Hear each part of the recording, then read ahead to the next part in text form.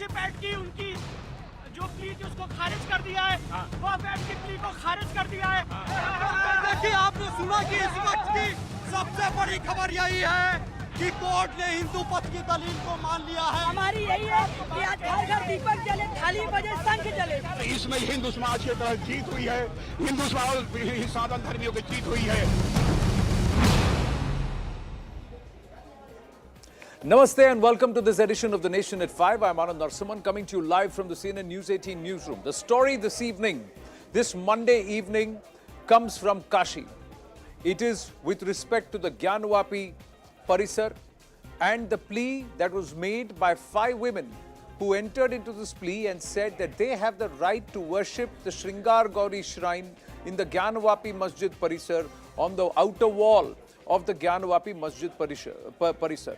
In Gyanvapi, there are multiple challenges and multiple claims that have been made with respect to Adi Vishweshwar, that is the Shivling, and of course that entire area that was barricaded. But this plea by 5 ladies stemmed from the fact that there is worship of Ma Shringar Gauri, which happens, but it was restricted. And they have come out and said that their right to worship has been impinged upon and they have claimed their right to worship Ma Shringar Gauri. In this case, in my hand is the 26-page order, which also comes as a big win for the Hindu Paksh because the maintainability of this plea was challenged and was challenged by the Waqf Board and the Anjuman Intizamiya who manage the affairs of the Gyanvapi Masjid. But the court has turned around and in this 26-page order delineated and outlined under various parts, whether it is a Waqf Act, whether it is a 1983 Kashi Vishwanath Act, or whether it's the Places of Worship Act 1991. Under all these aspects, they have turned around and said that the plea is maintainable. And now the onus is on the Hindu Paksh to come out and then present more evidence that indeed the nature, structure, character of the structure there is indeed one, Hindu or Sanatan, and 2, that there is actually worship which has happened and continued of Ma Shringar Gauri. More importantly, that there is continued worship which happens, but it has now been restricted. In this very special edition of The Nation at 5, we will break down the entire judgment and try and understand the various aspects of it in detail. The Muslim Paksh has said they will challenge this order as by their right in a higher court and they will approach the High Court seeking the maintainability. But the matter for hearing at the District Court under the judge has been now posted for the 22nd of September. Before we get down to the nitty-gritties or what are the cruxes, the 10 big takeaways from this 26-page order, let's listen into some of the reactions. सबसे पहला आप वादी थे, आप ही ने सबसे पहले photograph लिया था, आप ही का फोटोग्राफ जमा हुआ यहाँ कोर्ट पर, जिसके बाद कमिश्नर ने कोर्ट कमिश्नर नियुक्त किया गया था। क्या कहेंगे आप? सबसे पहले सर्वे के दौरान हमने कहा था कि बाबा मिल गए और आज इस विजय की घड़ी में पुनः कह रहे हैं कि यह विजय का जो है काशी विश्वनाथ के शिलान्यास का यह बीजारोपण का बीज साबित होगा। आज का विजय उत्सव, विजय का फैसला। कितना बड़ा दिन है और कितना बड़ा फैसला आप इसे मानते हैं? सोमवार है, पितृपक्ष चल रहा है और उसमें यह आया हुआ फैसला न्याय की तरफ बढ़ा पहला कदम अवश्य है, लेकिन हम कहें कि यह मील का पत्थर है जहां से हमें विजय दिख रही है, क्योंकि अब चर्चा प्रारंभ होगी। अभी तक था कि यह मुकदमा सुनने योग्य है अथवा नहीं है। मुकदमा सुनने योग्य है, यह तय हो गया।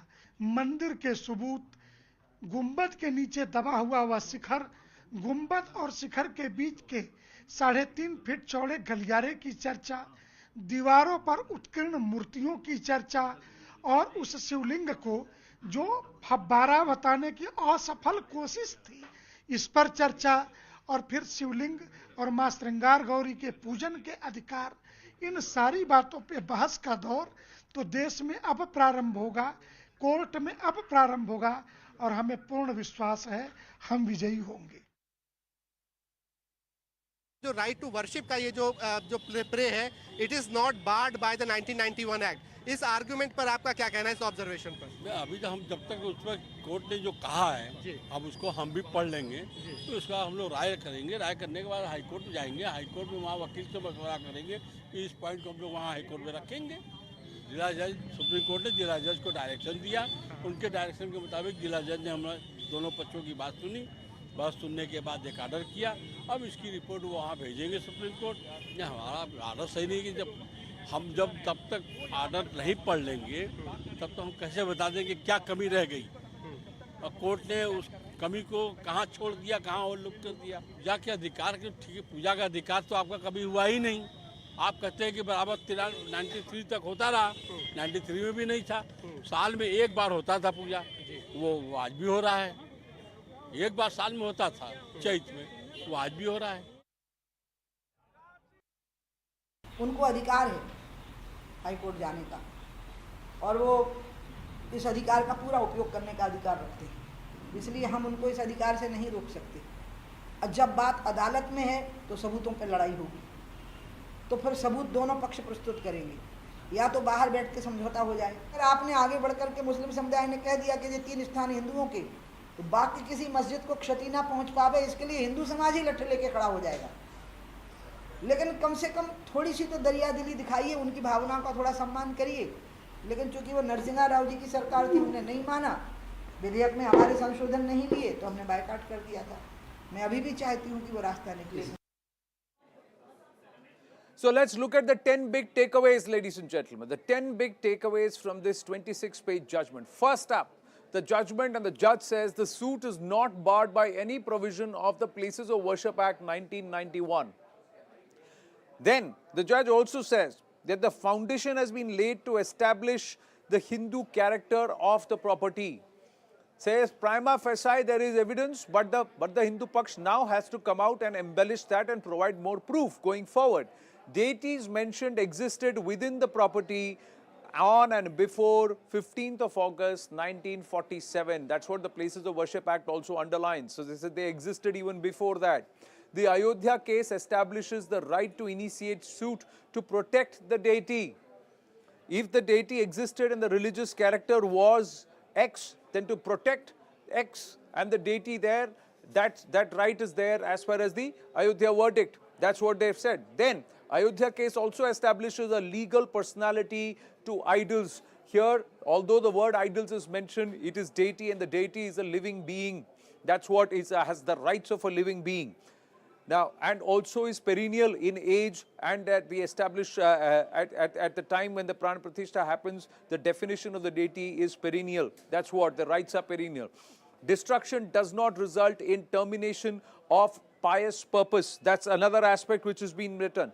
Devotees were allowed to freely worship Ma Shringar Gauri till 1993. Now, this is the aspect which is challenged. They said that till 1993, they could go and access the shrine every day. Why has it been restricted to just 2 days in a year thereafter? That's what the devotees had said in their plea. Government of UP in 1993 restricted entry of devotees without a written order. That's what, and plaintiffs are only demanding right to worship Ma Shringar Gauri. That's what the judgment says. This plaint and this plea is purely with respect to Ma Shringar Gauri. The Muslim Paksh alleged that this is like a backdoor entry to try and get into this entire area and claim it as part of the overall Gyanvapi Parishad, and also lay claim that the fact that that is the seat, the area of the Masjid and the Wazu Khana area, and that area is the seat of Baba Vishwanath. Now, the other part is no suit filed for declaration of disputed property as a temple, saying that the plaintiffs are not saying and they are not coming out and saying that we want this place to be declared a temple. They have said that we worship here and we want the right to worship there. The other part, right to worship is a civil right, and any interference will raise a civil dispute. So these are the points that have been highlighted in this 26-page judgment. Pranshu Mishra is joining us live, and he is in Kashi. Ananya is joining us from Delhi. Before we get into the legal aspect, Pranshu, what's the mood in Kashi? What was the response, reaction? There seemed to be a buzz right since morning, because everybody was hoping for a positive verdict, because they believe that there is maintainability. and the demand is legal because of a precedent. Till 1993, they had open access to Ma Shringar Gauri every day. Well, so that has been the basic argument, and you rightly said, the court clearly said that this prayer is about the right to worship. It is not about determining the religious character, and therefore it is not barred. But talking about the mood, as you precisely asked, we clearly saw a lot of enthusiasm, even since the beginning of the day. There was a lot of hope among the Hindu litigant side. There was a large build-up outside the court, and even many within the legal fraternity were quite emotionally also attached to this case. So once this verdict came out precisely at around 2:20 p.m., we saw an uproar and outburst of emotions outside the court. Many people started celebrating. There were sweets that were distributed. Bam Bam Bole and Har Har Mahadev were the chants which were clearly sounded up. Police, of course, tried to restrain because the concern was that any sort of provocation may not lead to a counter response. But the minority side, the Muslim side, was almost not present there. No build-up there, and they basically decided to go by what the court has said. They have clearly said that they are not happy with the court order and they will challenge it. But on the ground, we haven't seen any sort of protest or any sort of large-scale celebration. So I'll say the police in Varanasi has been successful in curtailing and curbing the people. So what all we saw was, just controlled outside for barely half an hour, 1 hour outside the court. But beyond that, the entire city is absolutely normal. And the credit goes to people of Varanasi. They had been, absolutely normal, living together even in month of May. There was a lot of curiosity going on as the survey was progressing inside the Gyanvapi Mosque area. Right, Pranchu, great job done tracking that through the day, the stories, and also getting us the stories. We were also the first to also put out the court order, the 26-page court order, and putting out the details. Even the lawyers were the first to speak with us here on the News 18 network. So great job done all around. But Ananya, if we look at the judgment and read through the points very carefully, the judge says that prima facie, the Hindu Paksh has established that there were indeed deities there. That means the character of this entire area where the devotees want to worship Ma Shringar Gauri was Hindu and is Hindu. Well, exactly, Anand. It is a very, very particular point and a very, very crucial point of this judgment that has come in, that a prima facie case has been put forth by the Hindu side in order to take claim of this particular place, saying that the Hindu side has prima facie made out a case that there existed a deity.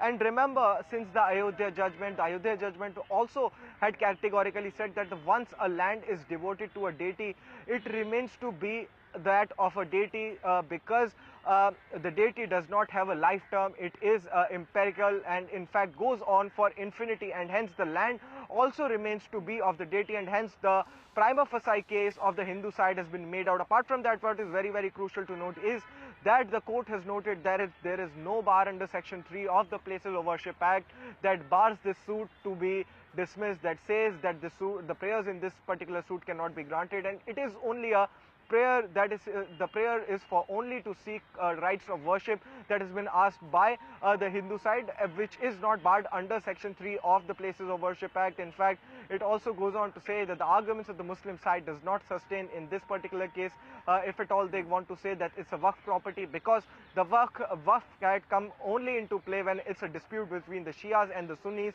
but this is a dispute between the Hindu and the Muslim side. And now what is very, very crucial, Anand, is what comes forward to this. Now what comes forward at this particular point of time is that the Advocate Commissioner's report gains a legal sanctity now, because the suit has been made maintainable, and it would be the next step forward. The Advocate Commissioner's report would also be considered into this particular case, and all the other evidence that the Hindu side has constantly been putting forth, whether it's the excerpts from the Skanda Purana, the Shiv Puran, or the British Imperial Court orders dating back to 1800s, which clearly said that this was a Hindu temple that existed at this particular point, at this particular place. They would be taken into consideration by the Varanasi court, but the Muslim side would also be approaching the higher court, challenging this particular order before the Allahabad High Court, and then they can also approach the Supreme Court. But what is very, very crucial today, it's a bright sunny day, it's a very, very big victory for the Hindu side, the stepping stone for this legal battle to start on a full-fledged note. Anand. Right. Thank you for your inputs, Ananya and Pranshu. Let's take this forward. I've got Ashwini Dubey, advocate at the Supreme Court, Aarti Agarwal, author and researcher with us. We should have Madan Mohan Yadav, advocate from the Hindu Paksh, joining us in a moment from now. And I'm hoping that we can get the Purohit or the Pujari whose family traditionally used to worship at the Ma Shringar Gauri shrine over generations. We will try and go across to him also in just a bit. But Ashwini Dubeji, namaste. Let me ask you this question straight away. First up, that is there a difference between right to worship and right to pray? And then, do the grounds of Places of Worship Act, as the court judgment also says today, do they actually apply? And if they would apply, then it will be the original religious character. In this case, if there is worship that happened till 1993, then does the original religious character not remain Hindu? Are these facts that are undeniable? Thank you, Anand Bhai. Pranam. Anand Bhai, there are three basic issues. The issues which were framed by the court and very beautifully, with the reasons, by citing the law and by citing the appropriate sections, court has found that the Places of Worship Act is not applicable. The suit is not barred by section 85 of the Waqf Act, and also suit is not barred by the Uttar Pradesh Sri Kashi Vishwanath Temple Act 1983. As you rightly pointed out, that to offer the prayer, we do not need a place that has been established by the Supreme Court in Ismail Faruqi's case, which came up before the Gyanvapi Masjid case. Gyanvapi Masjid. And to offer the puja, to perform the puja, you need a place. Admitted position is, as you rightly pointed out, that prior to 1993, there was the continuous worshipping of Mata Shringar Gauri. And that has been there, the statements which says the worship of goddess Shringar Gauri and other deities were being performed in the precedence of old temple. Avi Mukteshwar was worshipped by its place. And now if we see the today's judgment, what the district court has says, I have come to the conclusion that the bar under section 85 of the Waqf Act does not operate in the present case because the plaintiffs are non-Muslim and strangers to the alleged work created at the disputed property. And relief claimed in the suit not covered under section 35, 33, 47, 48 of Waqf Act. And suit of plaintiff is not barred. The second provision is the Places of Worship Act not applicable because the plaintiffs have not tried to change the religious structure of a building, but they have asked for their pre-existing right which was existing to them. And third, Uttar Pradesh Kashi Vishwanath Act is also not applicable here. No, and not in this case, if the worship was happening till 1993, then who is denying the devotee their right to pray? Is it not the Muslim Paksh or this entire unwritten order by the government in 1993, which was arbitrary and bad in law? That's another question that arises. I have Shailendra Pandeyji with us at this point. Shailendra Vyasji. Shailendra Vyasji, namaste. आपकी तो नमस्ते. आज court के इस फैसले को लेकर आपकी पहली प्रतिक्रिया क्या है? जी सर, बहुत खुशी हुई जान करके ये फैसला हम लोग के पक्ष में आया है और इससे बहुत सा रास्ता खुल गया हम लोग का. पहले से जो बंद था रास्ता हम लोग के केस में भी 91 वाले केस में भी ये लगा हुआ है, हाई कोर्ट में गया हुआ है, रुका हुआ है, वो भी खुल जाएगा. तो इससे बहुत खुशी हुआ हम लोग को. मैं आपसे जानना चाहता हूँ, आपका परिवार तो पीढ़ियों से वहाँ माँ श्रृंगार गौरी की पूजा करता रहा है, जरा बताइए. जी हाँ, तो वहाँ तो क्या मैं खुद बचपन से लगभग 40-45 साल की उम्र हमारी है, जब से होश संभाले तब से मैं भी अपने नाना के साथ बैठता रहा हूँ और उनके मरने के बाद से अब बैठता रहा हूँ. तो वहाँ पर हर रोज पूजा होती थी? हाँ सर, 92 में अयोध्या में जो कांड हुआ उसके पहले तक होती रही लगातार पूजा. हाँ. और उसके बाद जो है कि 92 के बाद रोक दिया गया, साल में एक दिन, सिर्फ नवरात्र की चतुर्थी, चैत्र नवरात्र की चतुर्थी दिन होता है खाली पूजा. पर ये किसके कहने पर रोक दिया गया था? इसके लिए कोई आदेश जारी किया गया था प्रशासन द्वारा या फिर किसी ने बस ऐसे ही कहकर ऑर्डर दे दिया था? जी सर, वो प्रशासन के आदेश से ही हुआ था ऊपर से. और ये कब 93 तक पूजा होती थी? हाँ सर, 92 वाला जो कांड हुआ, 93 की जो पूजा होती है वो एक साल रोक दी गई थी, किसी को नहीं बैठने का अधिकार था. और 93 से सिर्फ एक आदमी को बैठने का अधिकार, वहाँ पर 2 आदमी को, मतलब कि जो रेगुलर बैठते हैं उनको 2 आदमी को बैठने का अधिकार दिया गया था एज ए पुजारी. तो आप जब आप कितने, आपने आखिरी बार आपके नाना के साथ कब आप बैठे थे जब रोज पूजा होती थी? तो उसके 92 के पहले तो डेली पूजा होती थी, कोई रोक नहीं है. 365 दिन की पूजा थी वहाँ पे, कोई दिक्कत नहीं थी. कोई रोक टोक नहीं था, कोई बैरिकेडिंग नहीं थी, सब कुछ खुला हुआ था सब। जी व्यास जी, आप मेरे साथ फोन पे बने रहिए। असदुद्दीन ओवैसी एक प्रेस वार्ता कर रहे हैं, will just go across to that. तो आज के इस ऑर्डर के बाद भी सुप्रीम कोर्ट ने कहा shall continue to remain operation pending dispose application. तो 8 हफ्ते का टाइम है, 8 हफ्ते का, इसके ऊपर 8 वीक्स का सुप्रीम कोर्ट ने अपने ऑर्डर में कहा था कि 8 हफ्ते का टाइम है। तो 8 हफ्ते के अंदर सुप्रीम कोर्ट का उस पर है, और मैं उम्मीद करता हूं कि इंतज़ामिया कमेटी इस फैसले के ख़िलाफ़ वो अपील करेंगे हाई कोर्ट में। फ्रीज तो है, और 7/11 का ऑर्डर को उन्होंने आज एडिशनल डिस्ट्रिक्ट जज ने कहा है। मेरा मानना ये है कि ये जो आज ऑर्डर आया है, इससे देश में अब बहुत सी चीज़ें शुरू हो जाएंगी। हर कोई जाकर ये कहेगा कि नहीं नहीं, 15 अगस्त 1947 से पहले से हम यहाँ पर थे, तो फिर 1991 का जो places of religious worship act है, वो तो उसका मकसद ही फेल हो जाता है। क्योंकि 91 का एक्ट इसलिए बनाया गया था ताकि इस तरह के कॉन्फ्लिक्ट जो है वो हमेशा के लिए ख़त्म हो जाए। मगर आज के ऑर्डर के बाद ऐसा लगता है कि फिर अब ये लिटिगेशन शुरू हो जाएगा इन तमाम इश्यूज़ के ऊपर, और हम दोबारा 80 और 90 के दहे में वापस जा रहे हैं। फिर इससे अगर खुदा ना खास्ता अगर हम 80 और 90 के दहे में वापस चले जाएंगे, तो ये हर जगह पर एक डिस्टेबलाइजिंग इफेक्ट पैदा हो जाएगा। तो ये हम तो उम्मीद कर रहे थे कि कोर्ट इस तरह के इश्यूज़ को, जैसे अंग्रेजी में कहते हैं कि they will nip it in its bud, मगर अब लगता है कि इस तरह का लिटिगेशन अगर आगे बढ़ेगा तो फिर ये उसी रास्ते पर जा रहा है जो बाबरी मस्जिद का लीगल इशू गया था। अब आप बोलेंगे नहीं नहीं, टाइटल नहीं है, वहाँ पर ऐसा करने की इजाज़त दी जाए। अरे भाई, तो फिर कैसा होगा ये? अच्छा, और आप इस बात को समझिए कि ये जो नरेंद्र मोदी भारत के प्रधानमंत्री ने जो बड़ी मंदिर का इनॉग्रेशन किया था ना अभी साल 1.5 साल पहले, क्या आप लोगों को मालूम है कि प्लॉट नंबर 93-94 एक्सचेंज किया गया मुसलमानों से? आप अयोध्या की बात कर रहे हैं? नहीं, इसकी बात कर रहा हूं मैं, इसी काशी की मंदिर की बात कर रहा हूं। प्लॉट नंबर 93-94 को मुसलमानों से एक्सचेंज किया गया। एक प्लॉट लेकर दूसरा घर दिया गया। तो जब एक्सचेंज होता है तो मालिक से होता है ना, मालिक से एक्सचेंज कर रहे हैं, और आप आज ही ऑर्डर आ रहा है। ये जो प्रधानमंत्री ने जो इनॉग्रेशन किया, जो पूरे उसको बताया कि मॉडर्नाइज किया गया, उसको तोड़ा गया, बनाया गया, एक्सचेंज हुआ है प्रॉपर्टी का। अब इसको क्या बोलेंगे? और उसके एक्सचेंज के रजिस्टर्ड डॉक्यूमेंट्स हैं, रजिस्टर्ड डॉक्यूमेंट्स हैं। आप बोल रहे हैं कि ये बात कैसे कहते हैं फिर आप?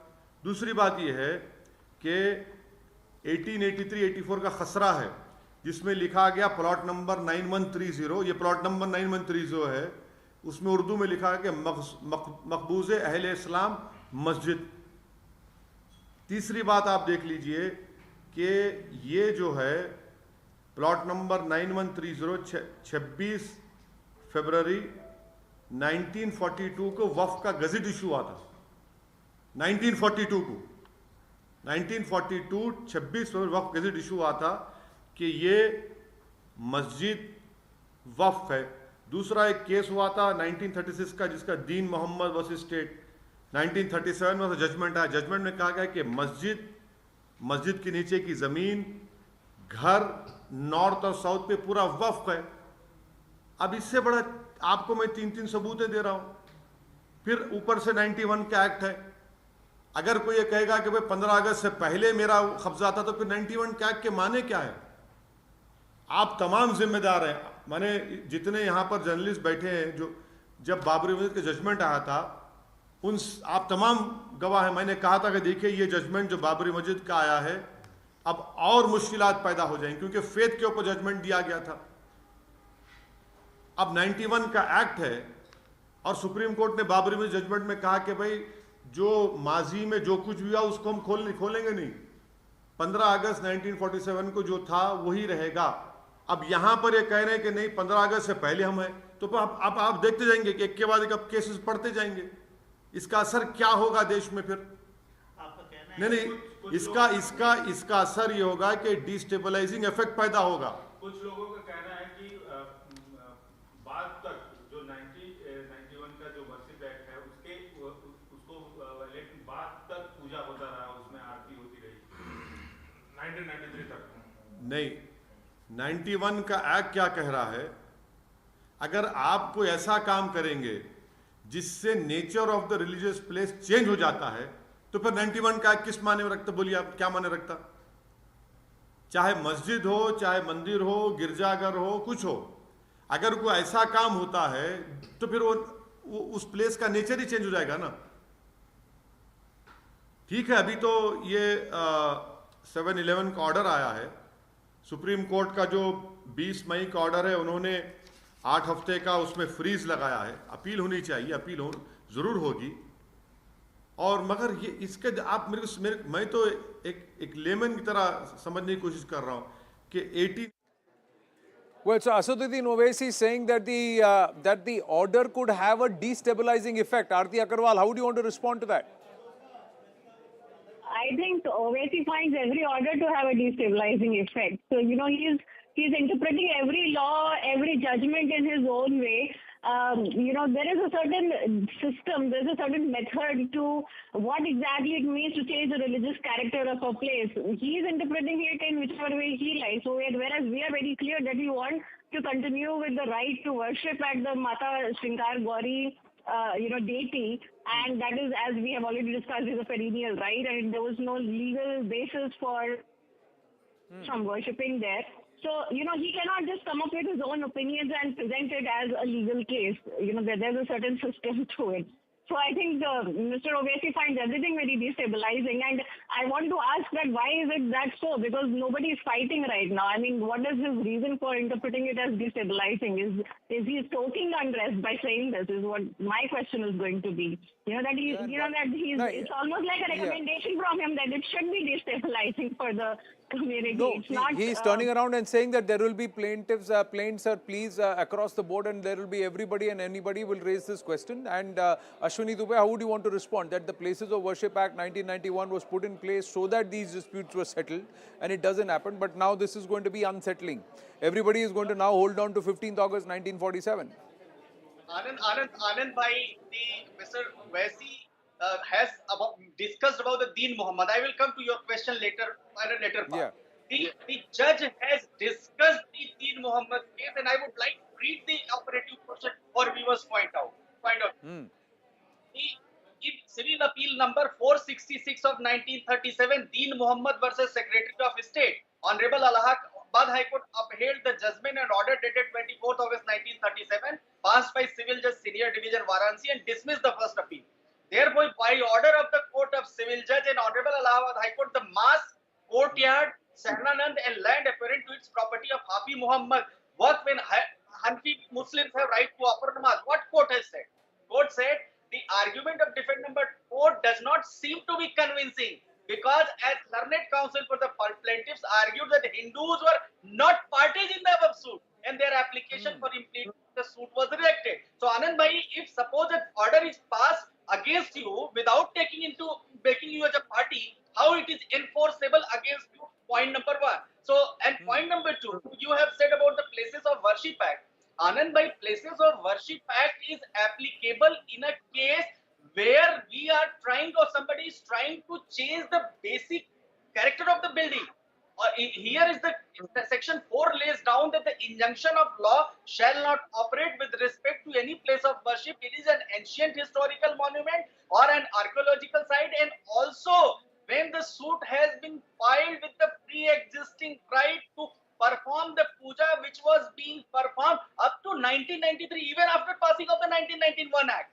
So, by virtue of an arbitrary, unjustified order of a state government, if right to worship, which is the fundamental right, was taken away, then how can the Places of Worship Act will operate? And I think the honorable judge has categorically dealt with this issue. But in this case also, when Mr. Owaisi is making an argument, Aarti Agarwal, why if they were allowed, if the basic character was Hindu and they were allowed to go and pray on a daily basis, then if they are stopped from breaking a prayer, then whose right is being impinged upon? So does the right to pray exist only for certain sections of society and does not extend to the other section? And if there was a right to worship, why can't that be facilitated? Nobody is saying that you give us, that's what the ladies are saying. We want the access to the outer wall where Ma Shringar Gauri shrine is. We are not saying change, give us the entire party which is part which is under Waqf. He also quoted the Waqf Act, and the judgment very clearly says these are non-Muslims. If it is a Shia versus Sunni case, then the aspect, then it is then the Waqf Act comes into place. Here the Waqf Act doesn't apply, is what the judgment says. Right. So I think one thing is important to mention here, that we're not asking for the exclusive right to worship or pray. We are allowing the other side to continue as well. And that is something which I think, Mr. Owaisi and his ilk are completely glossing over. We are not impinging on their rights. We are just asking to restore our rights. And this judgment is very important because, my contention since the beginning has been that at least the Hindu side should be heard. At least our rights should also be acknowledged. We are at least not, asking for, again, exclusive right, but our rights should at least be acknowledged and entertained in a court of law, where we are proceeding in a very systematic way. We are giving all the evidence. We have gone through a legal process for the... We are again going to pursue that legal course. So, we are presenting all facts, all evidence, following every law to the letter. So, why should it not be entertained? And this particular plea is very important because this is exactly the question that, they said that they are rejecting the Muslim side's contention that the plea is not maintainable, right? That means our point is maintainable. That means we can proceed forward as we have been going forward. I mean, this is a good precedent for us because, this means that at least we have some justice for our Hindu right to worship also in this country, which is in this case, in this case, the aspect is if there is a right to pray, that extends to everybody. Worship is unique to certain communities. So worship is an act which is conducted only with certain communities. So will that delineation also come out and challenge? And Ashwini Dubey, if one person or one side or one individual of the country, one citizen can go ahead to court and challenge a law that's been passed by Parliament, why can't another individual go and challenge another law that's been passed by Parliament, and prove that it's bad in law, and that's why that law has to be changed?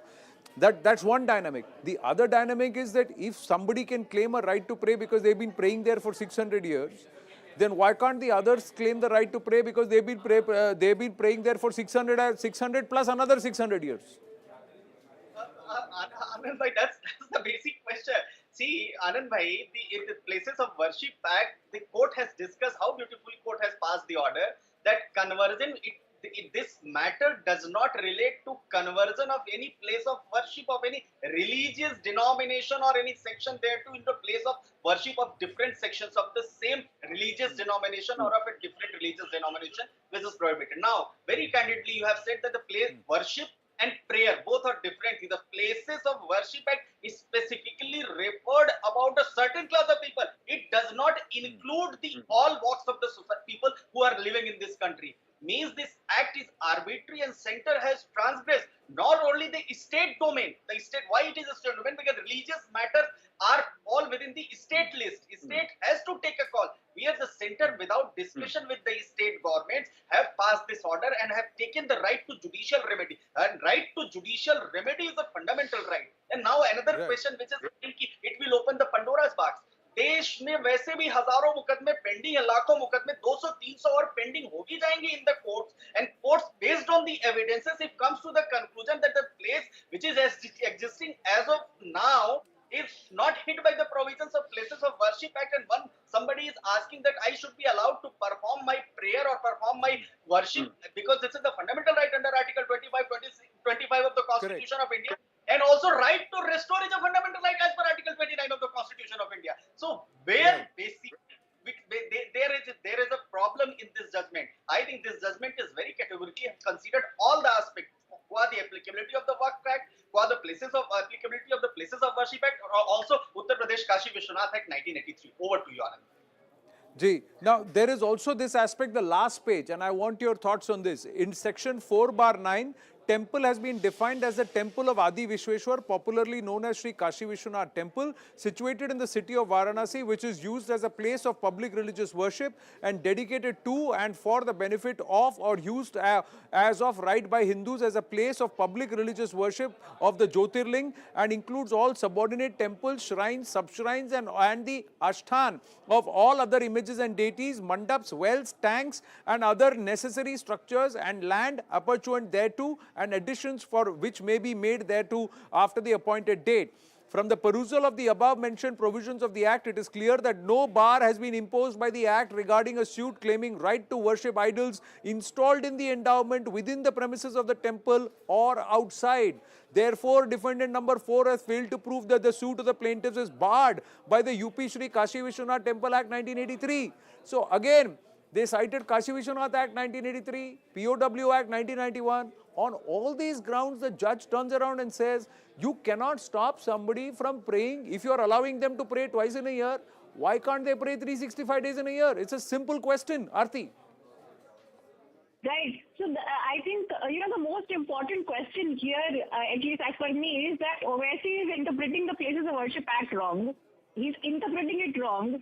Secondly, he is not seeing that the judgment is already accounted for whatever his complaints or his grievances about the act itself are, because as you just read out the whole judgment, it has already taken into account the Places of Worship Act, and it has there has been no contradiction between what we are asking and the Places of Worship Act. Thirdly, he's saying that if we are trying to maintain the religious character of a place as it was in 15th August 1947, the act does not make any sense. So I think it's a bit too late to say that the act does not make any sense. I mean, he's waking up very late to decide that the act does not making any sense. I mean, the act has been in place for all these years. Where was he to now? Now because, he wants to use that act or misinterpret that act to, stop this judgment or stop this, pursuit of this justice. Correct. He suddenly thinks that the act is not making sense. You can't arbitrarily wake up one day and say that this particular act which was passed in 91 is not making sense in 2022. So, and if that is his contention, he needs to go to court and pursue, that course instead of just making arbitrary and not just that. Like there is an argument which very clearly says that there is a difference between praying and there is a difference between worshipping. And worshipping is intrinsic to the Sanatan Pratha. Prayer is something which is common to all. Worship is when you install a deity, you believe that deity is a living being because you do a certain level of kriya and there is an action of prana pratishtha that is made. And that's why you go ahead and worship at that particular spot. And that area which once legally established and set there as far as the Vedic, the Agamas and the Agama Shastra and how it is done, in that case, the Prana Pratishtha, that area is supposed to be the right of the deity perennially. The deity is supposed to be sitting there and presiding over that area perennially till the time the deity with due vidhan is moved or a visarjan or a consecration is done elsewhere. So all of that is a process which has been established and the deity has living rights as per the constitution and as per the laws of our country, and the courts have also upheld that. Ashwini and Aarti Agarwal, thank you very much. Before we take a short break, quickly going through the top 10 takeaways of this 26-page judgment once again. The suit is not barred by any provision of the Places of Worship Act, point number 1. Point number 2, the foundation has been laid to establish Hindu character of this property. And deities mentioned existed within the property before the 15th of August 1947. They existed even after the 15th of August 1947. That character had not changed on the 15th of August 1947. Ayodhya case establishes right to initiate suit to protect the deity. Also, Ayodhya case also establishes a legal personality to the idols when they are installed as deities.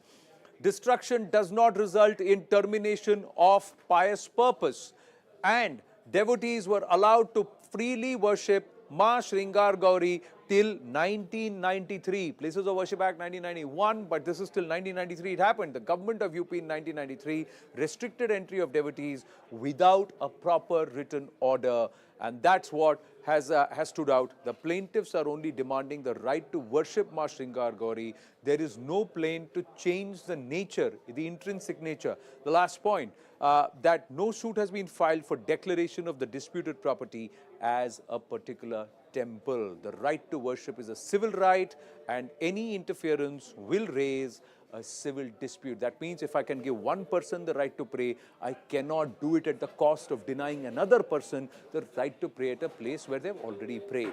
We're going to take a very short break here on The Nation at 5. Stay with us.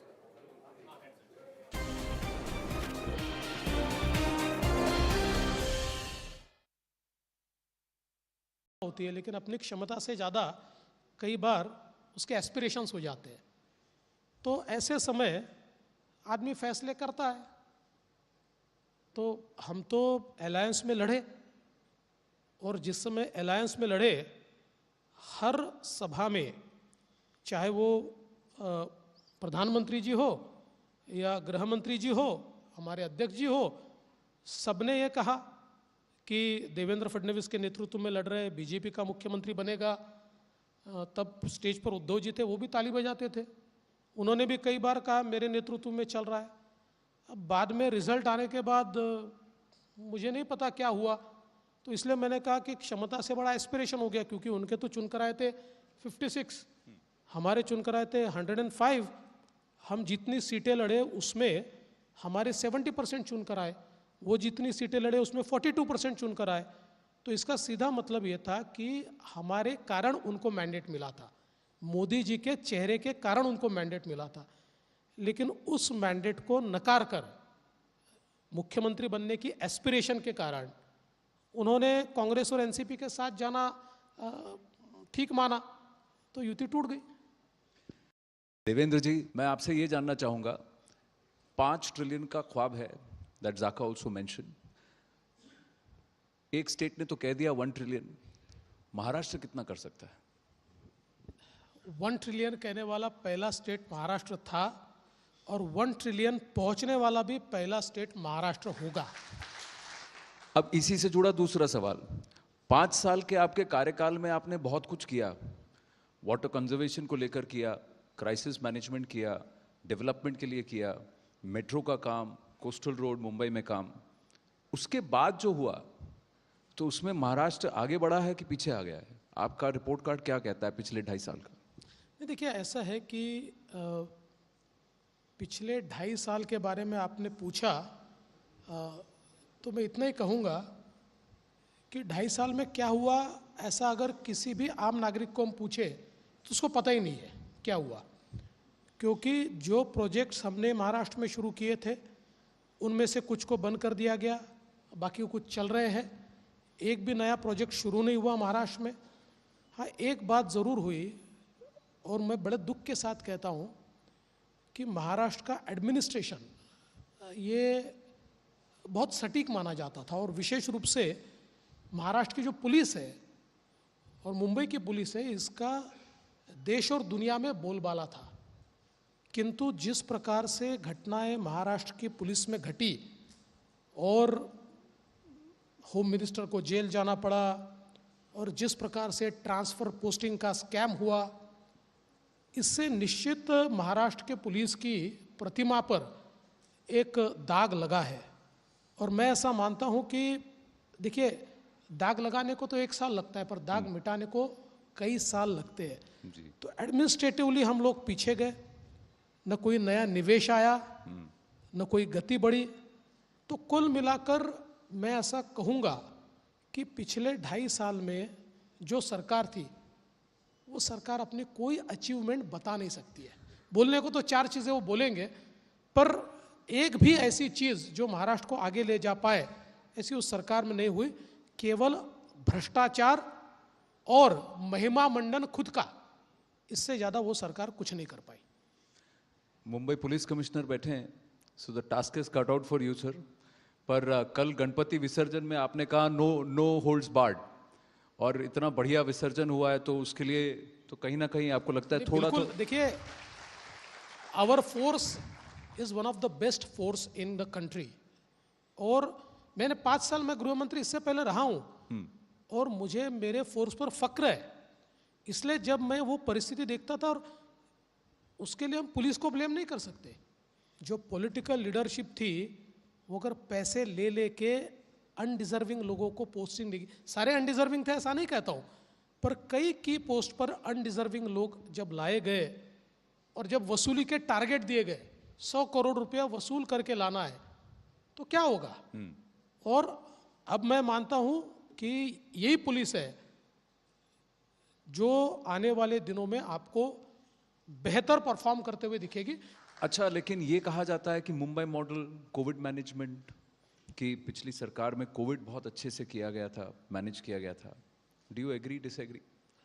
Covid अच्छे से manage हुआ कि नहीं पता नहीं, पर कुछ international अखबारों में न्यूज़ अच्छे से मैनेज हुई, वो मैंने देखा। और ये भी मैंने देखा कि जिसने कोविड के मैनेजमेंट पर प्रश्न पूछा उनको जेल भी जाना पड़ा। ऐसे कई मेरे जर्नलिस्ट पत्रकार मित्र हैं कि जो जेल में जाते हुए हमने देखे। देखिए, मेरा सवाल इतना ही है, you have a municipal corporation with 80,000 crore rupees deposit in the bank, जिसके पास मेडिकल कॉलेजेस है, जिसके पास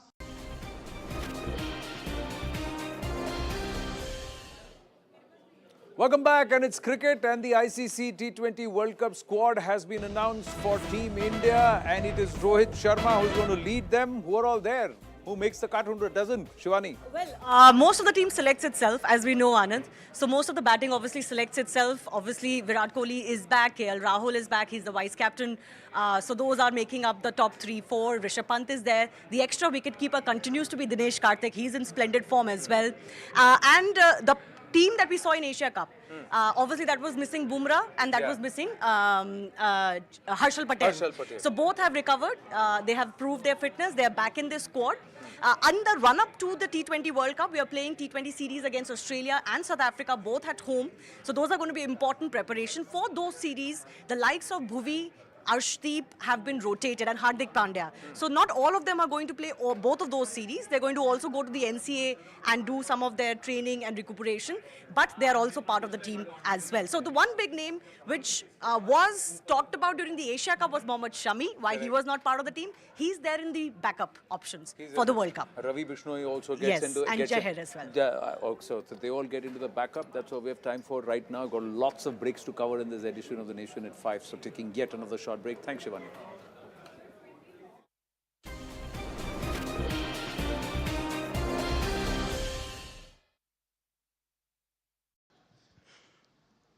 ऐसा है कि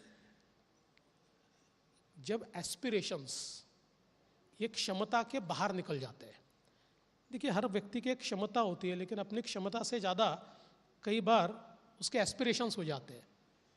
तो ऐसे समय आदमी फैसले करता है।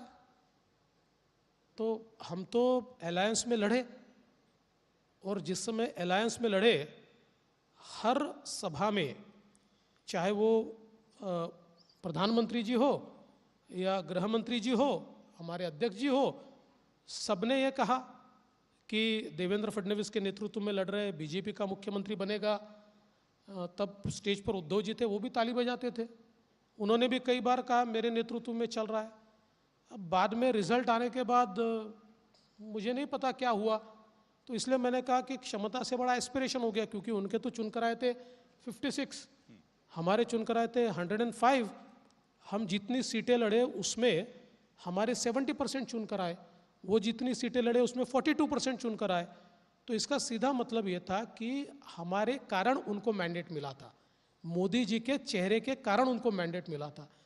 लेकिन उस मैंडेट को नकार कर मुख्यमंत्री बनने की एस्पिरेशन के कारण उन्होंने कांग्रेस और एनसीपी के साथ जाना ठीक माना, तो युति टूट गई। देवेंद्र जी, मैं आपसे ये जानना चाहूँगा, 5 ट्रिलियन का ख्वाब है, दैट ज़ाका ऑल्सो मेंशन। एक स्टेट ने तो कह दिया 1 ट्रिलियन, महाराष्ट्र कितना कर सकता है? 1 ट्रिलियन कहने वाला पहला स्टेट महाराष्ट्र था, और 1 ट्रिलियन पहुंचने वाला भी पहला स्टेट महाराष्ट्र होगा।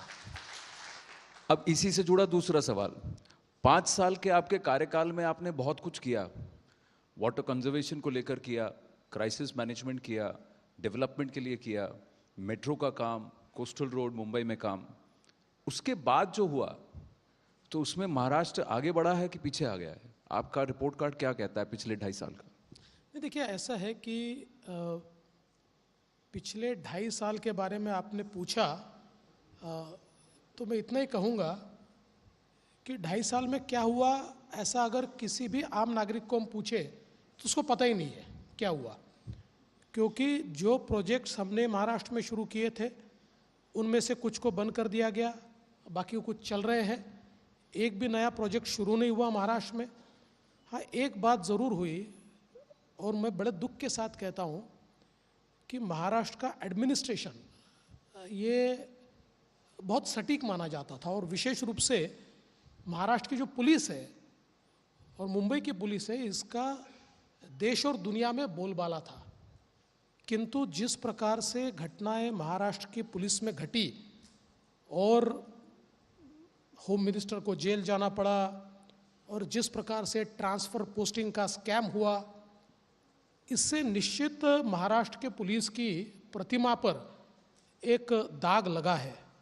और मैं ऐसा मानता हूं कि देखिए, दाग लगाने को तो 1 साल लगता है, पर दाग मिटाने को कई साल लगते हैं। तो एडमिनिस्ट्रेटिवली हम लोग पीछे गए, न कोई नया निवेश आया, न कोई गति बढ़ी। तो कुल मिलाकर मैं ऐसा कहूँगा कि पिछले 2.5 साल में जो सरकार थी वो सरकार अपनी कोई अचीवमेंट बता नहीं सकती है। बोलने को तो 4 चीज़ें वो बोलेंगे, पर एक भी ऐसी चीज़ जो महाराष्ट्र को आगे ले जा पाए ऐसी उस सरकार में नहीं हुई। केवल भ्रष्टाचार और महिमा मंडन खुद का, इससे ज़्यादा वो सरकार कुछ नहीं कर पाई। मुंबई पुलिस कमिश्नर बैठे हैं, so the task is cut out for you sir. पर कल गणपति विसर्जन में आपने कहा नो होल्ड्स बार्ड, और इतना बढ़िया विसर्जन हुआ है तो उसके लिए तो कहीं ना कहीं आपको लगता है थोड़ा तो देखिए, our force is one of the best force in the country. और मैंने 5 साल में गृह मंत्री इससे पहले रहा हूं, और मुझे मेरे फोर्स पर फक्र है। इसलिए जब मैं वो परिस्थिति देखता था, और उसके लिए हम पुलिस को ब्लेम नहीं कर सकते। जो पॉलिटिकल लीडरशिप थी वो अगर पैसे ले लेके अनडिजर्विंग लोगों को पोस्टिंग देगी, सारे अनडिजर्विंग थे ऐसा नहीं कहता हूँ, पर कई की पोस्ट पर अनडिजर्विंग लोग जब लाए गए और जब वसूली के टारगेट दिए गए, 100 करोड़ रुपया वसूल करके लाना है, तो क्या होगा। और अब मैं मानता हूं कि Unstoppable 20-week sprint. India's indisputable #1. CNN News 18 on your side. कि पिछली सरकार में कोविड बहुत अच्छे से किया गया था, मैनेज किया गया था। Do you agree, disagree? Covid अच्छे से मैनेज हुआ कि नहीं पता नहीं, पर कुछ इंटरनेशनल अखबारों में न्यूज़ अच्छे से मैनेज हुई, वो मैंने देखा। और ये भी मैंने देखा कि जिसने कोविड के मैनेजमेंट पर प्रश्न पूछा उनको जेल भी जाना पड़ा। ऐसे कई मेरे जर्नलिस्ट पत्रकार मित्र हैं कि जो जेल में जाते हुए हमने देखे। देखिए, मेरा सवाल इतना ही है, you have a municipal corporation with 80,000 crore rupees deposit in the bank, जिसके पास मेडिकल कॉलेजेस है, जिसके पास बेस्ट ऑफ द सुविधाएं है, सारी हेल्थ की सारी सुविधाएं है, बावजूद उसके आप पेशेंट में नंबर 1 हो, आप मौत में नंबर 1 हो, और आंकड़े छिपाकर भी नंबर 1 हो। जब आंकड़े निकलते हैं तो ध्यान में आता है कि आपने आधे आंकड़े तो छिपा दिए। तो मैं ऐसा मानता हूँ कि जिसके पास इतने रिसोर्सेस है वो अगर इस प्रकार से परफॉर्म करता है तो इसके लिए हम उसको शाबाशी दे या उसको प्रश्न पूछे। सवाल इतना ही है कि सारे कोविड के दरमियान सरकार फेसबुक लाइव थी और पब्लिक डेड थी। इससे ज़्यादा मैं बोलना नहीं चाहता। 80,000 करोड़ का डिपॉजिट आपने कहा। आशीष शेलार जी भी आए, नमस्ते। बहुत सारे परिचित दिख रहे हैं। मुंबई नगरी आते हैं तो सब हर जगह दोस्त ही मिलते हैं। But Devendra ji, I want to ask you, 80,000 crore का डिपॉजिट आपने बताया, तो मुंबई शंघाई बन सकती है? मुंबई को शंघाई क्यों बनाए? मुंबई मुंबई है, मुंबई का अपना एक कल्चर है, मुंबई की एक अपनी अलग प्रकार की रचना है। मुंबई को मुंबई ही बनाएंगे और शंघाई से अच्छा बनाएंगे, और वो बनाया जा सकता है। ये मुंबई शंघाई वाली बात भी इन्होंने ही कही थी, अब मुंबई मुंबई वाली बात भी यही कह रहे हैं। नहीं जी, मुंबई शंघाई वाले हमारे पीछे वाले कह गए थे, जिन्होंने मुंबई में एक भी प्रोजेक्ट शुरू नहीं किया। अब एक और बात मैं आपसे पूछना चाहता हूं, ये युति टूटी कैसे?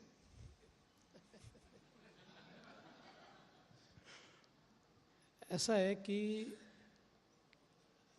जब एस्पिरेशंस ये क्षमता के बाहर निकल जाते हैं, देखिए हर व्यक्ति की एक क्षमता होती है, लेकिन अपनी क्षमता से ज़्यादा कई बार उसके एस्पिरेशंस हो जाते हैं, तो ऐसे समय आदमी फैसले करता है। तो हम तो अलायंस में लड़े, और जिस समय अलायंस में लड़े, हर सभा में, चाहे वो प्रधानमंत्री जी हो या गृह मंत्री जी हो, हमारे अध्यक्ष जी हो, सबने ये कहा कि देवेंद्र फडणवीस के नेतृत्व में लड़ रहे, बीजेपी का मुख्यमंत्री बनेगा। तब स्टेज पर उद्धव जी थे, वो भी ताली बजाते थे।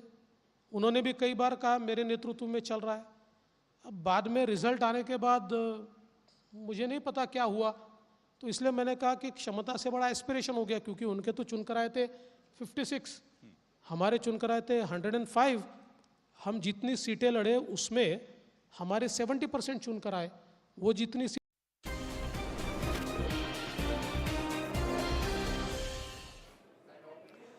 Back on the Nation at 5 with the CNN News 18 mega exclusive. Our investigations editor Manoj Gupta getting us the details of the FIR that's now been filed after raids across multiple locations. The crackdown on gangsters with who are involved in terror activities. CNN News 18 accessing the Delhi Police Special Cell FIR. The FIR states that gangs based in India and abroad are part of a planned conspiracy to carry out terrorist acts.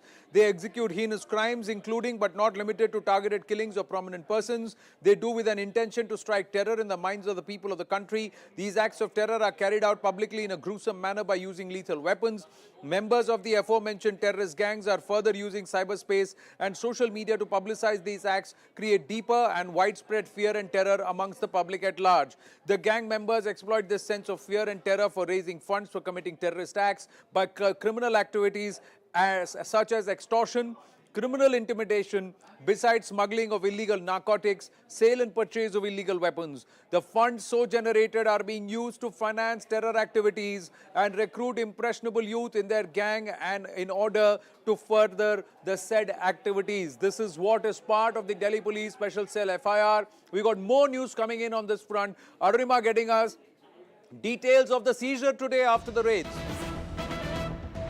The NIA has recovered cash and country-made weapons and ammunition during the raids. Sources say investigation by NIA began on 26th August after the Delhi Police Special Cell picked up initial evidence against these gangs. Sources say searches under two separate FIRs registered under the Lawrence Bishnoi and Neeraj Bhawana gangs. Arunima now joining us with more details. Yes, Arunima. 6 pistols have been recovered, 1 revolver, 1 shotgun, along with that drugs, cash, documents which NIA is calling incriminating, digital devices which gives you insight into how these gangs were operating, because most of their gang leaders are in Tihar jail or in jail in other parts of the country, and a lot of their masterminds are in other countries like Canada, Pakistan, Australia, Malaysia.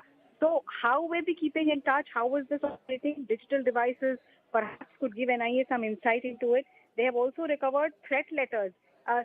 NIA investigation suggests is that they were carrying out targeted killings with the intention to strike terror, and these threat letters possibly could give evidence as to how more people, more high-profile people, Sidhu Moosewala was one of those, people like him were being sent extortion letters, threat letters. So some of the letters have been recovered.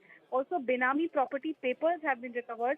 And, what NIA has learned is that when any one of these gangs carried out a big attack, they have an ongoing Facebook page, they have an ongoing YouTube page on which they post live, they post details, in a way bragging about what they do in the view of attracting, with the intention of attracting more members to their gang. So how are these platforms or these channels that they have where they're actually claiming antisocial activities and illegal activities and bragging about it, how are they allowed in the first place? That's also a subject matter of investigation. And were they able to recruit impressionable minds? what kind of terror associations have been now so far unveiled? Is there any confirmation that they were indeed involved in terror activities through these raids? Have they got any proof on that? Do we have any details there, Arunima? See, the very fact that they have recovered arms and ammunition, they have recovered threat letters, and they have recovered drugs means NIA has got some headway into this original assumption which was mentioned in their FIR, and that FIR was taken over by special cell, that this was not just another crime under IPC. This was not just extortion and killings because somebody refused to give the extortion money. This was targeted killing with the intention to strike terror. Now, does that fall under the ambit of UAP? Of course, the court will decide, but this is what the NIA is saying at this stage, that these were not isolated local incidents, but deep conspiracy amongst terrorists, gangsters, and drug smuggling cartels. Right. Thank you for your inputs, Arunima. With that, it's a wrap of this edition of The Nation at 5. Viewpoint with Zaka right now. Stay with us.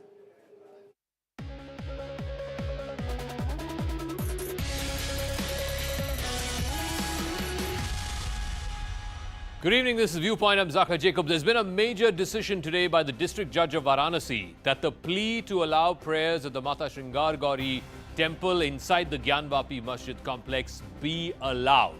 The court has ruled that the suit is maintainable and that the Places of Worship Act does not bar from the Hindu side's plea being admitted. Now there will be subsequent hearings in which the court will have to assess the original character of the masjid complex and whether prayers can be allowed there. But first, the story of what is a historic decision today by the District Judge of Varanasi, which could potentially pave the way for prayers and offerings at the Mata Shringar Gauri temple inside the Gyanvapi Masjid complex.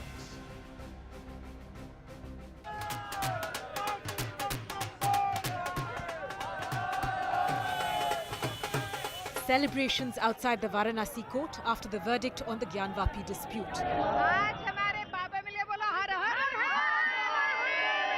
In a big win for the Hindu side, the court agreed to hear a petition filed by 5 Hindu women seeking the right to pray inside the Gyanvapi mosque. सभी देशवासियों से मेरी appeal है हाथ जोड़ करके कि आज दिए जलाए, शंख नगाड़े बजाए और हर हर महादेव का नारा लगाए.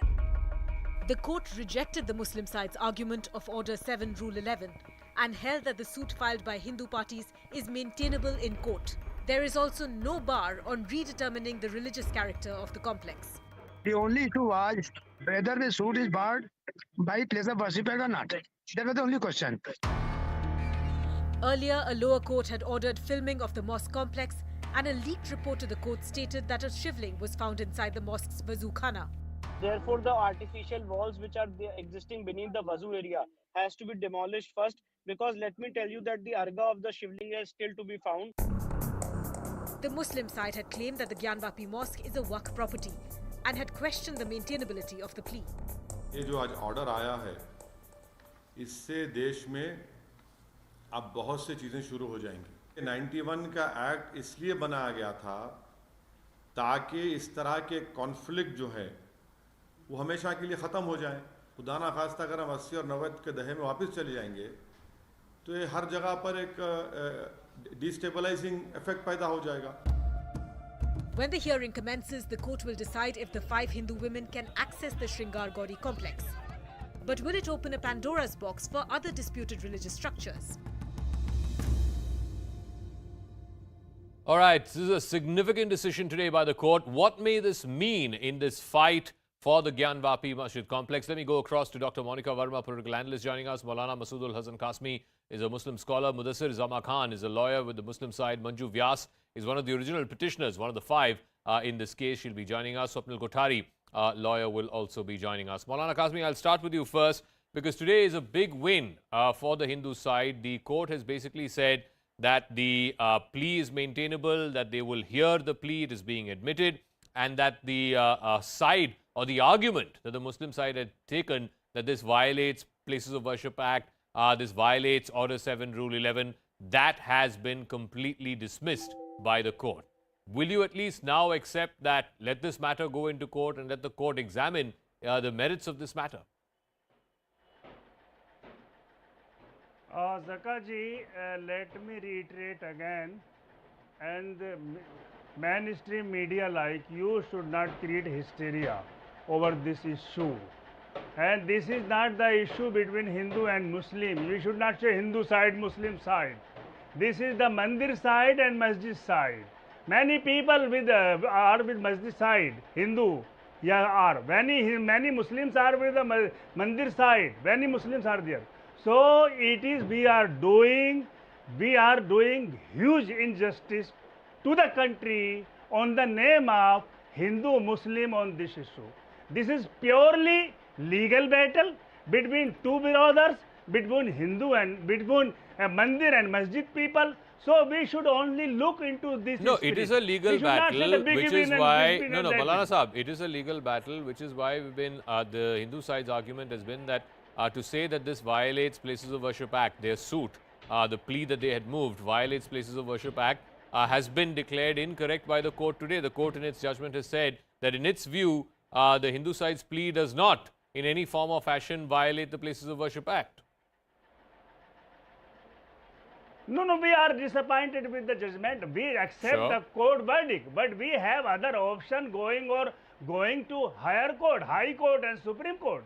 And our plea is that the interpreted section 3 and 4 of the Places of Worship Act very categorically says you cannot tinker with any place of worship which has been existing. No. So the moot point here is, and I'll ask Dr. Monica Verma once again. The moot point here is there was this practice of offering prayers, weekly prayers. I think it was on Tuesdays where women used to go to Mata Shringar Gauri. The reason it got disbanded after the 1992 demolition of the Babri Masjid was because of a law and order situation. But to say that that practice did not exist is incorrect. So Dr. Monica Verma, but the larger question is, if you are going to revert to practices as it existed before the Places of Worship Act came into being, then you are basically opening a Pandora's box. That is the claim by the opposition parties as well as by the Muslim side. There will be thousands of mosques in this country where prayers used to be offered before. Are you going to dig up all of them? I think it's a matter of which questions are being raised and which cases are being filed. So I think the entire matter started when a plea was filed last year by 5 women, and they wanted to pray at the Shringar Gauri Mata Mandir, and that's how it started. So I think it's not going to open a Pandora's box, because some questions are worth chasing, some questions are worth being raised.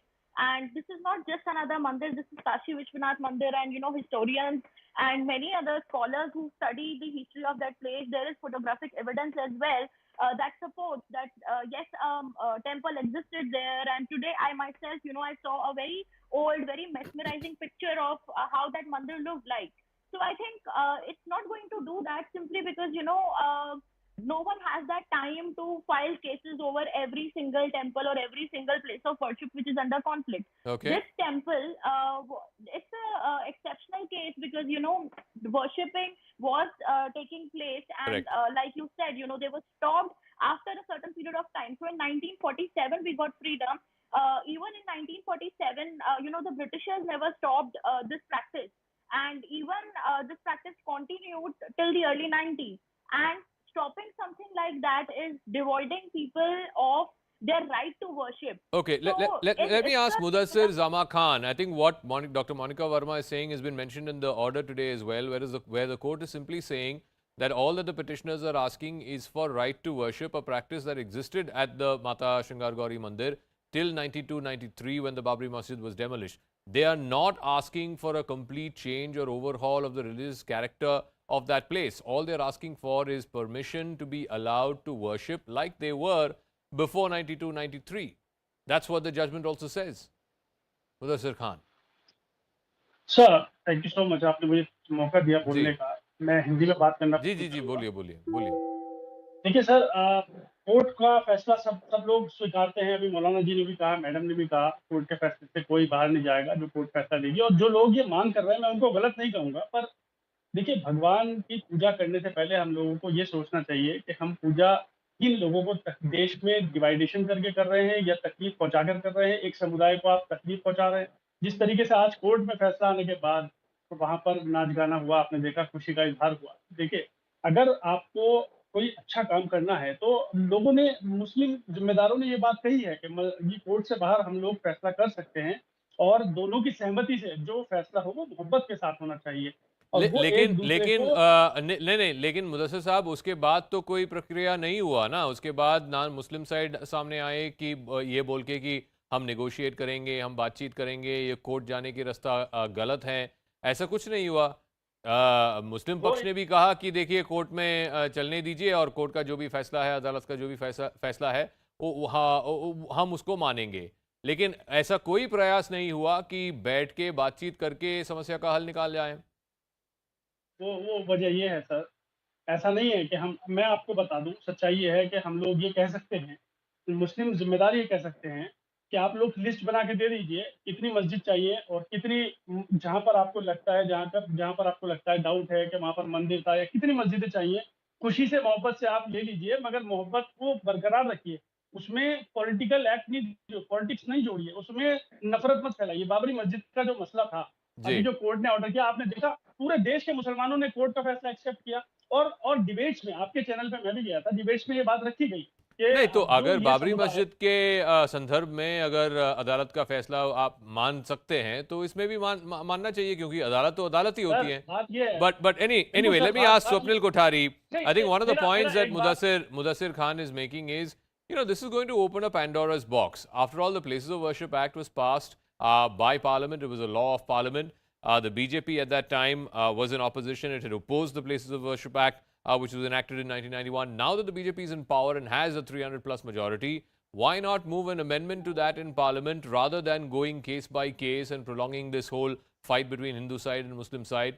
Because that's only going to open up a Pandora's box, Swapnil. Yes, Zaka, I think an amendment would be an easier way out. But then, I believe that to take out an amendment at this point in time, while this matter is sub judice and possibly a few others as well, would perhaps not bode well, not only with the judiciary, but also people would be hesitant to vote on it. So I think until and unless all the cases are firmly decided and finally a quietus has been put on the issue in the courts, then I think you can put an amendment, because otherwise what will happen is that the amendment, a proposed amendment itself, will be challenged as unconstitutional, saying that you are trying to preempt the judicial order or preempt the judiciary. On that ground itself will be thrown out. So apart from that, now coming to the, if you've seen, I'm sure you've seen the 26-page order, and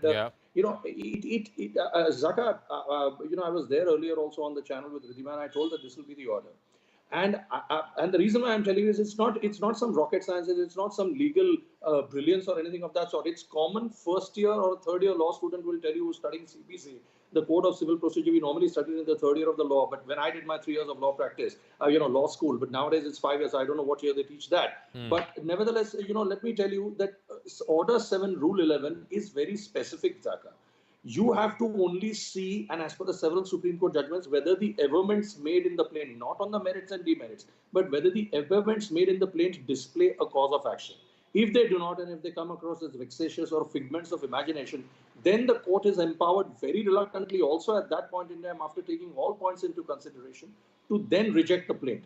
So all of these things, whether the survey report, whether there is photographic evidence, whether there is Section 54 of the Evidence Act, all of those things, or aastha hai logon ki judi hui, and all those things do not matter.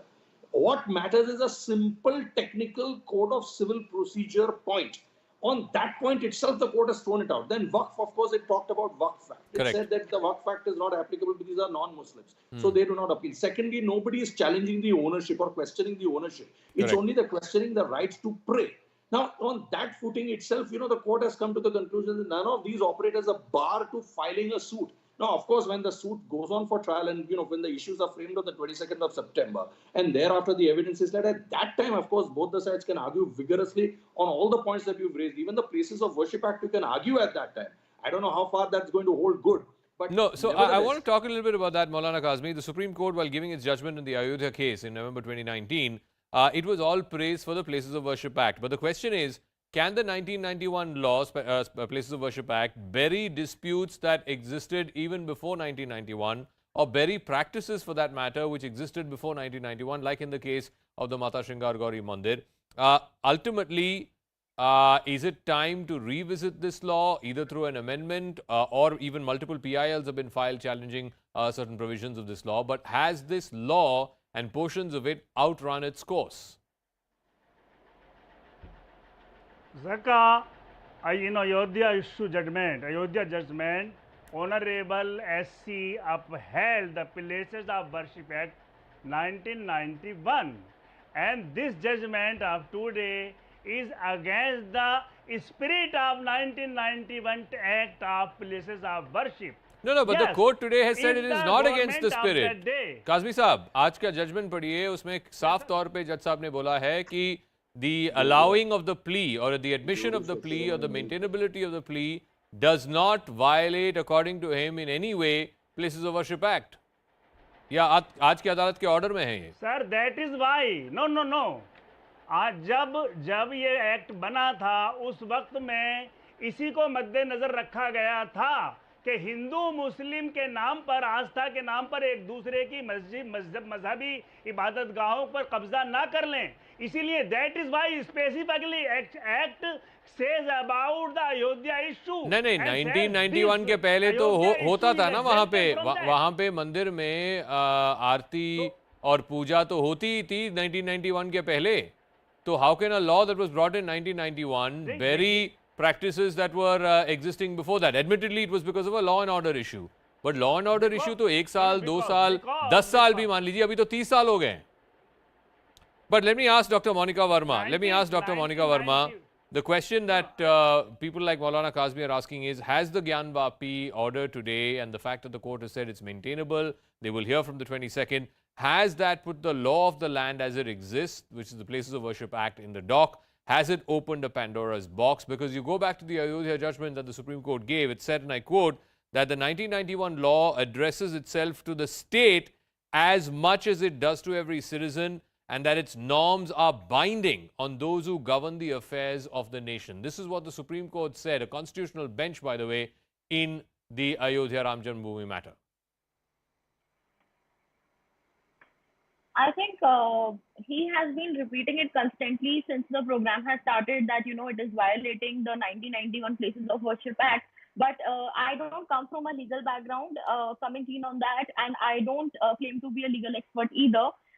But I think you can't really, be questioning the court because there is a proper judgment, and I was following the entire proceedings in the court through tweets on social media, and I think the judges have fantastically said that this suit is maintainable because it does not, the language really doesn't say that it doesn't violate the 1991 Places of Worship Act, but they definitely must have seen some merit in the arguments that were presented by the lawyer, I think Vishnu Prakashji.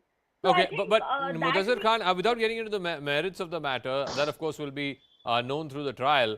But I think what is important is to understand that the court has said it sees no reason to throw out the Hindu side's plea. It feels that it is maintainable. It has rejected the Order 7, Rule 11 argument put forth by the Muslim side. At least now can we acknowledge that had the Muslim side, set aside its ego and sat down with the Hindu side there and spoken about this, maybe a negotiated compromise could have been achieved. But now, by choosing to go the route of the courts, that negotiated settlement cannot be achieved. Sir, ego जो आप कह रहे हैं ना, okay, ma'am, please you go ahead. नहीं, मुदस्सिर जवाब दीजिए आप. मुदस्सिर खान. सर, ईगो जो आप ये कह रहे हैं ना, देखिए, ईगो जब आता है, जब सोशल मीडिया पर तरह-तरह की बातें बीजेपी आईटी सेल फैलाना शुरू कर देता है, तब सामने से मुस्लिम महलों में जश्न मनाया जाता है, तब तरह-तरह की बातें फेसबुक पे और सोशल मीडिया पे की जाती हैं, डिबेट्स पे की जाती है, तब उनको हर्ट फील होता है, तब जाकर वो ईगो पे आ जाती है. देखिए, मुस्लिम धर्मगुरु से जब आप किसी से भी बात करेंगे या आप उनके बयान देखेंगे, तो कोई भी एक तरफा बात कभी नहीं करेगा, कोई भी स्ट्रिक्टली बात नहीं करेगा कि हमें ये करना है और चाहिए. हमेशा वो ये कहते हैं कि किसी भी तरीके से देश प्रेम को, इस भावना को. सर, आज आपने ओवैसी साहब का बयान सुना है? सर, ओवैसी साहब मुस्लिम जिम्मेदार नहीं है. ओवैसी साहब एक लीडर हैं, एक एमपी हैं, एक साइड के देश के, एक राज्य के एक एमपी हैं, उससे ज्यादा वो कुछ नहीं है. आपने आज फिरंगी मैली जी का बयान सुना है? सर, मुझे आप अरशद मदनी जी का बयान दिखाइए. मैं उनको धर्मगुरु मानता हूँ, वो जिम्मेदार है, उत्तर प्रदेश में बहुत बड़े मदरसा चलाते हैं. मैं आपसे पूछ रहा हूँ कि खालिद राशिद फिरंगी मैली का बयान सुना आपने आज, या असदुद्दीन ओवैसी का बयान सुना आपने आज? जी ओवैसी साहब का बयान सुना है, मुझे मतलब नहीं दिखा उनके बयानों में कि उनका कोई कॉम्प्रोमाइज़ की मूड में है या कॉम्प्रोमाइज़ की तौर बढ़ रहे हैं। मैं वही एडवाइस आपको दे रहा हूँ सर, आप जिन लोगों के बयान दिखा रहे हैं वो मुस्लिम रिप्रेजेंटेटिव नहीं है, वो एक स्ट्रिक्ट पॉलिटिशियन है, वो सांप्रदायिक पार्टी चलाते हैं एक ओवैसी साहब, वो मुस्लिम पक्ष की पार्टी चलाते हैं, जैसे भारतीय जनता पार्टी हिंदू फिरंगी पक्ष पार्टी मैली कौन सी चलाती है। पार्टी चलाते हैं सर? ये तो मैं फिरंगी ये मैली जी ऐसा का हुआ बयान ना का कि मुझे मतलब नहीं पता। आर्ग्यूमेंट को आप रेट्रोफिट कर रहे हो। बट एनीवे, नहीं, मैं रिट्रोफिट नहीं कर रहा हूँ नहीं, sir. let me ask Swapnil Kothari, you know, the political argument that's being made is by giving fodder to the fire, by encouraging or at least passively looking away from all of these issues, are we going to aspire to become a global economic powerhouse, or are we going to direct all our energies towards correcting quote-unquote historical wrongs? The second thing, and I think this is a fair argument, why should the Muslims of the modern era, the modern day and age, the 21st century, pay for the sins of omission and commission of the likes of Babur or Aurangzeb or Tipu Sultan for that matter? Well, those two are very, very pertinent and fantastic questions, Zaka. But in a country which is so filled with religion and coupled to that, add to that politics, both become a very, very potent mixture of venom. And the best way to do it is either through negotiated compromise, as you said, but then there doesn't seem to be any mood for it. Then only the judiciary steps in. So I believe that in as much as it may open a Pandora's box, but I believe that a lot of calmness will come after the entire lava has come out, in the sense that if once the Supreme Court gives the judgment, it will dispel a lot of other petitioners to come forward with similar issues on these things and try to unnecessarily try the route of the courts, because then they know what the answer is there. Now, as far as the second question is concerned, that why should the current Muslims, genre, or the generation of people pay for the sins of, the erstwhile tyrannical dictators? But I believe those are the ones that then they have to push forth the earlier ones and say that, look, let's not get into this. Let's concentrate as one people and try to go ahead with the nation building the way most modern Muslims are doing, and that's the best way to go about it. But then you and I both know that religion, as Churchill said, that is the opium of the masses. So I believe it sometimes even tends to infect classes as well. But So Maulana I Kazmi think, Saab, by glorifying the acts of the likes of a Babur or Aurangzeb or Tipu Sultan for that matter, are the Muslims of India doing a grave mistake? First of all, you are accentuating the stereotype that's been put forth by left historians that, Tipu Sultan was a great person, so was Babur, so was Aurangzeb. There is this whitewashed view of history that's been taught to our kids and our grandkids over the last many, many years. That needs to change. This is, call it what you want, a historical restoration project, or if you want to call it revising history. But isn't it important that the next generations know India's history in the correct perspective? No. Zaka, it is wrong to say that the glorifying Tipu Sultan, who is the first the freedom fighter of India. So wrong. It's not wrong to say the glorify the Sir, Tipu तो Sultan. रानी की Tipu Jhansi Sultan कौन is थी? the one of the lawyers. तो of Rani this की country. Jhansi कौन थी? रानी की झांसी भी रानी की झांसी हमारे सर का ताज है, हमारे सर का ताज है। नहीं, टीपू सुल्तान आजादी के लिए लड़ रहे थे कि अपने राज्य को प्रोटेक्ट करने के लिए लड़ रहे थे, अपने किंगडम को हाथ में रखने के लिए लड़ रहे थे। अंग्रेजों को बाहर निकालने के लिए, जिन लोगों ने अंग्रेजों को बाहर निकालने के लिए अपनी जान दी, उन लोगों को ग्लोरीफाई करना चाहिए। जिन लोगों ने अंग्रेजों के लिए जासूसी की और माफी मांगी, उन लोगों को साहब, आपको भी पता है, मुझे भी पता है, हिंदुस्तान टीपू सुल्तान ने जो लड़ाई लड़ी है वो अपने राज्य को प्रोटेक्ट करने के लिए था, वो हिंदुस्तान के लिए थोड़ी ना था या आज़ादी के लिए थोड़ी ना था। But anyway, let me go back to let me go back to Dr. Monica. The government sort of not giving any official comment on this. In fact, I don't believe spokespersons are being sent on this as well. But there seems to be a degree of looking the other way. The question that's being asked is this merely being done because this is fodder for modern day politics? You divert attention or you deflect attention from the more pressing problems that this country is facing, whether it is jobs or price rise or what have you? See, coming from an international relations background, I'm not completely going to discount the role, that such events, especially the Ayodhya judgment or what's going to happen with the Gyanvapi judgment plays. Because, internationally, you posed this question to Mr. Kothari before, but it's not only about economic side of India's rise, but it's also about the civilizational rise of India, where these events are completely fitting. So just look at what happened in Ayodhya, and then look at what's happening in Gyanvapi, and then just look at what our external affairs minister or the prime minister of the country talks about when he talks about India's resurgence. Or he doesn't talk about the rise of India, but the coming back of India. And which India is really coming back? It's a civilizational awakening. Mudassir Khan, the fact remains that historically also there is ample proof that the Kashi Vishwanath temple was demolished by Aurangzeb. The Gyanvapi complex was demolished by Aurangzeb in 1639. And then instead of, coming to some kind of a reconciliation between the two communities, we've had these long legal battles. Is it not important that what was destroyed by Mughals be restored in modern day India when the BJP feels that this is some kind of a historical restoration project? Mudassir Khan. देखिए sir, BJP इसको restoration madam कह रही है ना अभी कि ये जो सिविलाइजेशन किया जा रहा है, वो ऐसा बीजेपी ऐसा नहीं कर रही है। एक्चुअली बीजेपी सिर्फ और सिर्फ मुद्दे बना रही है। बीजेपी सिर्फ और सिर्फ नफरत की राजनीति करना चाहती है। मैं आपसे पूछता हूँ सर कि आज से 200 साल बाद या 1000 साल बाद जब अगर मुसलमानों ने ये उठाया सवाल कि यहाँ पर हमारी मस्जिद की ओर तोड़ी गई है और उसके बाद एजेंसीज निकालेंगे कि मस्जिद के कण निकलेंगे उसमें, तो फिर क्या वो फिर से मंदिर को ये शहीद करेंगे? तो इस तरीके की चीजें बढ़ाना आज के समाज में नहीं, आप ये नहीं मानते मुदस्सिर साहब कि आई थिंक 1000 ऐसे मस्जिद हैं अक्रॉस हिंदुस्तान जो बनाए गए थे टेम्पल्स के ऊपर? ये भी एक हिस्टोरिकल सच्चाई है ना। मैं सच्चाई देखिए सर, हिस्ट्री जो हिस्ट्री मेरा देश मुझे दिखा रहा है मैं वो मानता हूँ, मगर मैं एक चीज आपको बताता हूँ कि मैं जिस देश में अपने शिक्षा लेकर बड़ा हो रहा हूँ, मैंने जितने मंदिर मेरे सामने आए उन मंदिरों में जाके दर्शन भी करा, मैंने वहां पर अपने दोस्तों के साथ प्रार्थना भी की। जब मेरे मस्जिद का नमाज का टाइम होता है तो मैं नमाज भी पढ़ता हूँ, और हो सकता है कि मैं मुसलमान हूँ, 5 वक्त की नमाज में पूरी नहीं पढ़ता हूँ, मैं उससे माफी चाहता हूँ अल्लाह से कि मैं 5 वक्त की नमाज भी नहीं पढ़ता। ये एक आस्था अलग है।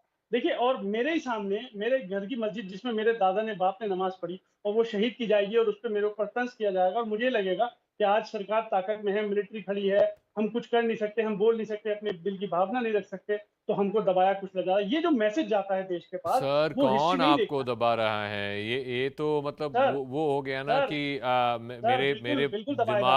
मेरे दिमाग में ये चल रहा है तो यही सच्चाई है। नहीं, कोई आपको दबा नहीं रहे हैं। ये जो नहीं, बात सुनिए please, I have to wrap up. ये सिंपल सा केस है। 5 औरत जो है वो जाके कोर्ट के दरवाजे पे खड़खड़ाया, उन्होंने बोला कि 1991 के पहले यहाँ पे there was worship that used to happen. All we are asking for is a restoration of that worship as it existed before 1991. Meanwhile, some quick raps to end the broadcast, this Viewpoint. The Delhi police have issued a fresh summons to Bollywood actor Jacqueline Fernandez. The police have asked Fernandez to appear on the 14th of September. The questioning, which was scheduled for today, had to be postponed as the actor sought an alternate date, citing prior commitments. Jacqueline has been asked to join in an investigation in the multi-crore money laundering case linked to con man Sukesh Chandrasekhar. The National Investigation Agency today carried out raids in different parts of North India, including Punjab, Haryana, Rajasthan and Delhi NCR, in relation to a case of narco-terrorism by alleged gangsters. As per sources, these gangs used to work on the behest of Pakistan-based groups. The Ministry of Home Affairs has given instructions to strictly take action against these gangsters. They're now going to be treated as terrorists under the UAPA. Gangsters like Lawrence Bishnoi, Bhagwan Puria, Kaushal Gang and the Bambiha Gang are under the NIA's radar. A team of the officials reached here around at 6 a.m. this morning. In fact, we have been told that there are 5 to 6 people from the NIA agency, and they are currently, investigating and questioning all the people who are part of this particular residence. Apart from it, we have been told that there are different locations as well which are being raided. So there are multiple gangsters where the raids are currently ongoing. Their residences are being raided. The Union Home Ministry has ordered a CBI probe into the death of BJP leader Sonali Fogart. This comes after the Goa Chief Minister Pramod Sawant said that the probe into the murder will be transferred to the Central Bureau of Investigation. Remember, Sonali Fogart's family had been demanding a CBI probe into her death ever since her post-mortem report revealed multiple bruises on her body. The Supreme Court today posted for hearing on the 31st of October a batch of petitions challenging the Citizenship Amendment Act and sought the centre's response on some fresh pleas. A bunch of Chief Justice U. Lalit and Justice S. Ravindra Bhatt observed that it would refer the CAA case for hearing to a 3-judge bench. The bench asked the Solicitor General's office to identify and segregate the petitions so that submissions can be easily advanced and confirmed. That's a wrap. Anusha joining you in a moment with the biggest exclusive.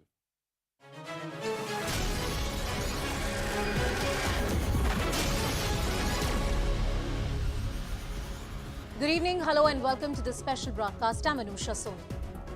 There's a crackdown on illegal madrasas across the country. Border states like Assam have stated that there are certain institutions which are indulging in radicalization and terror activities. You also have the state of Uttar Pradesh, which has started a physical survey. Assam, you'd remember, had also passed a law which was upheld by the Guwahati High Court, under which the madrasa education has been completely regularized. Now, the public discourse fails to register these nuances. It stumbles between demonization and victimhood. If you look carefully, the stated public policy of the various state governments has not been anti-madrasa education. In fact, there are various government programs seeking modernization and support for these institutions. There is a case to be made that, like any other institution, madrasas should be fully regulated and reformed. While the demonization is questionable, one cannot deny the stark reality that there is a certain section within the community that has been refusing these changes and calling these services as an interference by the state government in these institutions, which are autonomous. Often the response to a push for reform or even criticism is denial and victimhood. Caught between these fault lines is the story of millions of Indian Muslims who still seek support of madrasa for religious or other sorts of education. Not to forget the national security concerns raised by the state governments and also the centre are top focus this hour.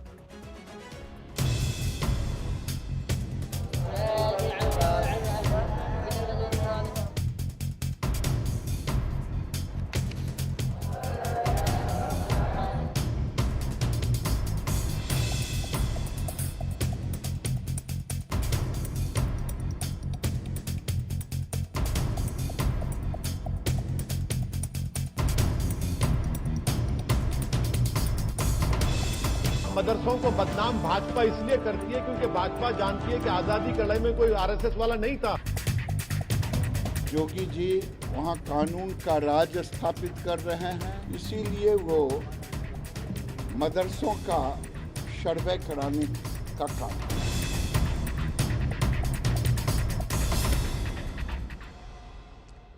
To what extent can the regulation versus the autonomy argument really be balanced under the Indian Constitution? What is it that the law says? Let's take you through some key pointers. Part 3 of the Indian Constitution, Article 29, is the right to preserve distinct culture, language and script. The Indian Constitution gives that right to minorities of this country, including Muslims. Right to establish and administer educational institutions of their choice. It's a right which has been affirmed by the Supreme Court in multiple judgments. But yes, there are riders to it. What is the extent of government control? The government can check the academic status to maintain the standards which are required. The government may make directive policies for the welfare of the staff. The government can make interferences to the extent that it does not dilute the character of a minority institution, and the government is responsible for effective management and proper functioning. Those are the broad arguments of the minority rights in this country vis-a-vis the Indian Constitution. What is the public debate which is panning out right now? The two sides of the argument. First of all, many promote radicalization and anti-national activities.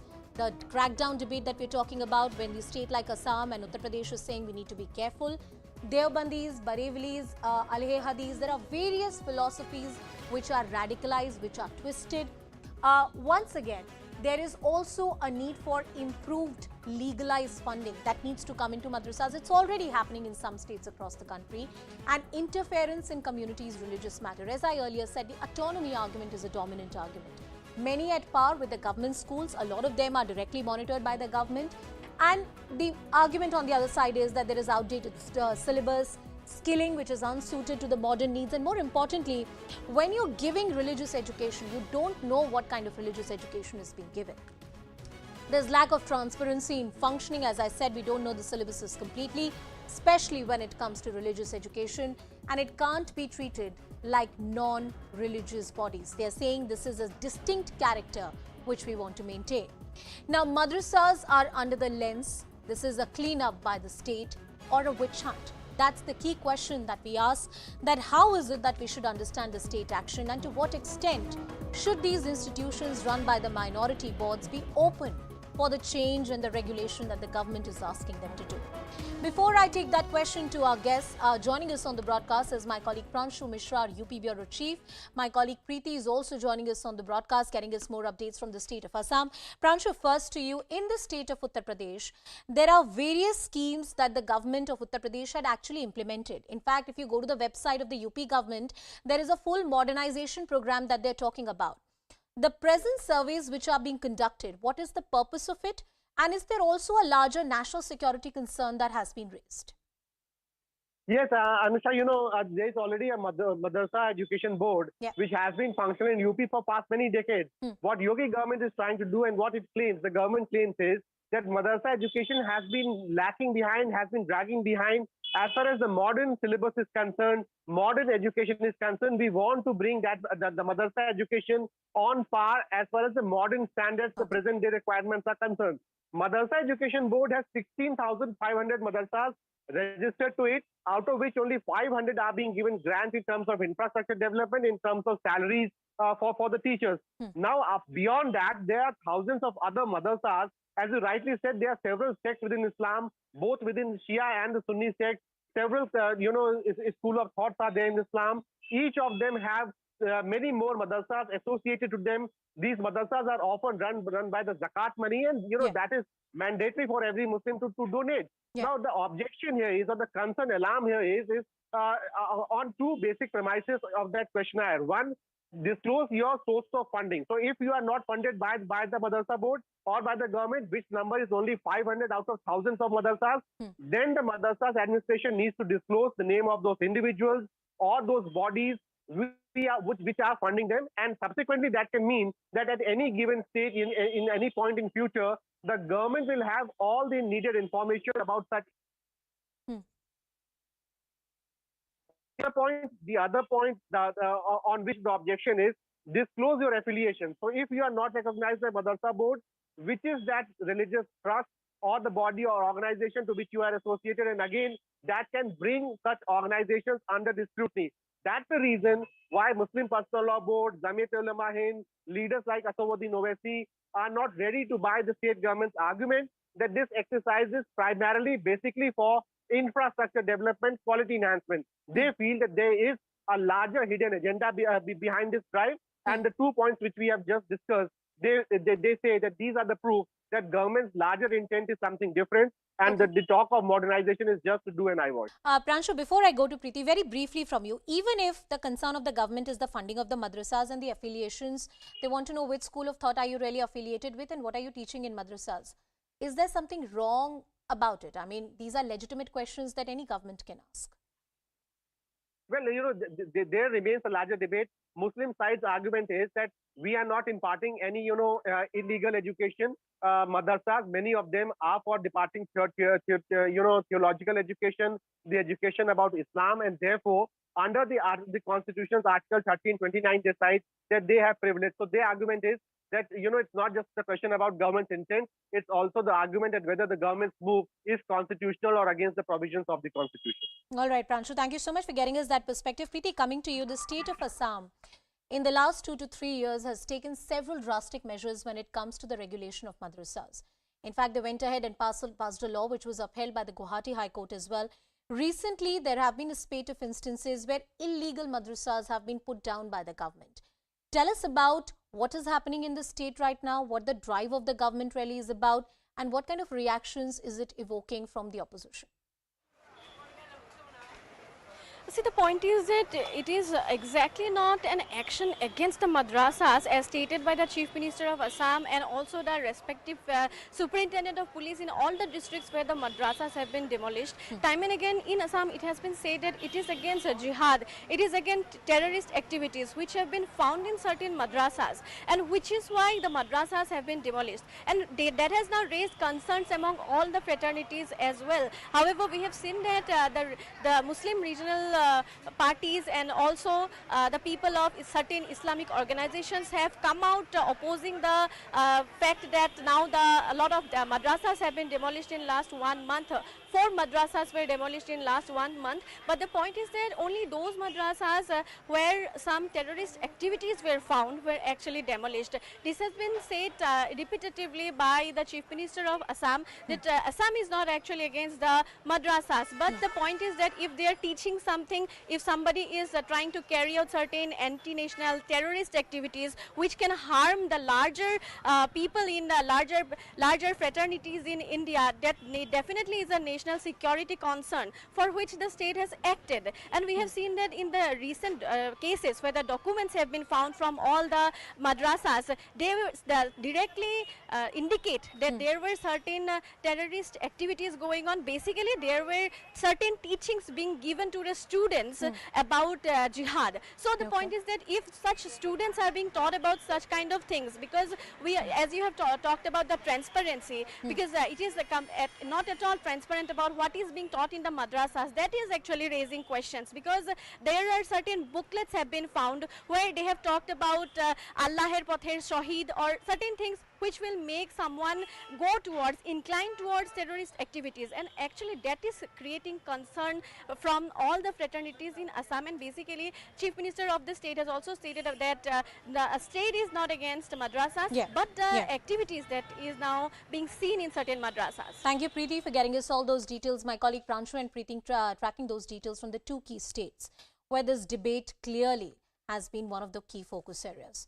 Now to our panel of guests who are joining us on the broadcast, Dr. Geeta Bhatt, who's an academician. We also have Mohammad Farhan, who's the AIMIM spokesperson, Mr. Rashid Kidwai, who's an author, and Rishi Bagri, who's a political analyst. Coming to you, Mohammad Farhan, सबसे पहले आपके पास आऊंगी फरहान जी. ऐसा क्यों है कि अगर सरकार कोई सर्वे कर रही है तो कम्युनिटी का एक वर्ग है, एक तबका है जो फील करता है कि कहीं ना कहीं सरकार हमारे धार्मिक मसलों में दखल दे रही है, चाहे वो असम की सरकार हो या उत्तर प्रदेश की सरकार हो. उनका कहना ये है कि हमें कानून व्यवस्था के लिहाज से डर है, और दूसरा किस तरह की शिक्षा बहुत सारे मदरसों में दी जा रही है, हम वो भी जानना चाहते हैं. आपके विचार?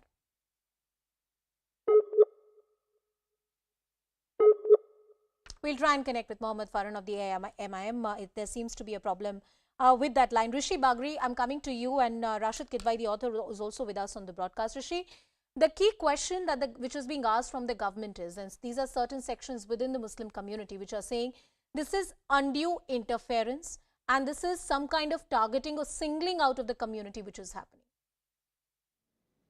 No, you need to understand that Uttar Pradesh has more than 16,000 of madrasas, and it is made to appear as if police would be raiding this madrasa. It's nothing like that. The teams from the education department would be visiting this madrasa for collecting data about the teachers, about the students, the curriculum which is getting taught there, and the affiliation of the unrecognized madrasa with their non-government organization. Even the autonomous schools and colleges are being surveyed regularly. I'm not talking about madrasa. Even the autonomous colleges and normal schools, the private schools, are being surveyed and audited regularly by the education department. And this initiative is being taken because of the demand raised by the UP Madrasa Board. Now you need to understand that even the madrasa owners can approach UP government with with all these details voluntary, so that the government can ensure the benefit of the various government schemes reaches to them, like imparting various skills and development training. And the objective of this survey is 3. there are three objectives of this survey. One is to promote the quality education among the youth for the all-around development. Secondly, bring this institution into the mainstream, which is most important thing. Secondly, to quality education, like you need to include English, Hindi, and social, the regional languages, and the social sciences. Well, So Rishi, that is the thing. you're And right the in pointing out these stated objectives, but the entire politics around it, Mr. Rashid Kidwai, how much of merit is there? I mean, outside the political narrative of what we are witnessing, you cannot deny the fact that madrasas do need modernization. You cannot deny the fact that there should be more state support and regulation of madrasas. But out of 16,500, roughly 500 are covered in the state of Uttar Pradesh alone. And that points out to the larger scenario across the country. That being said, one cannot deny the problem of radicalization that exists in various madrasas, or what kind of education which is being taught. How does one really tread on this very tricky topic? And politically, we get polarized reactions on this topic. Yes, Anisha, I'm glad that you're conducting this debate in a very sensitive and measured manner. The key problem here is of overt politicization of this thing. And nobody, I have extensively written and reported about it. You see, madrasas need modernization. Now, the problem is who will bell the cat? If the state should do it the way, Singapore has done it, the way Australia has done it, several countries are doing it, there is very little or no engagement.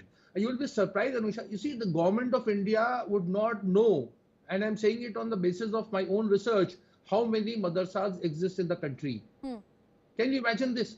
Second thing, there is no way, the madrasa curriculum goes back to 17th and 18th century. So there is no modernization. You can obviously go on, blaming the community. But you see, community leaders have been trying very hard to have some kind of thing of, let's say, centralized madrasa board, standard, curriculum. Nothing of this is happening. I have held several kind of meetings with Mr. Mukhtar Abbas Naqvi, and on the basis of my research papers, we tried. See, only 4%, just allow me one thing which will tell you the significance of madrasas. See, Anusha, only 4% of, Muslims and very poor Muslims go to madrasa.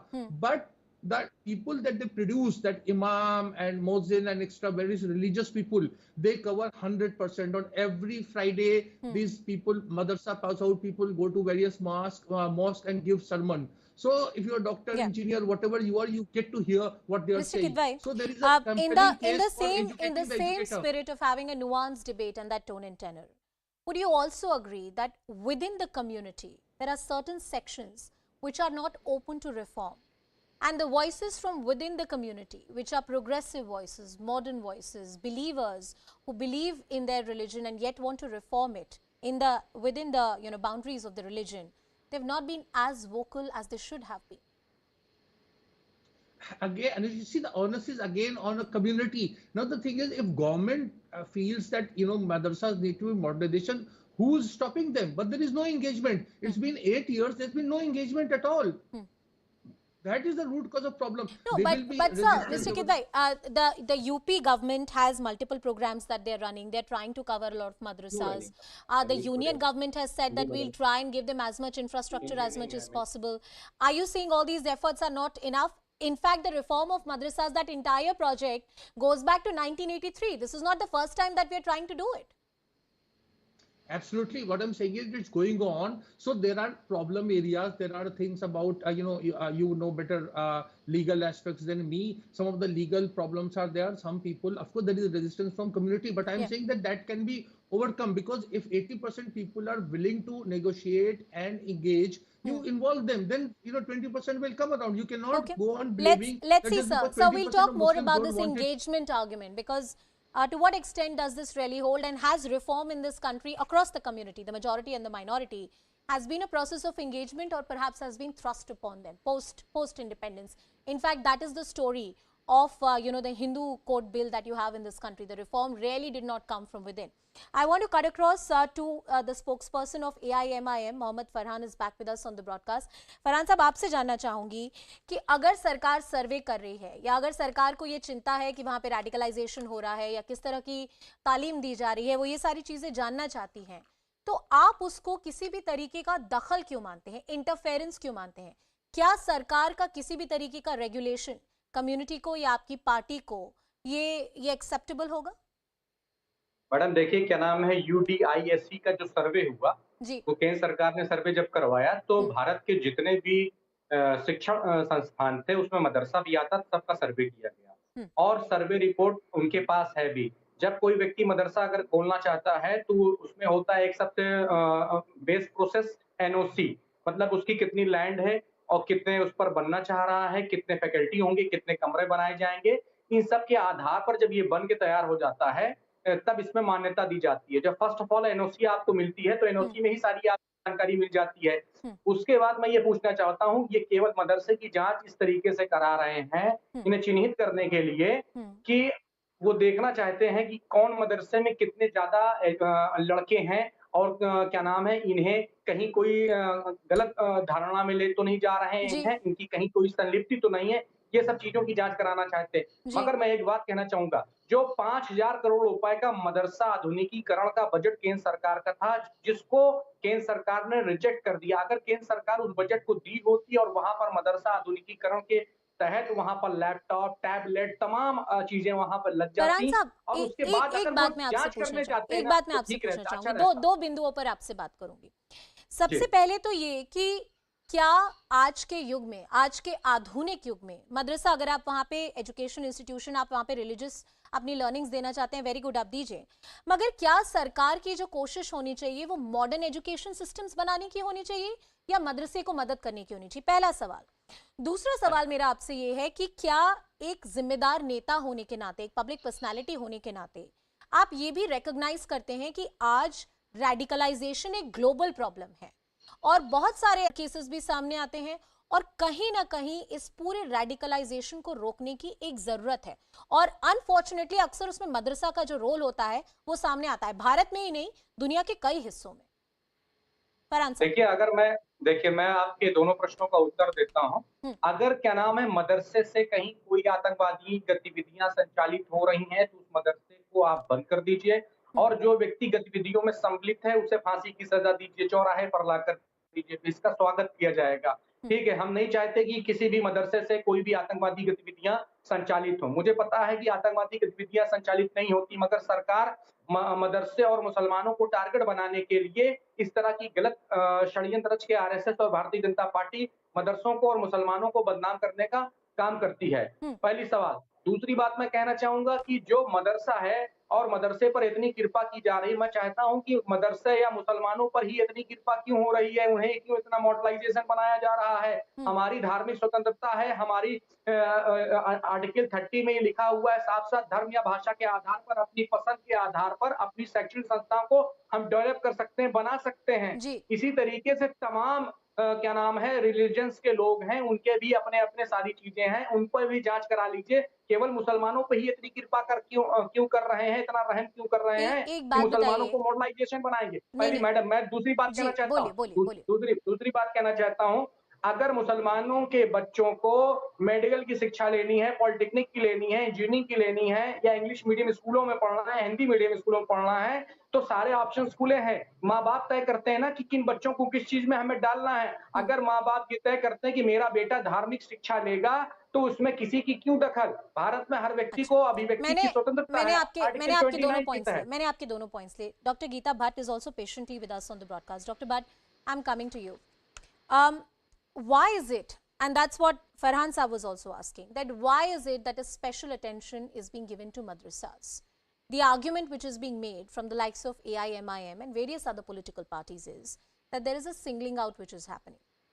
One also cannot deny the fact that there were certain terror links that had come out in the state of Assam, and instead of a reactive policy, the government of India wants to have a long-term response mechanism to it. The second bit of it is also the autonomy argument. Various religions in this country have various institutions running it. Would it be fair to compare madrasas to all those religious educations, whether it's Hinduism, Jainism, Christianity? Dr. Bhatt?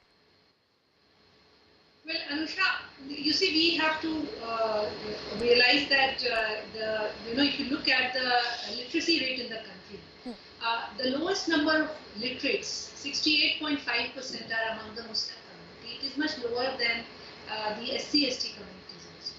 Now, keeping this in mind, another factor which has come in also, which has been discussed in this program earlier, and that is that you see, for some reason or the other, largely if you see, the Muslim community has has shied away from the mainstream of this country. And it is very important that we need to bring the community into the mainstream. And for that, it will be very important that the education system, which the children of the community are undertaking, which also has a large part of the education which is being imparted across the country. No one is against any religious education which is being given. That is something which definitely the madrasas, which historically they have been doing, they have been religious institutions. But with the changing time, it is important that the community has to introspect among themselves, which unfortunately has not been happening. Okay. And at such a time, it is why is it important is that, yes, which you have raised very rightly, that across the world, it has been observed that radicalization is being initiated at a very young level from madrasas. Now, that does not mean that all madrasas are actually into it. Nobody's painting them by the same brush. Yes, definitely not. Yeah. But it is important to do recognize the problem. Dr. Bhatt, I think I'll take that point.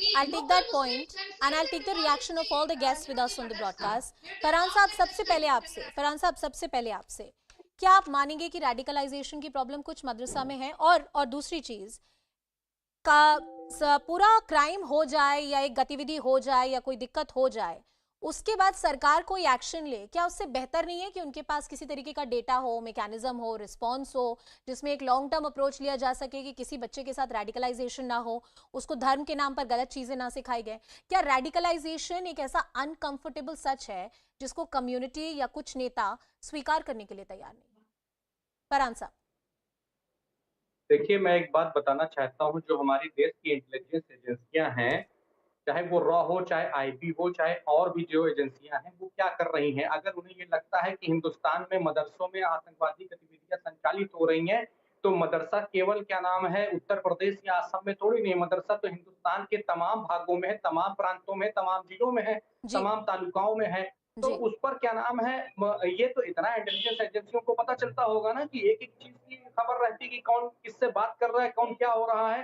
अगर ये बात आपको पता है तो उसको उस level पर इश्यू को हल करिए, पहली चीज। दूसरी बात मैं बता रहा हूँ, रेडिकलाइजेशन की जो बात है, तो आज रेडिकलाइजेशन जो फैल रहा है वो आरएसएस के कार्यालय से और विश्व हिंदू परिषद के कार्यालय से फैल रहा है। देश में सांप्रदायिकता का जो माहौल, घर में भी तो हमें झांक के देखना पड़ेगा ना कि क्या गलत है।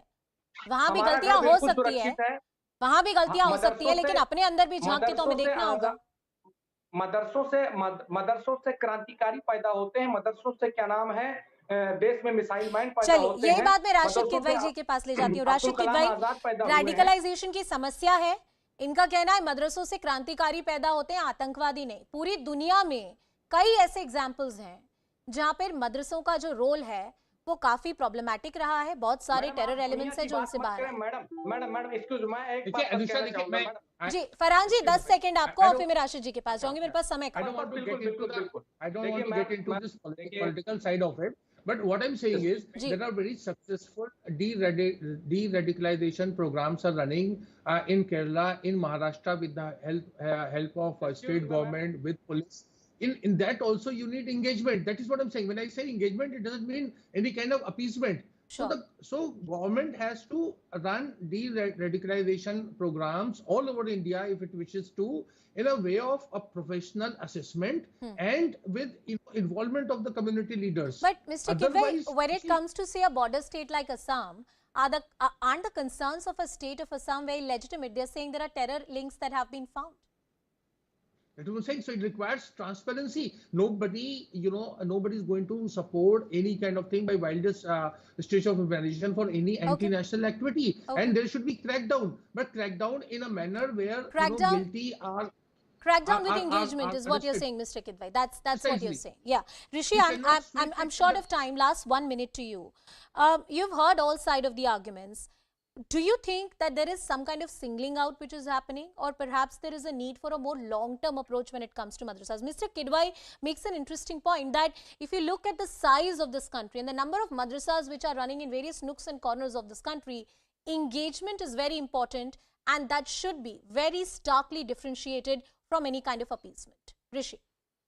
No, Anusha, you need to understand that all the autonomous, schools, irrespective of their religion affiliation, even the Hindu religion affiliation school is getting surveyed and audited regularly, and so is they are planning to do with the madrasas also. And secondly, I would like to tell you one more thing that this madrasa is this many madrasa are run with the zakat money. Zakat money is the Muslims which give for the holy or for the good cause, and this need to be audited whether that money is going to the I'm very proper sorry, Rishi, I'm place or interrupting not. you there. I'm Whether short of time. Rishi, Bagri, Rashid, Kidwai, Mohammed, Farhan and Dr. Geeta. But I thank all my panelists. But the larger point that we want to highlight with this debate is that there are various nuances to this. The concern of the government of India that where is the funding coming from and what kind of religious teachings are being imparted, and the need for a regularization or certain degree of control is absolutely necessary. And also there are legal backings to these arguments. Various Supreme Court judgments have highlighted despite the special rights of minorities under Article 29 and 30. With that, it's a wrap. Shivani joins you on the other side.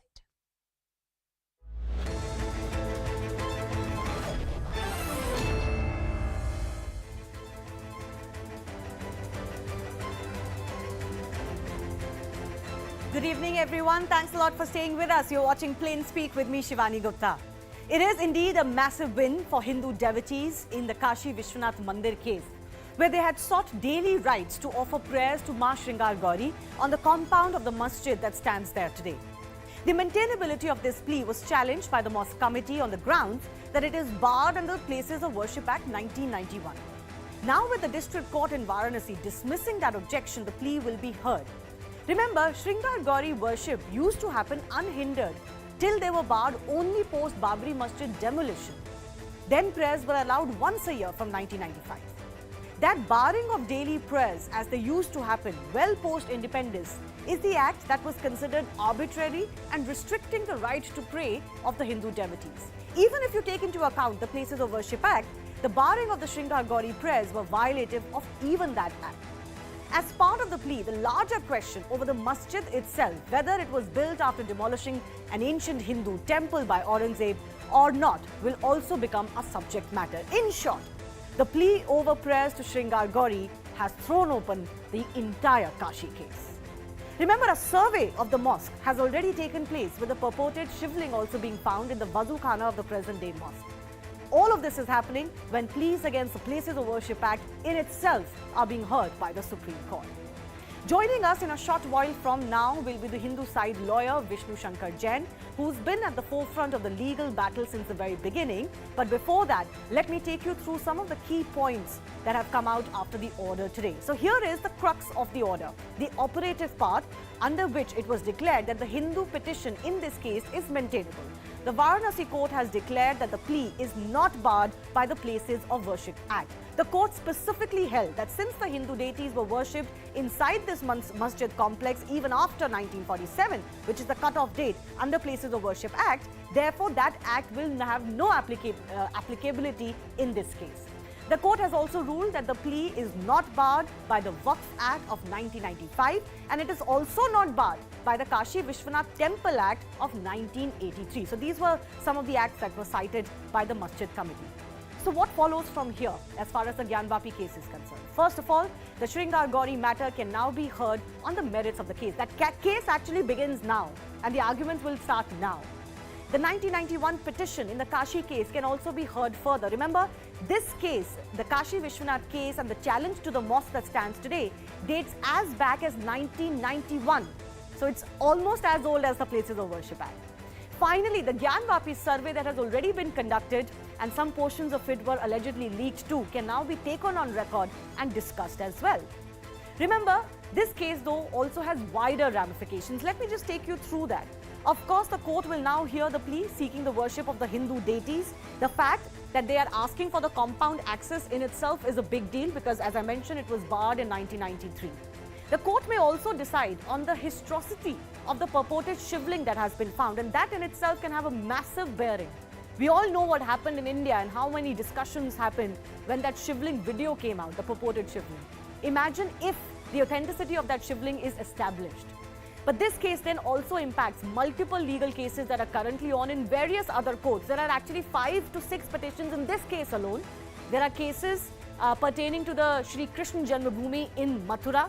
And of course, the Ram Janmabhoomi has been settled, but there are Bhodshala cases, many other temple mosque disputes that have come up to court. Finally, it also bolsters the arguments against the validity of the Places of Worship Act in itself, which is already in court. So the big debate that's coming up today, the Hindu prayers have been answered as far as Ma Shringar Kauri case is concerned. Will this verdict or the maintainability order also set a precedent for the others? That's the big debate that's coming up. A lot of our guests joining us, but first, a recap of what happened today.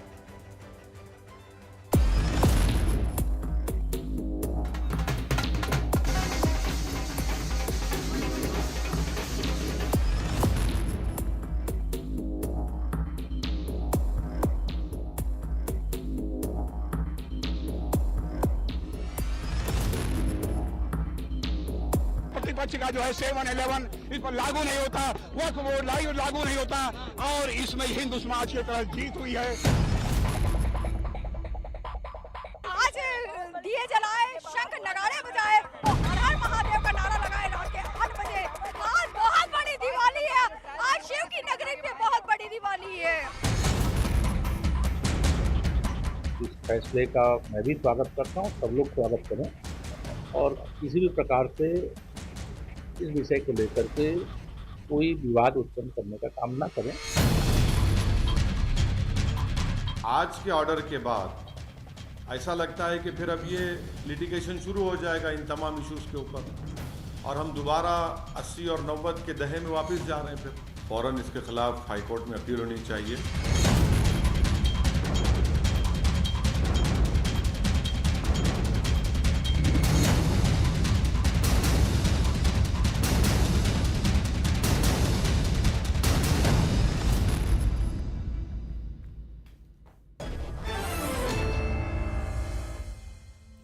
First up, I want to go across to Vishnu Jain, who is one of the prominent lawyers on the side of the Hindu petitioners in this case. Vishnu, thanks a lot for giving us your time. Now, you were always very confident that the maintainability of the plea will not be under challenge. But give me a sense, what happens from here on? What is the significance, according to you, of the order that has been given today?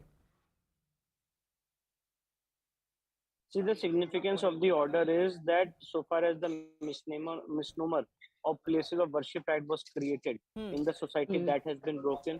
So far as the misnomer of application of Waqf Act 1995 is concerned, that has been broken because it is proved to hilt that Places of Worship Act is not a blanket bar for restoration of such kind of cases, and on the individual facts of the case, the Places of Worship Act will be attracted.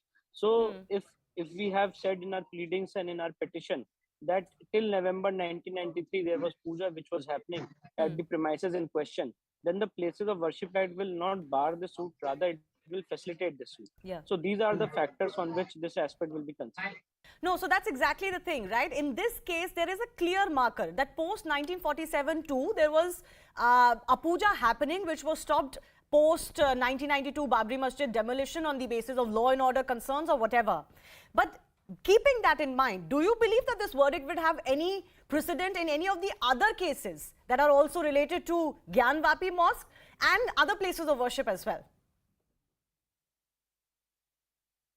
See, obviously a verdict passed by a district court in a given set of facts of the case, it will not be a precedent, but definitely it will have a persuasive value, because persuasive value can be seen from various aspects of the matter, that it is like a precedent so far as first time this issue has been considered in such a large scale, that whether the Places of Worship Act is attracted or not for restoration of temple. So it's like an example, it's like having a persuasive value when these kind of matters will arise in the future for other temples restoration. Yeah, but I insist again that this case is slightly different because prayers were already happening post 1947 and therefore there's a clear distinction. But tell me, Vishnu, what happens next? There is a plea regarding daily prayers that are to be offered to Shringar Gauri, but there's another plea which has been pending since 1991 that wants the entire complex to be given to the temple side and the mosque to be done away with. Does this order have a bearing on that 1991 petition? See, this verdict is only given in the case of right to worship plea filed by these 5 women devotees. It has no bearing on the other 5 petitions till the matter is tagged along with that. That is point number 1. Point number 2 is that we have specifically said in our plaint that there are objects of worship existing till November 1993 in the premises in question. And therefore, the Honorable Court today has said that the suit is maintainable, and they've asked the Muslim side to file their written statement before 22nd of September of this year. So I am hopeful that this matter, we will definitely pray to the Honorable Court that in future there should be a fast track trial of the matter in issue, and apart from fast track trial, there should be day-to-day trial of this case, so that as soon as possible we can bring a final verdict of this matter before the devotees. Okay. Tell me one more thing. That survey that was conducted under the aegis of the court was also widely discussed across India. What happens to that survey now? The survey was ordered in this case only. It has been filed as a part of record before this Honorable Court, and therefore now in future the Muslim side has been given 2 weeks time to file their objections to the survey. They have not filed any objection. So the survey report will become final, and it will have a bearing as an evidentiary value under Order 26, Rule 9 and 10 of the series. I believe you've also asked for further tests to be conducted on whatever has been found under that survey. You want carbon dating, etc. to be done. Can you please enumerate to me what your demands are on the survey? See, now the survey has been done. We had moved an application and the writ petition before the Honorable Supreme Court seeking carbon dating of the Shivlingam which has been found. Now the Honorable Supreme Court directed us to file this application before the trial court. So we'll be filing that application soon before the trial court, and we have also filed an application removal of those artificial walls which are present beneath this Vazukhana. So those artificial walls will be removed. The Arga of the Shivlingam will be found, and then in future we'll proceed further in this matter. So virtually, I mean, frankly speaking, Vishnu, the final and ultimate aim in this case, whether it is the Shringar Gauri case or the 1991 petition through this petition or earlier petitions, is that the mosque should be removed and the entire complex should be given back to the temple, right? First of all, it's not a mosque at all. If you enter into the premises of temple and offer namaz and give it a shape of a mosque, it can never become a mosque. So we will be re-entering into our temple and doing shuddhi and doing worship. It can never be a mosque. I can never call it as a mosque in my life. And this is what Deen Muhammad judgment has said, that if you demolish place of worship of another religion, it can never be a valid mosque under Islam. But that's what I'm saying. That's the final aim though. Because the 1991 petition also wants that the mosque should be done away with. Is that something that you will also join forces with? Let's say after the Shringar Gauri case is decided. Definitely. We have filed title suit. There are 6 suits filed by us which are pending in Varanasi Civil Court. This is a petition for right to worship. We have claimed title also of the entire premises in question, and the final aim is to get our possession and get the place of our deity back. All right, Vishnu Jain, I do appreciate you joining us. It's been a fabulous day for you, so congratulations on that, and thanks a lot for giving us your time.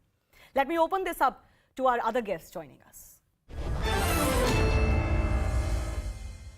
In fact, Hari Shankar Jain, who's father of Vishnu Jain and one of the senior advocates on the Hindu side, is now joining us live.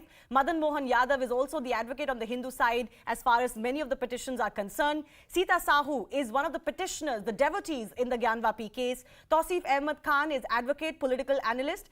Haziq Khan is Islamic scholar, and Sangeet Kumar Ragi is RSS thinker. They too are joining us in our studios. Let me go across to Hari Shankar Jain first up. Sir, the larger question on the minds of everybody today is, what is the greater implication? Yes, the Shringar Gauri case will be heard and matter will proceed on the merits of the case now. But what do you feel is the greater, larger ramification and significance of today's order? देखिए, one thing is certain, that the objection raised by other side, that this suit is not maintainable. Because of the alleged admissibility of Place of Worship Act.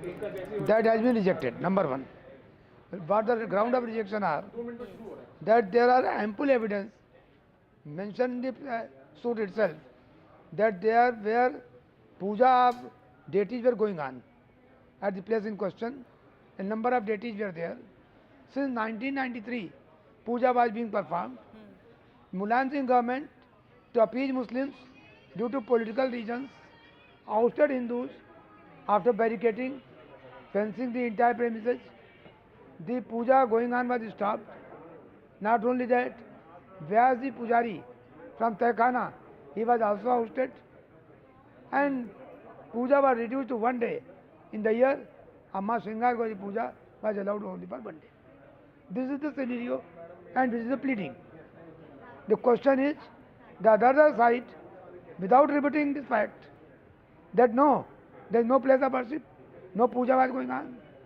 It was not a temple, it was always a mosque. They have not said so.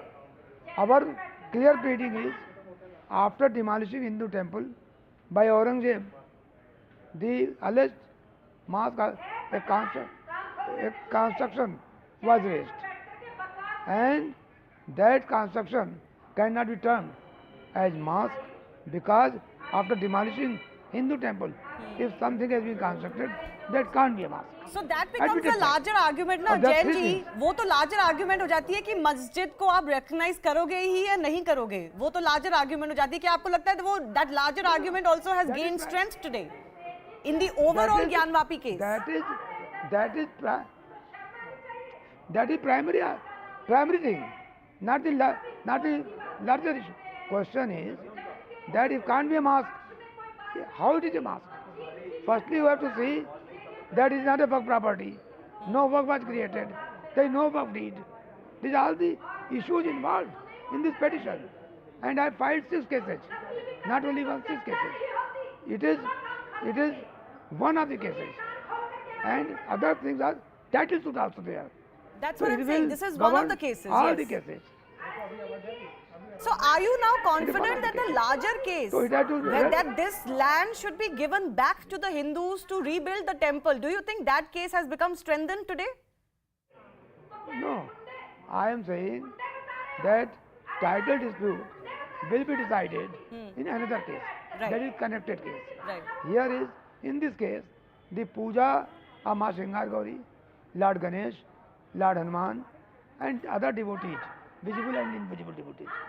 That is there, number 8. You will find that Shivling, which was discovered by Advocate Commissioner on 16th May, that will also come on the board. And it will be decided what is this. And we will pray that is part of this temple. All these things will be decided. You will pray that is part of the temple. तो बात तो वही हो गई ना कि जो आज के मस्जिद का जो एरिया है वो टेंपल का ही एरिया है, यही जो लंबी लड़ाई तो वही है ना हरी जी। मैं क्षमा चाह रहा हूँ आप लोगों के जितने लोग हैं उनको पूरे देश में एक नैरेटिव सेट कर दिया गया है कि मस्जिद है। मस्जिद और वक्फ बड़ी जल्दी समझ में आ जाता है। अरे भाई पहले पूछिए तो इन मान्यवर लोगों से कि मस्जिद कैसे है। कोई इस्लाम को जानने वाला कभी नहीं कह सकता कि बिना वक्फ हुए मस्जिद हो सकती। नंबर 1, मंदिर तोड़कर मस्जिद नहीं बनाई जा सकती क्योंकि 2 कारण हैं। हिंदू लॉ में once a temple, that is always a temple. Once property vested in the deity, that will continue to be deity's property from the last day of judgment. Number 1. If it is a work property, so work, it must belong to Waqif. Waqif means there should be a Muslim, a person who has dedicated the property to Allah. Tell me, who has dedicated the property?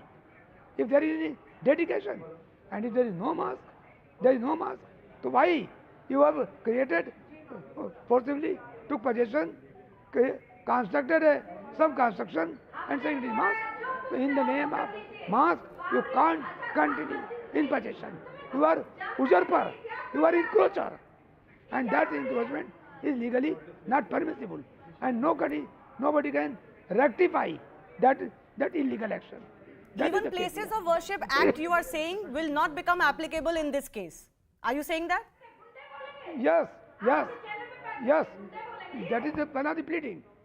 Places of Worship Act is not applicable because since 1993, puja was going on. नहीं, वो तो श्रृंगार गौरी वाला case है, उसमें तो clear है कि 1947 के बाद भी पूजा हो रही थी। मैं लार्जर ज्ञानवापी मॉस्क का जो मुद्दा है उस पे बात कर रही हूँ। आपने सवाल उठाया कि ये मॉस्क है ही नहीं, ये इंक्रोचमेंट है। मेरे साथ हैं मिस्टर खान, हजीक खान, जो इस्लामिक स्कॉलर है, मौलाना हजीक खान। मैं उनको इस डिबेट में इन्वॉल्व करती हूँ। क्या हरिशंकर जी जो कह रहे हैं, क्या वो गलत कह रहे हैं? क्या सबको नहीं दिखता कि मंदिर तोड़ के यहाँ मस्जिद बनाया गया था? देखिए मैडम, हिंदुस्तान के जब इतिहास को तलाशा जाएगा तो ये मस्जिद की कम से कम 600 साल पुरानी मस्जिद बनी हुई है। इस अल्तमश ने बनाई, फिर मोहम्मद गौर ने बनाई, फिर हुसैन अहमद एक नवाब थे उन्होंने बनाई, फिर अकबर ने जब मंदिर बनाया जो आज बनारस में है मंदिर, और टोडामल और मानसिंह ने उस मंदिर को डेवलप किया, उसी के साथ मस्जिद को बनाया। ये जो ज्ञानवापी मस्जिद नहीं है, इसका नाम है रजिया मस्जिद। ज्ञानवापी मोहल्ला है, ज्ञानवापी वहाँ एक कुआं हुआ करता था।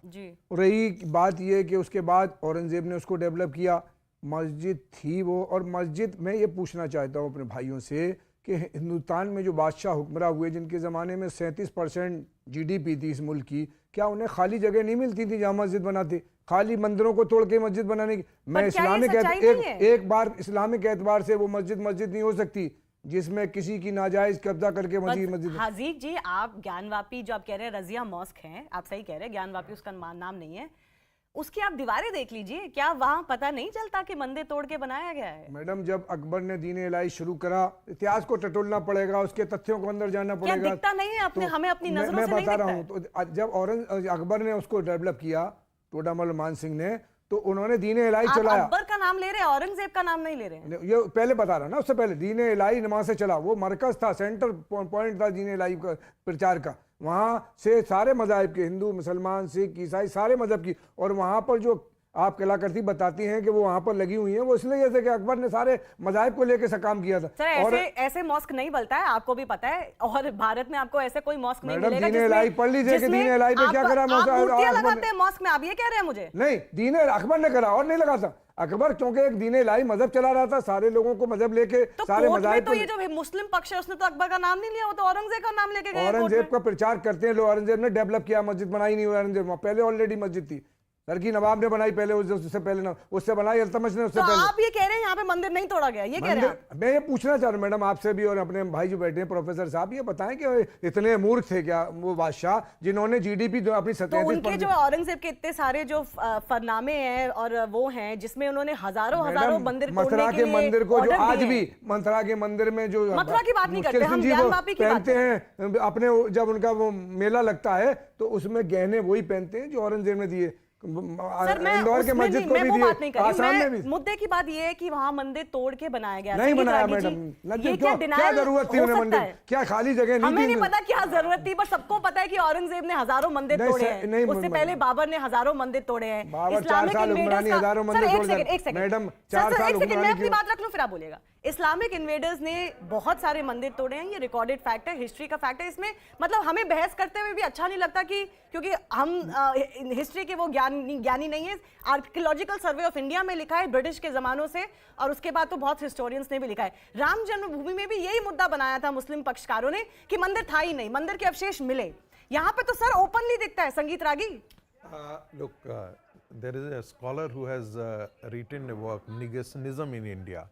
It's the title of the book, and this has come out from the Voice of India, and in which the author argues the same thing what you are talking about. Denial of history. The denial of the history, right? So there is a this is a fact. It is not only in India, but everywhere, wherever the invaders went, the Islamic invaders, they destroyed who were doing the Buddha Parasti or image worshipping. And here also, wherever they went, you will be finding that since the impact of Islam was not very high in southern India, you will be finding that the temples are existing. But wherever in the where their power was, their consolidation above the empire, wind, so they demolished all the temples, barring few, left out. Somnath का यहाँ example ले लीजिए, क्या हम ये deny करेंगे कि सोमनाथ को गिराया गया था? Shivani, in case of Ayodhya, it was every time asked that is, show me where is the evidence where has been stated that a temple has been demolished. Fine, that has been now settled by the court. That only 3 temples were being asked initially by the Hindu leaders.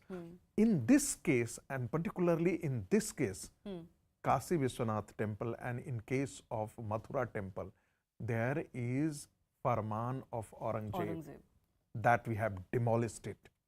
And thereafter you want to secularize it, you want to portray that no, it was the Din-e-Ilahi, that a kind of a syncretic tradition that was initiated by Akbar, that reflected into the creation of mosques side by side. Simple सी बात है कि वहाँ मंदिर था या नहीं था, सबको दिखता है वहाँ मंदिर था। शिवानी, एक बड़ा और सोचने की बात, 1500 से पहले की रिकॉर्डेड हिस्ट्री है, वहाँ पे हजारों साल से मंदिर था। शिवानी, इस देश में भगवान शंकर, भगवान कृष्ण और भगवान राम, ये 3 ऐसे आराध्य हैं जो भारत की पूरी सनातन परंपरा के स्तंभ और आध्यात्मिक है। मैं एक सवाल जानना चाहता हूँ, ऐसा क्या है कि तीनों के बर्थ प्लेस पर ही ऐसा काम किया गया? वो तो हमें पता है कि इस्लामिक इन्वेडर्स ने क्यों किया, लेकिन मुद्दा ये है कि अब क्यों उस पे लड़ रहे हैं? देखिए, हाजी खान, मैं एक और सवाल उठाता हूँ, जो लोग कहते हैं कि प्लेसेस ऑफ वर्शिप एक्ट आ गया। Now the Hindus must ask this question, that if you look at Bankim is saying the entire medieval period is a chronicle of rape and plunder of rape of Hindu women, plunder of our temple, destruction of our temple. This is the chronicle of this is the historiography. This is the reality of the. And Bankim was not fortunately the member of the RSS or Bharatiya Janasangh or Bharatiya Janata Party way back, long back. The point is that what the Hindus got after 1947.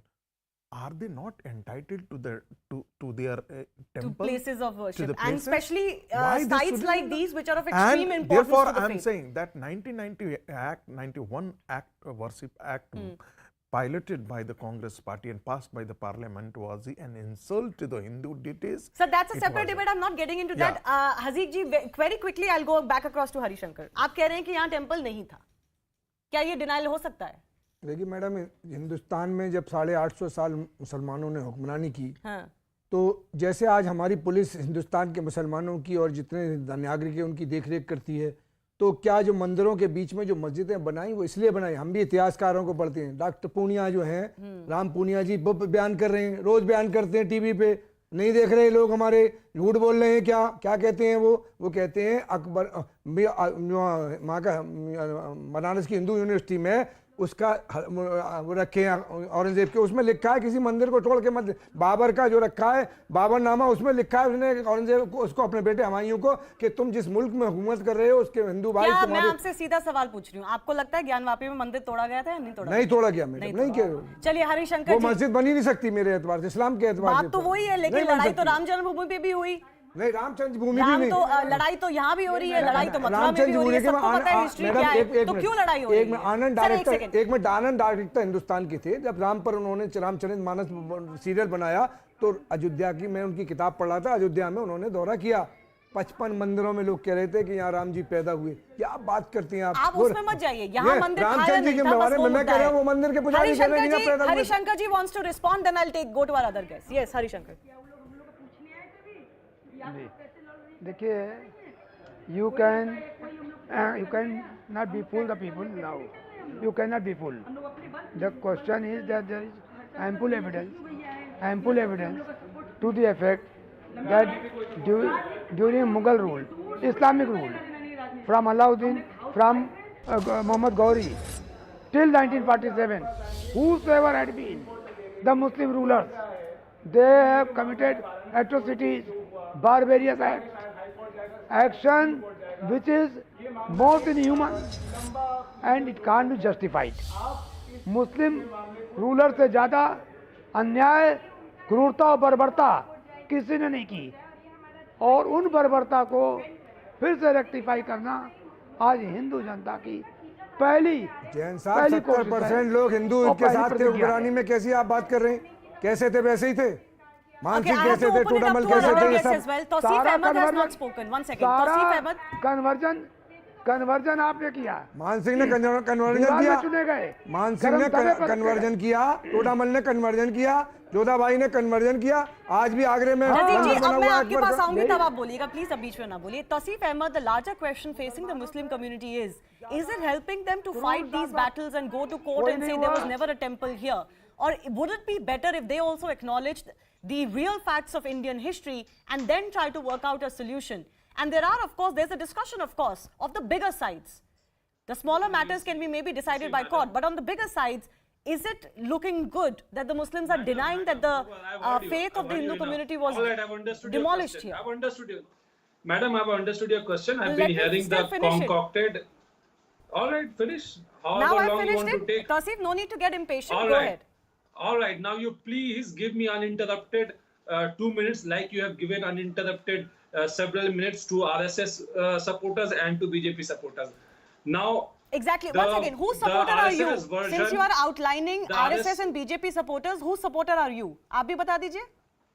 I am anti-RSS and anti-hate. That should suffice. Yeah, that's a self-certification you have given to yourself that you are anti-hate. ये certificate आपको कहाँ से मिला है कि आप anti-hate हैं? चुप रहे ना मैडम, चुप रहे थोड़ा. नहीं, तौसीफ बदतमीजी मत कीजिए. तौसीफ बदतमीजी मत कीजिए. तमीज से बात कीजिए. 2 मिनट चुप रहो, बैठो. 2 मिनट चुप बैठो. तौसीफ तमीज से बात कीजिए और दूसरों पे इल्जाम मत लगाइए. आपको अपनी बात रखनी है तो रखिए. अरे madam, please do not interrupt me. I will interrupt if you act smarter. Don't act smart with me. You will give me 2 uninterrupted minutes. I will give you time. I asked you who gave you the certificate of being anti-hate. कहाँ से मिला ये certificate? I know you are a Hindu. You will take Hindu side. You will say you will want to believe the Hindu version. ऐसे तो मैं आपके religion पे भी बोल सकती हूँ, पर मैं नहीं बोलूँगी. तौसीफ, आप तमीज से बात कीजिए और आप अपने टेम्परामेंट को, What is this, madam? Please आप अपने टेम्परामेंट को कंट्रोल करिए. आपके यहाँ पे allegations और हॉटीनेस लेने के लिए भी यहाँ कोई नहीं बैठा है. आपको जरूरत ही नहीं थी किसी और गेस्ट के ऊपर कमेंट करने की. You done? Now keep quiet, madam. नहीं, आप तमीज से बात कीजिए पहले. Now just listen. ज्यादा दोस्त मेरे को मत दिखाना. I am not one of those who is going to get afraid of this. आप तमीज से बात कीजिए पहले. अरे you are one of those who will lose your job as soon as the government falls. ठीक है, तो आपको इतनी चिंता क्यों है? मैं वही पूछ रही हूँ, आपको नौकरी कौन दे रहा है? तो सिर्फ आपको नौकरी कौन दे रहा है? आप बताइए ना. दूसरों की नौकरी पे आप बात कर रहे हैं. आपको नौकरी कौन दे रहा है? This is अगर बकली हो तो नहीं, आप ज्यादा चौड़े मत होइए. तौसीफ, तमीज से बात कीजिए. आपकी गाली सुनने के लिए कोई नहीं बैठा यहाँ पे. अरे बाबा, there are 2 versions. Does he wants to come in? What 2 versions. अरे बकली हो, अभी चुप रहो. 2 versions. अपने टॉपिक पर रहिए. One is about history and the other is about the legal aspect. Now the historical aspect, the recorded history. You have talked about Aurangzeb. It is not the advocate who is talking. It is the Muslim who is talking. Now Tawseef is a Muslim. And he is a radical Muslim. He is a radical Muslim and that is why he is talking like this thing. Okay. चलिए Tausif. He is not a political analyst. Don't forget about that. He is a political analyst. Can I just allow him to allow him. point? Tawseef. अरे रागी is a WhatsApp university छात्र. I know him very well. Baby, now demolish. Sangeet Ragi, I am requesting you. You please don't get into this. Don't get into this. If he wants to maybe make some allegations against me, you don't get into it. He's a radical fanatic. Don't get into it. Sangeet Ragi, I am requesting you. Yes, Tawseef. What is it that you want? We have lost already 2 minutes. Because you have been interrupting. That's fine, please, but you do not dare make allegations against other members of the panel. It is as simple as that. आप किसी high horse पे नहीं बैठे हैं, आपको नहीं allow करूंगी मैं.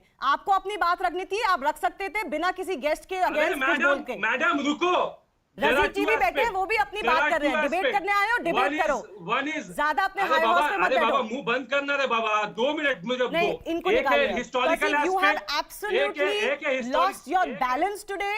दिस चुप रहिए, मुंह बंद रखिए. इस तरह की भाषा हमारे यहाँ नहीं बर्दाश्त होती. आप तमीज से बात कीजिए. मदन मोहन भी पेशेंटली वेट कर रहे हैं. मदन मोहन, आपको क्या लगता है, आप भी एक पक्षकार हैं, क्या जो लार्जर फाइट है ज्ञानवापी मॉस्क की, क्या आपको लगता है कि वो फाइट बढ़ेगी अब? जी हेलो. हाँ जी मदन मोहन जी बोलिए. जी मैं सुन रहा हूँ. जी बोलिए. मैं आपसे पूछ रही हूँ कि आज का जो मेंटेनेबिलिटी का ऑर्डर आया है, आप उसका इम्पैक्ट क्या देखते हैं? इसका बड़ा दूरगामी हमें दृष्टिगत हो रहा है जो परिणाम होगा। और ये निर्णय माननीय जिला न्यायाधीश वाराणसी का, इससे जितने भी हमारे विवादास्पद मंदिर रहे हैं, जहां पे भग्नावशेष हैं, उसके आज भी प्रमाणिक स्थान हैं, पूरे देश को, करोड़ों देश के हिंदुओं को, सनातनी हिंदुओं को सांस्कृतिक धार्मिक न्याय प्राप्त करने का मार्ग प्रशस्त हो रहा है। और इसको, जहां तक ज्ञानवापी मस्जिद का विषय है, ये मस्जिद नहीं मस्जिद है। और उसके पार्श्व भाग में मंदबुद्धि का भी व्यक्ति यदि खड़ा होकर देखेगा तो वो कहेगा कि ये तो नागर शैली का भग्नावशेष मंदिर का है। इसलिए ये जो भी दलीलें दी जा रही हैं मूर्खतापूर्ण है। और इनको अगर ऐसा ही है तो पूरा सर्वेक्षण करा लें, मालूम हो जाएगा। और कार्बन डेटिंग हो जाए जो हमारे पूज्य शिवलिंग प्राप्त हुए हैं। इस नाते ये कहना मूर्खतापूर्ण। आज माननीय न्यायालय का जो भी निर्णय है बहुत ऐतिहासिक है। इससे पूरी काशी ही नहीं, संपूर्ण जो धार्मिक जगत है भारत का, वो अति प्रसन्न है। और भविष्य में ऐसे ही विवादों का, जो कि सांस्कृतिक धार्मिक न्याय का विषय है, उस पर हमें मार्ग निष्कंटक हो रहा है। उसके लिए हम आज अत्यंत जो प्रसन्न बाकी हैं। जो मुद्दे हैं, जो लार्जर मुद्दा है मदन मोहन जी, उसमें तो अभी भी 1991 प्लेसेस ऑफ वर्शिप एक्ट आएगा ना। इस केस में तो एक स्पेसिफिक इशू था कि 1993 के बाद पूजा बंद की गई, तो बहुत इजी हो गया केस। लेकिन बाकी किस्सों में वो केस इजी नहीं है। नहीं, इसके लिए हमारे मित्रों ने सुप्रीम कोर्ट में इस पर याचिका दाखिल की थी। और ये संविधान सम्मत नहीं है, ये अधिरोपित अधिनियम है। जी। अनुच्छेद 25 इसके खिलाफ है। तो संविधान की जो मूल भावना, उसके विपरीत यह जाता है।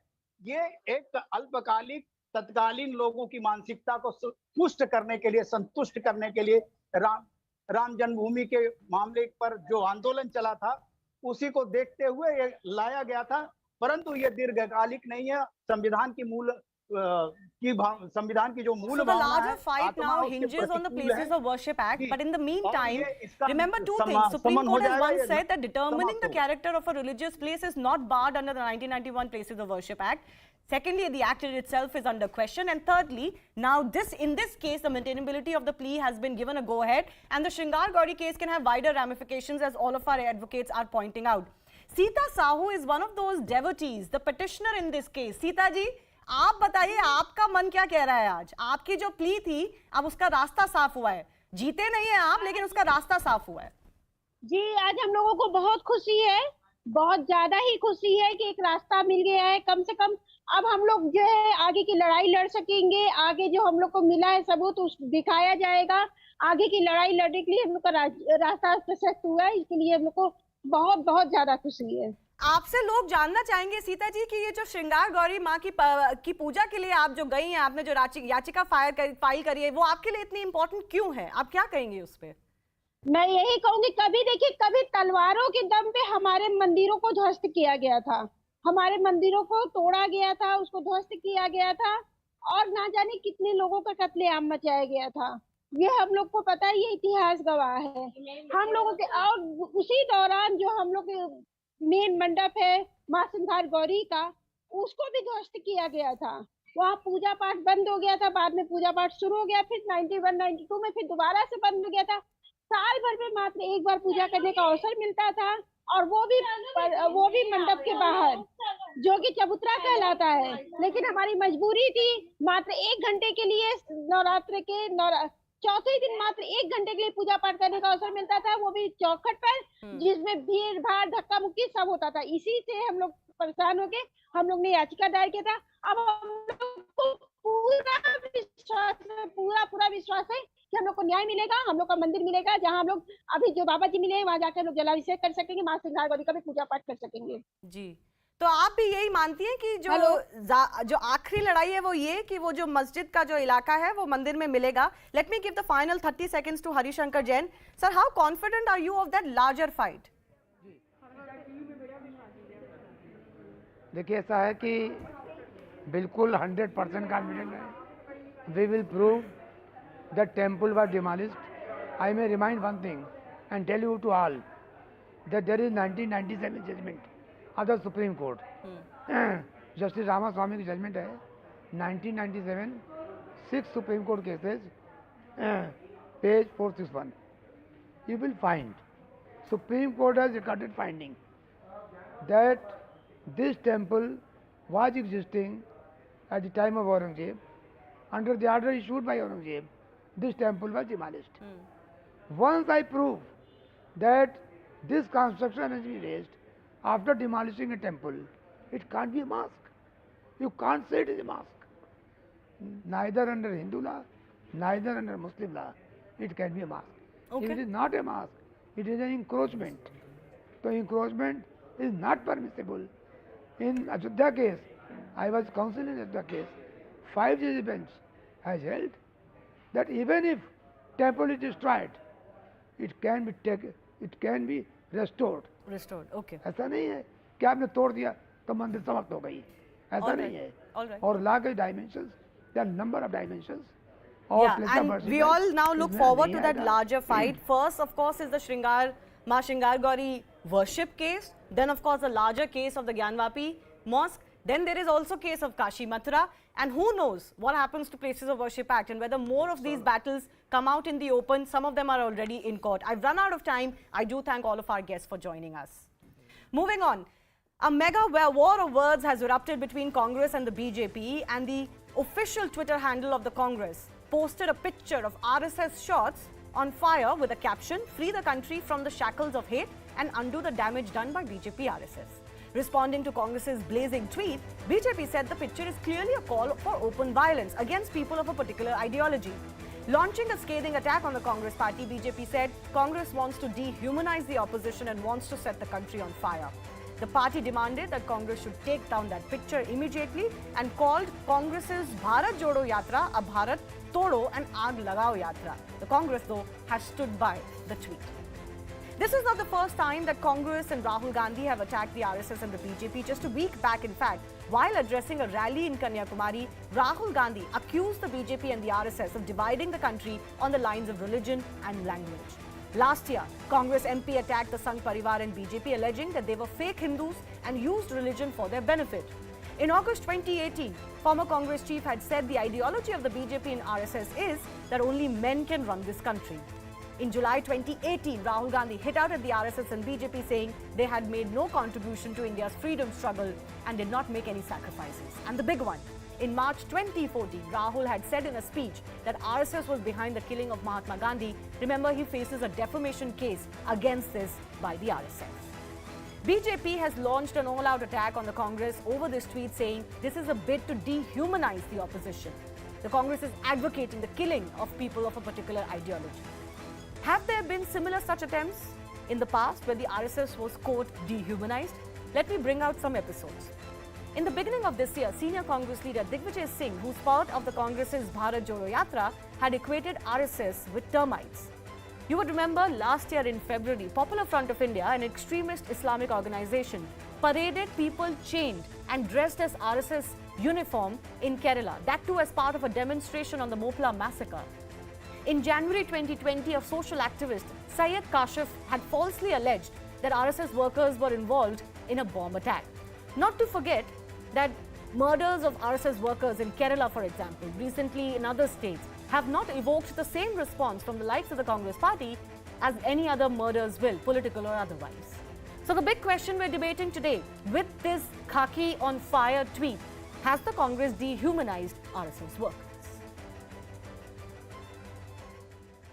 Those who are associated with a particular ideology, they should be killed, they should be eliminated. They have no place in the politics of Kerala. This is blatant instigation of violence, Mr. Rahul Gandhi. Those who stoke the fires of hatred, those who stoke the fire of bigotry and prejudice, must be prepared to take some things back. एक तो hatred से आप जोड़ना चाहते हैं क्या? Hatred वो पाल रखे हैं बहुत पहले से.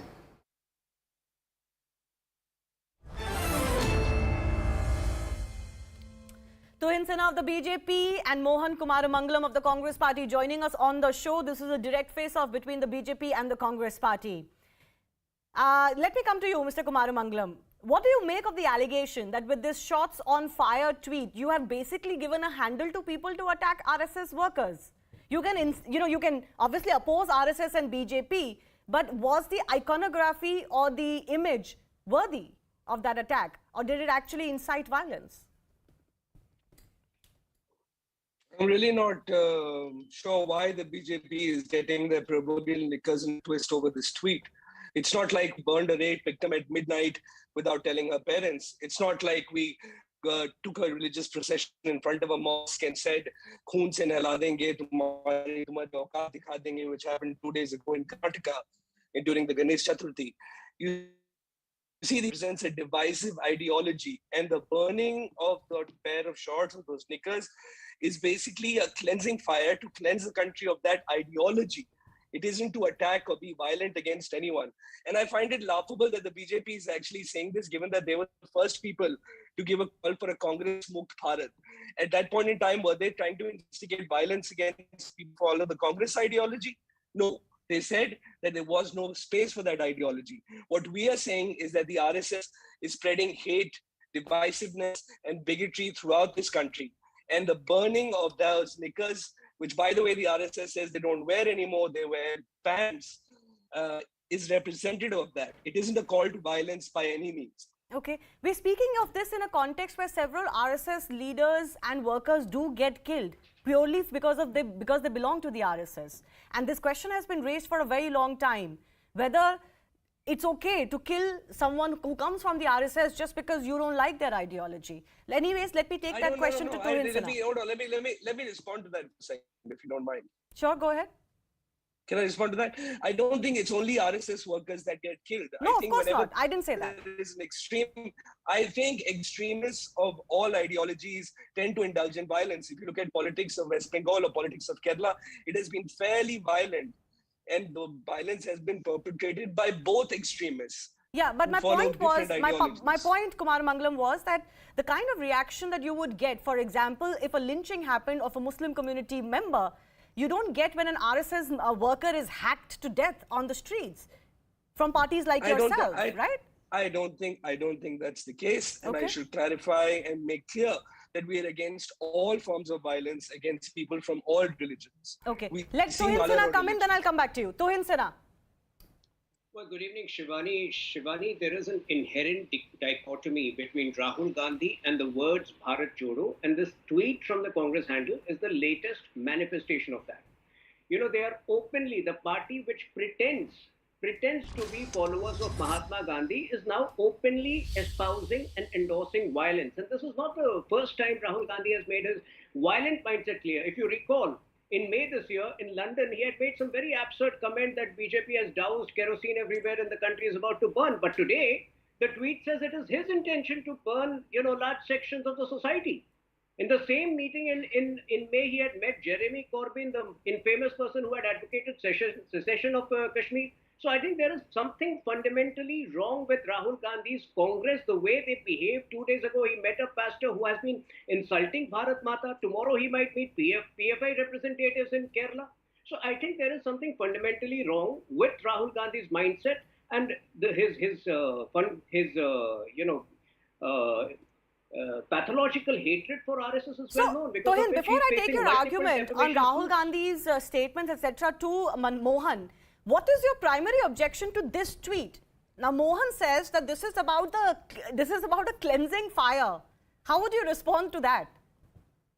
No, the symbolism is very clear. They feel that that this cleansing fire, so-called cleansing fire, needs to be put at a certain ideology, a certain section of people. They don't realize that section of people, that ideology, the social organization which represents that ideology is today the world's largest organization. So which is why the Congress is increasingly redundant, outdated, and instead of rectifying their own flaws, they are planning to douse the entire country. But Mohan says that if the BJP can say Congress Mukt Bharat, why can't they show RSS shots burning? Congress Mukt Bharat is a reality today, and it is because of their ineffective and lackluster leadership. In the last 8 years, barring 2 or 3 states, where is Congress?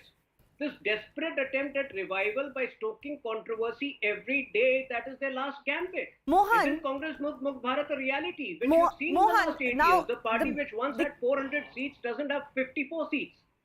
Mohan, the Congress could have come Let out me, with its own slogan wait. of RSS Mukt Bharat or ban RSS or reject RSS. Do you believe that this image is indeed an ominous image and that image could have been avoided? You could have got your message out in multiple other ways as the Congress party does on a daily basis. Let me ask you, when you light a fire in a yagna at your home, when you go into a new house, when you do a Greh Pravesham in the Hindu religion, are you trying to burn your home down?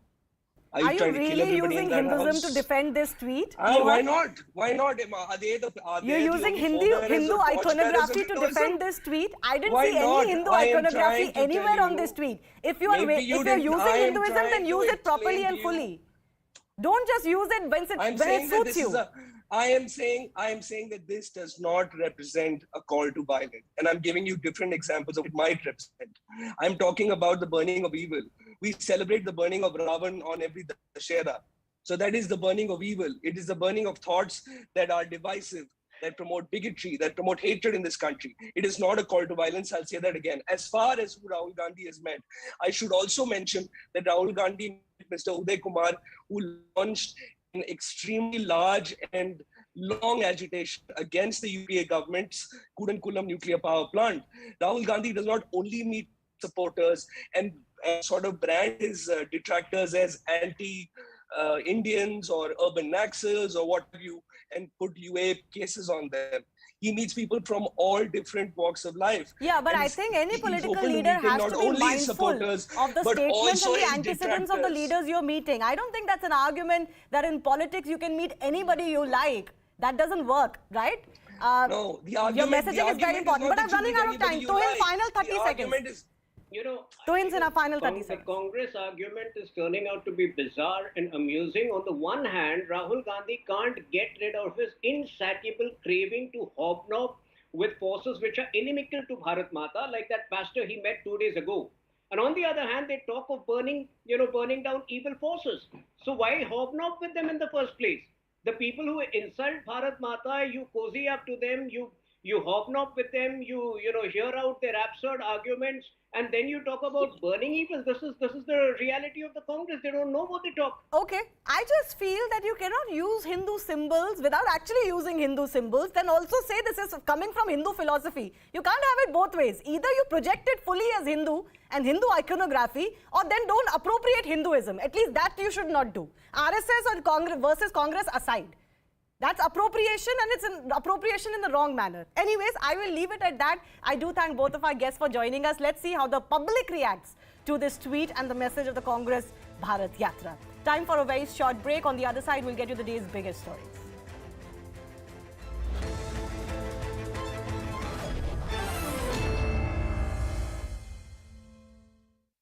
आने वाले दिनों में आपको बेहतर perform करते हुए दिखेगी। अच्छा, लेकिन ये कहा जाता है कि मुंबई मॉडल कोविड मैनेजमेंट की पिछली सरकार में कोविड बहुत अच्छे से किया गया था, मैनेज किया गया था। Do you agree, disagree? Covid अच्छे से मैनेज हुआ कि नहीं पता नहीं, पर कुछ इंटरनेशनल अखबारों में न्यूज़ अच्छे से मैनेज हुई, वो मैंने देखा।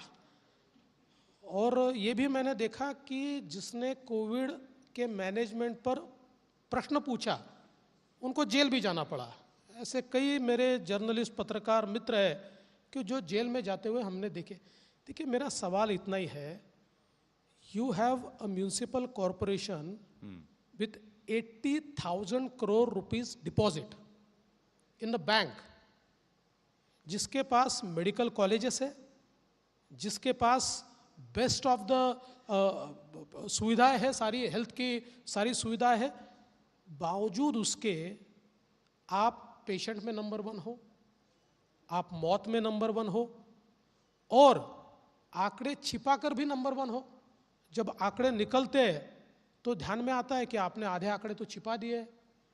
तो मैं ऐसा मानता हूँ कि जिसके पास इतने रिसोर्सेस है, वो अगर इस प्रकार से परफॉर्म करता है तो इसके लिए हम उसको शाबाशी दे या उसको प्रश्न पूछे।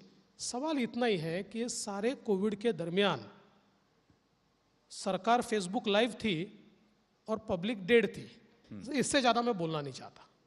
80,000 करोड़ का डिपॉजिट आपने कहा। आशीष शेलार जी भी आए, नमस्ते। बहुत सारे परिचित दिख रहे हैं। मुंबई नगरी आते हैं तो सब हर जगह दोस्त ही मिलते हैं।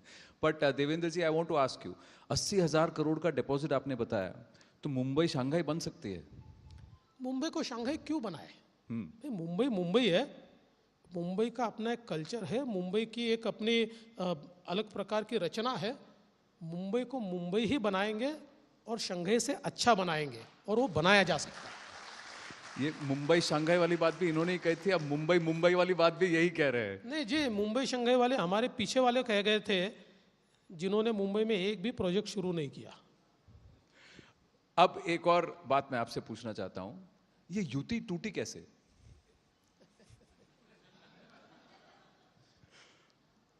ऐसा है कि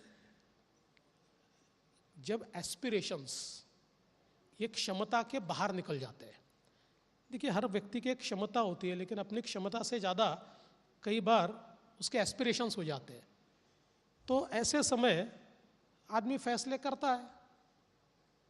तो हम तो अलायंस में लड़े, और जिस समय अलायंस में लड़े, हर सभा में, चाहे वो प्रधानमंत्री जी हो या गृह मंत्री जी हो, हमारे अध्यक्ष जी हो, सबने ये कहा कि देवेंद्र फडणवीस के नेतृत्व में लड़ रहे, बीजेपी का मुख्यमंत्री बनेगा। तब स्टेज पर उद्धव जी थे, वो भी ताली बजाते थे। उन्होंने भी कई बार कहा मेरे नेतृत्व में चल रहा है। अब बाद में रिजल्ट आने के बाद मुझे नहीं पता क्या हुआ, तो इसलिए मैंने कहा कि क्षमता से बड़ा एस्पिरेशन हो गया, क्योंकि उनके तो चुनकर आए थे 56, हमारे चुनकर आए थे 105। हम जितनी सीटें लड़े उसमें हमारे 70% चुनकर आए, वो जितनी सीटें लड़े उसमें 42% चुनकर आए। तो इसका सीधा मतलब ये था कि हमारे कारण उनको मैंडेट मिला था, मोदी जी के चेहरे के कारण उनको मैंडेट मिला था। लेकिन उस मैंडेट को नकार कर मुख्यमंत्री बनने की एस्पिरेशन के कारण उन्होंने कांग्रेस और एनसीपी के साथ जाना ठीक माना, तो युति टूट गई। देवेंद्र जी, मैं आपसे ये जानना चाहूंगा, 5 ट्रिलियन का ख्वाब है, दैट जाका ऑल्सो मेंशन। एक स्टेट ने तो कह दिया 1 ट्रिलियन, महाराष्ट्र कितना कर सकता है? 1 ट्रिलियन कहने वाला पहला स्टेट महाराष्ट्र था, और 1 ट्रिलियन पहुंचने वाला भी पहला स्टेट महाराष्ट्र होगा। अब इसी से जुड़ा दूसरा सवाल, 5 साल के आपके कार्यकाल में आपने बहुत कुछ किया, वाटर कंजर्वेशन को लेकर किया, क्राइसिस मैनेजमेंट किया, डेवलपमेंट के लिए किया, मेट्रो का काम, कोस्टल रोड मुंबई में काम। उसके बाद जो हुआ तो उसमें महाराष्ट्र आगे बढ़ा है कि पीछे आ गया है? आपका रिपोर्ट कार्ड क्या कहता है पिछले 2.5 साल का? देखिए, ऐसा है कि पिछले 2.5 साल के बारे में आपने पूछा, तो मैं इतना ही कहूँगा कि 2.5 साल में क्या हुआ, ऐसा अगर किसी भी आम नागरिक को हम पूछे तो उसको पता ही नहीं है क्या हुआ। क्योंकि जो प्रोजेक्ट्स हमने महाराष्ट्र में शुरू किए थे उनमें से कुछ को बंद कर दिया गया, बाकी कुछ चल रहे हैं, एक भी नया प्रोजेक्ट शुरू नहीं हुआ।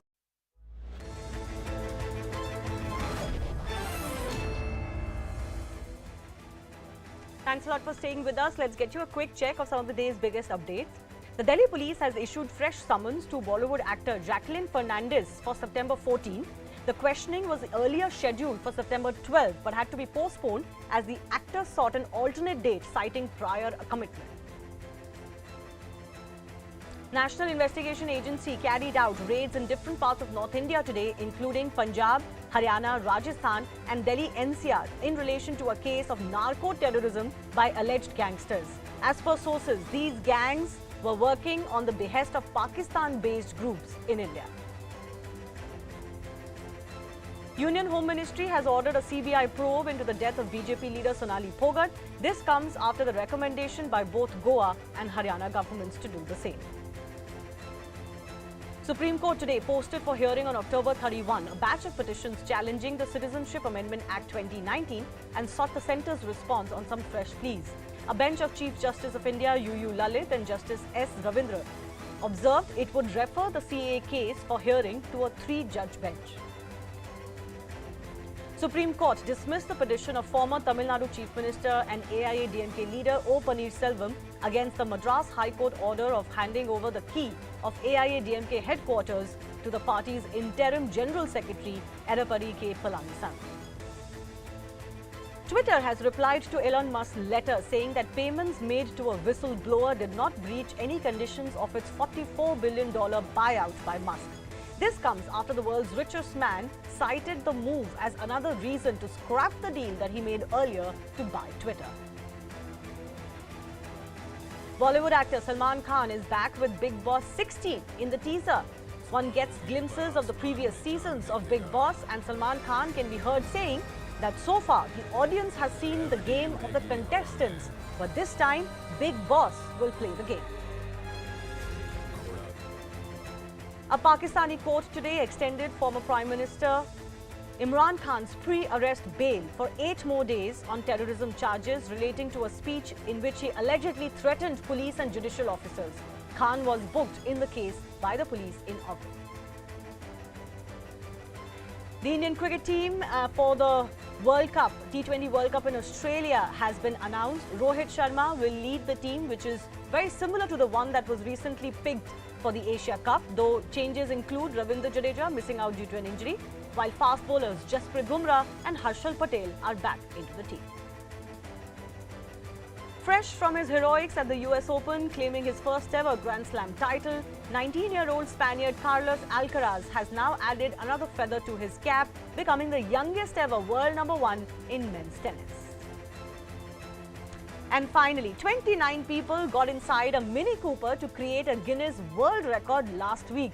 We leave you with the video of that record as shared by Guinness World Records itself. Thanks a lot for watching.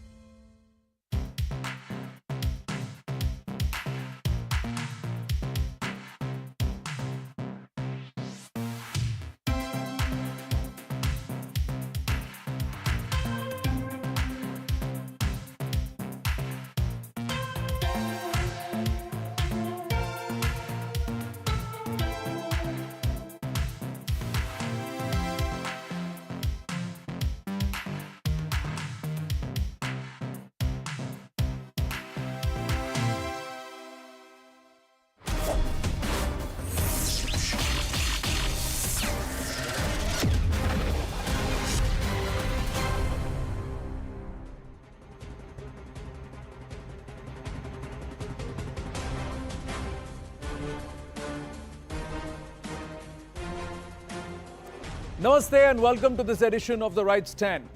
Ladies and gentlemen, should the law not be equal for everyone? Obviously, the answer is yes. So, if an act of parliament can be challenged in the court of law with the grounds that this act is not favorable to the people at large, so then that's a good position, that's a right position. But then, can an act of parliament be rejected by the court or turned around and said that this does not apply in a particular case and therefore a case be created? And should people turn around and say, oh, this act has been passed by parliament, so the court cannot take a position about it or around it? Now, is that not a double standard? In the Gyanvapi matter, there are multiple aspects to this entire Gyanvapi aspect of Kashi Vishwanath, ladies and gentlemen. Let's understand this very clearly. What's happened today is with respect to Ma Shringar Gauri. The deity of Ma Shringar Gauri is in the northeast corner of this Gyanvapi Parisar, and that too behind on a wall. That's where Ma Shringar Gauri is.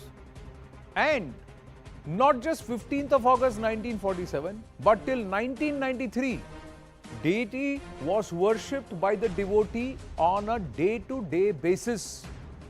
There was continuous worship of the deity. Let me ask you another question. Think about it. Is worship different than prayer? You can pray anywhere and everywhere. But can you worship anywhere and everywhere? Are these two different concepts? Again, a matter that needs to be thought about. This fight Why is it a fight is another question. Why should there be a fight where one Paksh can say, I have the right to pray here, but will stand in court and say that the other Paksh does not have the right to worship here despite them worshipping way beyond that date of 15th August 1947. So my right to pray should be upheld, but another group's right to worship and right to pray will be limited or restricted. Is that equanimity? Is that samabhav? Is that Ganga Jamuni? These are questions. But who is going to decide this? It is the court of law.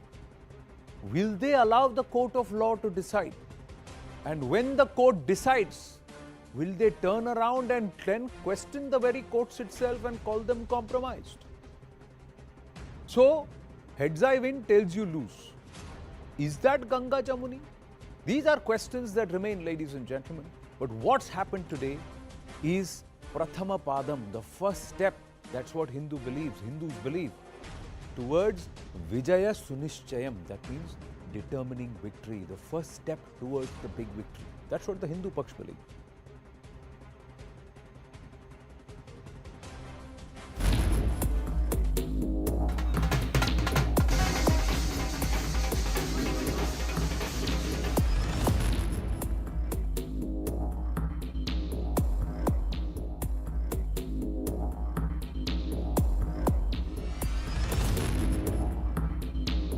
प्रतिपक्ष का जो है 7-11 इस पर लागू नहीं होता, वक्फ board लागू नहीं होता और इसमें हिंदू समाज की तरफ जीत हुई है।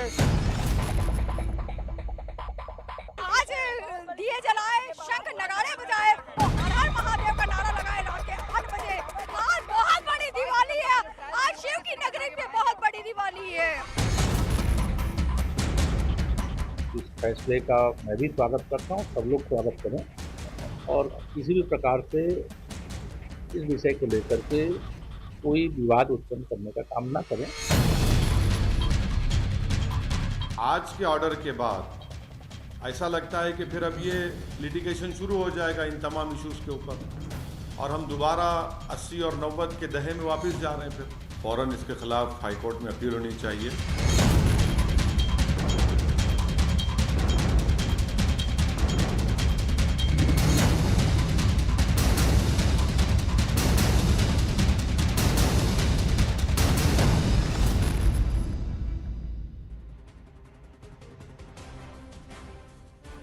So that's the straightforward question. Can the Hindu Paksh prove the case? So we'll test the Hindu Paksh this evening, ladies and gentlemen. You will look at the panel and you will say, oh, where is the Vipaksh? Fact is, we are just going to ask the Hindu Paksh, it's your day of victory. The next step is that you have to prove your case. So do you have enough merit to prove the case? So we'll have a lot of people who have filed a lot of cases as far as this entire aspect of right to worship and right to pray for the Hindu Paksh at various levels, and we will test them, including the lawyer in this case, Harishankar Jain's son, Vishnu Shankar Jain, who's one of the chief petitioners. He's also moved court on some of the other matters with Adi Vishweshwar and the Shivling. But this is Ma Shringar Gauri. That's what we will talk about and limit ourselves tonight. The 10 big takeaways from the court order. 26 pages of the court order, where 3 acts or 3 laws have been tested and then rejected.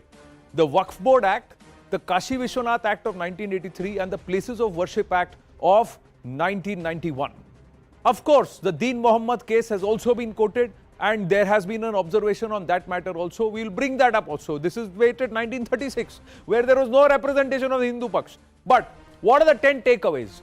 Suit is not barred by any provision of Places of Worship Act. First one. The next point, very clearly, the foundation has been laid to establish Hindu character of the property by the Hindu Paksh. That's also mentioned in the judgment. But they have to go ahead and substantiate it.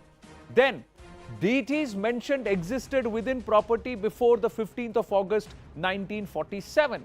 Thereafter, they say the Ayodhya case establishes the right to initiate suit to protect the deity. The Ayodhya case is also mentioned to decide what should define or what defines the religious character of a place, and that is a particular structure important for prayer And is a particular structure important for worship?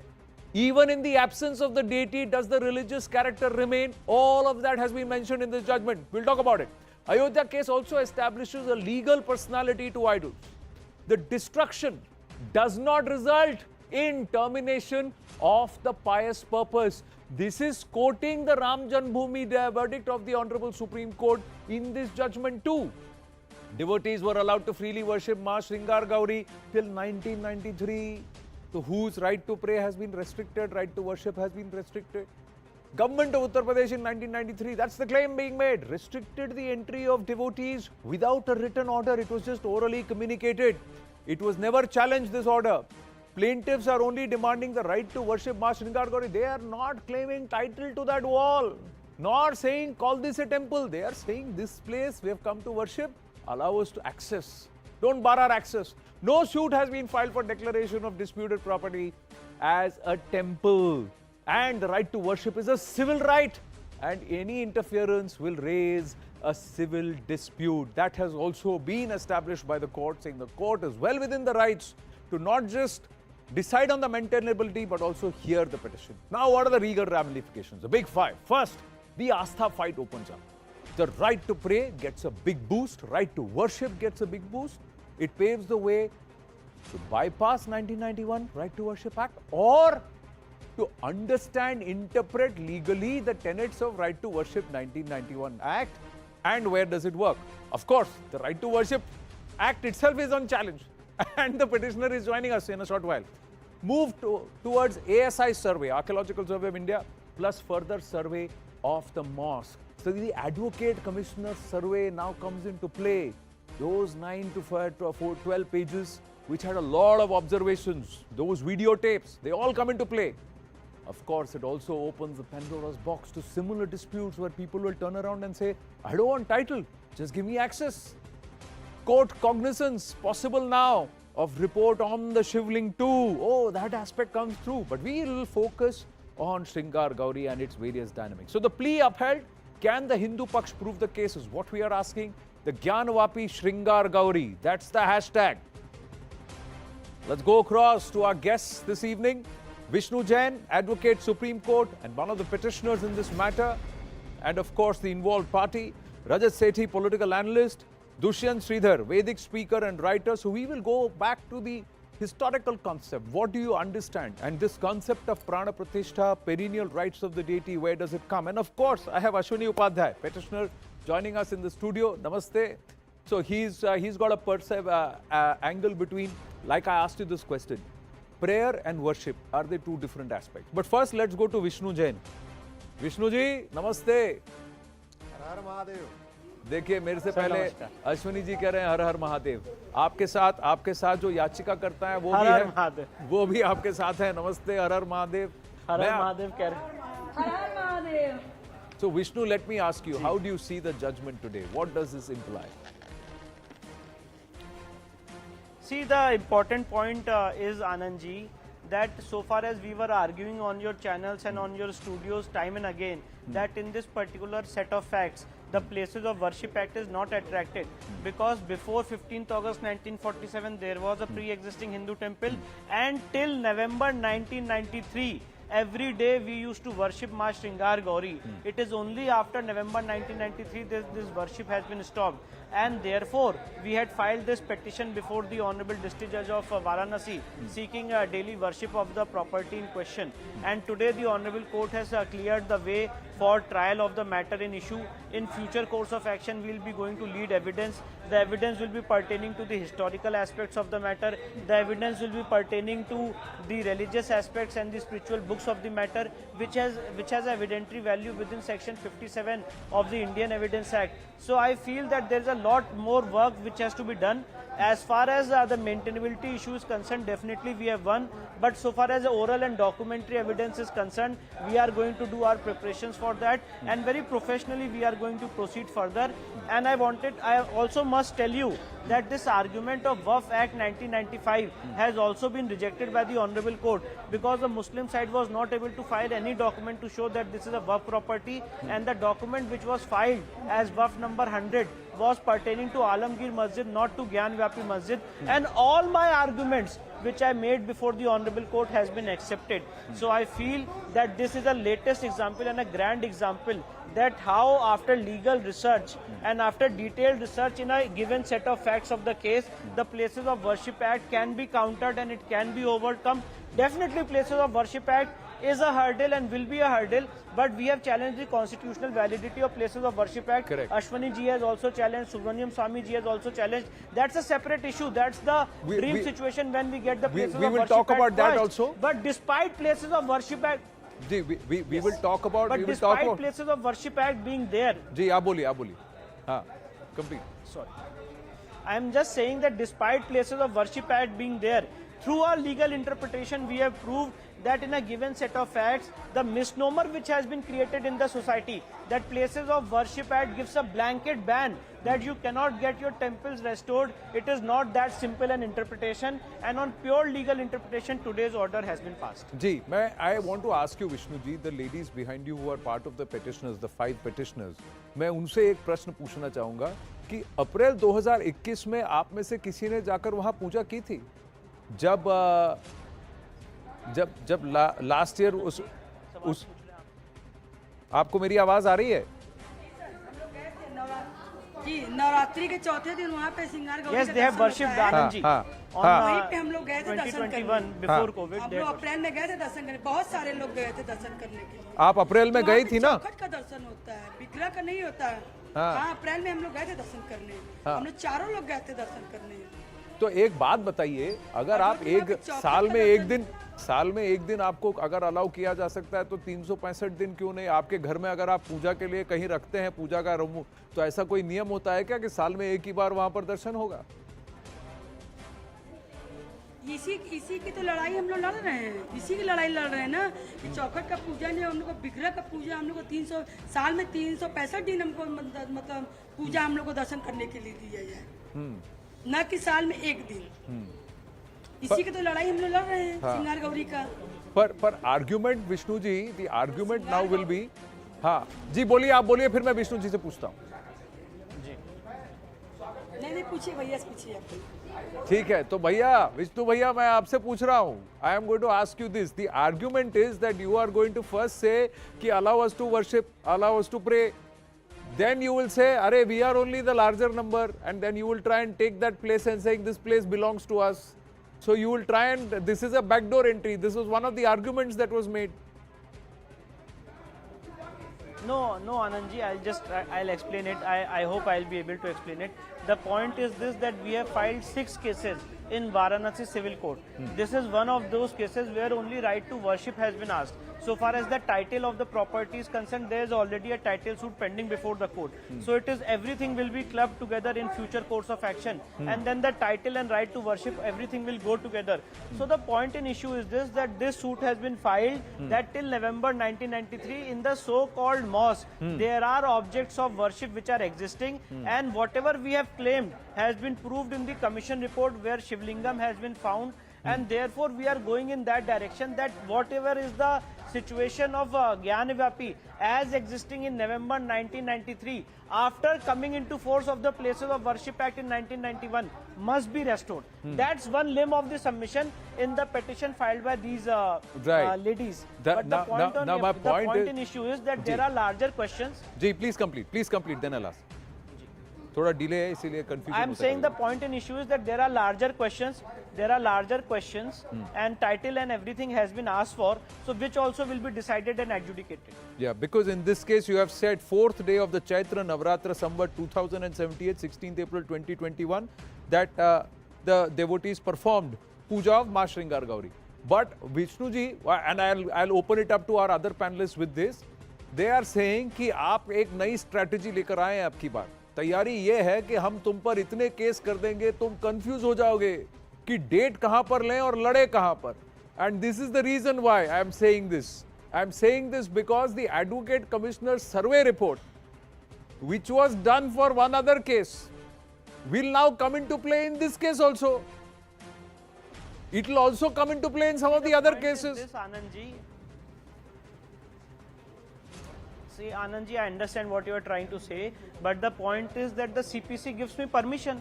Rule 4A of the CPC gives permission of clubbing of all the matters, and then if a report has come in one given set of facts, that report can be given, that report can be read into the other cases which have been filed for the similar issue. So this is the point. The point is of filing of the cases for restoration of our temple. Lord Shiva, who is the destroyer, can never be destroyed, and therefore he is the creator also, he is the destroyer also. He can never be destroyed, and therefore this is a legal battle for restoration of the temple of Lord Shiva. And let me tell you, Anandji, it is not my words. Honorable Mr. Justice Ramaswamy, in the judgment delivered by the Supreme Court, where the Kashi Vishwanath Act was constitutionally challenged, in that judgment he has said that out of 12 Jyotirlings, 5 Jyotirlings are Swayambhu, and this is the very first of all the 5 Jyotirlings. So it has our own, this Kashi place, and this particular place has very significant role for the members of the Hindu community, and therefore time and again we are saying that it has to be restored. There is categorical evidence that even after demolition by Aurangzeb, Hindus used to worship in the plinth of the so-called mosque, and no temple has been, and the so-called mosque has been constructed over remains and ruins of a Hindu temple. And Anandji, today I want to say something on your channel. When people say and argue this proposition of law that once a mosque, always a mosque, अगर एक बार कोई वफ की संपत्ति हो जाती है तो हमेशा वफ की संपत्ति रहती है। भाई मेरा भी तो हिंदू लॉ है, उसको कोई कब सुनेगा? आज कोर्ट ने सुना है और समझा है, जो मैं बराबर चिल्लाता चले आ रहा हूं कि अगर एक बार कोई संपत्ति देवता में निहित हो जाती है तो समय के अंत तक देवता की रहती है। ये ऑनरेबल जस्टिस बीके मुखर्जी का हिंदू लॉ है, ये पीवी कार्णी के धर्मशास्त्र में जो भारत रत्न रहे हैं उनका ये लॉ है। तो वो सारे हिंदू लॉज को भी पढ़ना है और इसीलिए उसी के आधार पर धार्मिक स्वरूप तय करना है। करेक्ट, बट आप तो लॉ तब पढ़ेंगे जैसे आप देखना चाहते हैं Vishnu ji. There will be others who will see the law as they want to interpret it. But Dushyant Sridhar, before I bring, if with your permission, I'm just going to bring in some of our other friends this evening, and then I'll come back to you, Vishnu ji, and please feel free to jump in whenever you want. It's an open discussion. So, Ashwini ji, before I come to you on the legal aspect, I'm just going to Dushyant Sridhar, is a Vedic scholar. So let me ask you, the counter argument is that once the Isht is there, Pran Pratishtha is done, the deity is there perennially. So whether I worship him once in a year or whether I worship him all 365 days, it's the same matter. Deity is always present. So why do you have to worship all 365 days? Namaskaram Anand and namaskaram to my fellow panelists. With respect to the Agama as a science that kind of dictates as to how temples should be constructed, how the deities, the Vigrahams or the Murtis have to be established, the Prana Pratishtha has to be done, and how regular maintenance has to be done. With that little knowledge, I can tell you, be it the Vaishnava Agama or the Shaiva Agama, Aradhanam has to be done Trikalam. It has to be done in the morning, in the noon and in the night. So the understanding in Sanatana Dharma is, Anand, that the deity whom we establish in a certain temple is like our very own child. So we need to take care of the child 3 times in a day. We don't take care of our child once a year. So that is the basic understanding of a Prana Pratishtha. And in temples that follow Agama, worship is done thrice a day and it is done 365 days a year. So even during the lockdown period, certain priests of most temples, though the devotees were not allowed, they were asked to do Aradhanam thrice a day. The temple Aradhanam was not shut. The temples were closed for the devotees, not for the Aradhanam, even during the pandemic period. So the first argument that, well, you can worship once a year doesn't hold well, because Sanatana Dharma dictates that you need to worship the idol 3 times a day. So that's one. And second thing, with respect to temples in Sanatana Dharma, though the religion as such believes that God is omnipresent, He is Sarvavyapi and so on, it does believe in the science that until I worship or realize the formless form of God, the idol worship is very, very important, which is the Vigraha Aradhana. Correct. So during the process of Vigraha Aradhana, temples are very important. That is why Rama, whose Janmabhumi is in Ayodhya by the banks of river Sarayu, Krishna's Janmabhumi, which is Madhura or Mathura by the banks of river Yamuna, and Kashi, which is a very, very important citadel of learning, especially for the Shaivism sect of Sanatana Dharma by the banks of river Ganga is very important. Unlike most of the Western religions that may not largely believe in a Punya Nadi or a Punya Kshetram, in Sanatana Dharma, Kashi is very, very important. So much so that people who couldn't travel till Kashi in the north made many pilot temples in the south. So it's called Shiva Kashi, Ten Kashi, and so on. So they started mimicking Kashi. Kashi is such an important place in Hinduism. And in Kashi, right from the times of, see, the destruction of Kashi temple did not happen just during the times of Aurangzeb.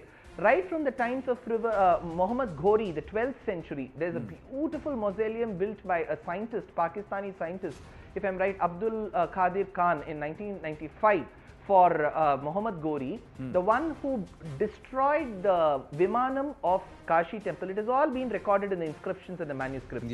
Followed by the Lodhi dynasty that destroyed, and then Aurangzeb took complete pride in his decrees to tell that I have ordered the destruction of the temples in Kashi. So all that is very well documented, not by a person of any other religion, but by a follower of Islam itself.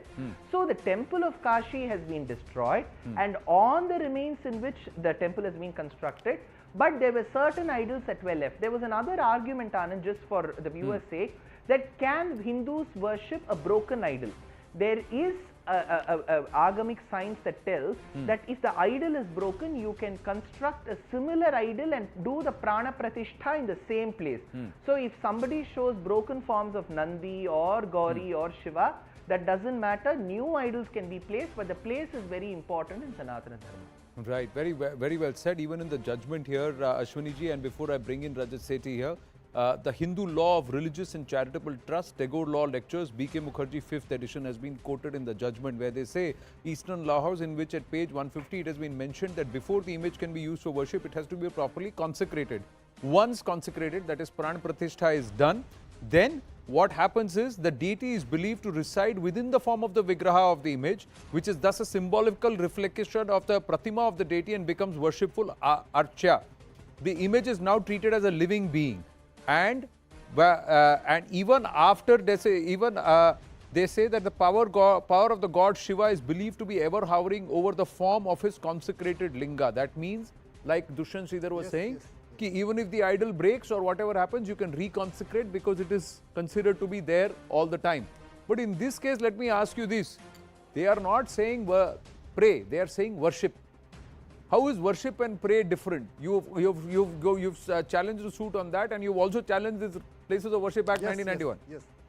There is a huge difference between place of worship and place of prayer. Place of worship मतलब पूजा स्थल, जहाँ पे पूजा करते हैं. मंदिर को पूजा स्थल कहते हैं.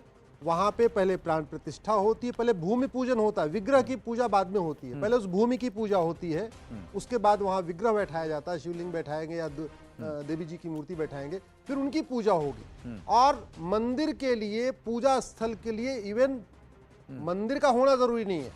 आप पीपल के पेड़ के नीचे वहाँ पे प्राण प्रतिष्ठा करिए, भूमि पूजन करिए, शिवलिंगम वहाँ रखिए, वहाँ पे पूजा शुरू कर दीजिए. कल को आंधी आए, अगर वो पीपल की डाल कोई टूट जाए या पीपल का पेड़ टूट जाए, उससे वहाँ की जो धार्मिक सैंक्टिटी है, रिलीजियस सैंक्टिटी, वो चेंज नहीं होती है. आप नीम के पेड़ के नीचे, पूरे भारत में बहुत सारे स्थानों पे नीम के पेड़ के नीचे शिवलिंगम रखा जाता है, प्राण प्रतिष्ठा होती है, फिर पूजा शुरू हो जाती है. कल को वहाँ नीम का पेड़ टूट जाएगा तो मंदिर थोड़ी खत्म हो जाएगा, पवित्रता वही रहेगी. प्रार्थना स्थल टोटली अलग है.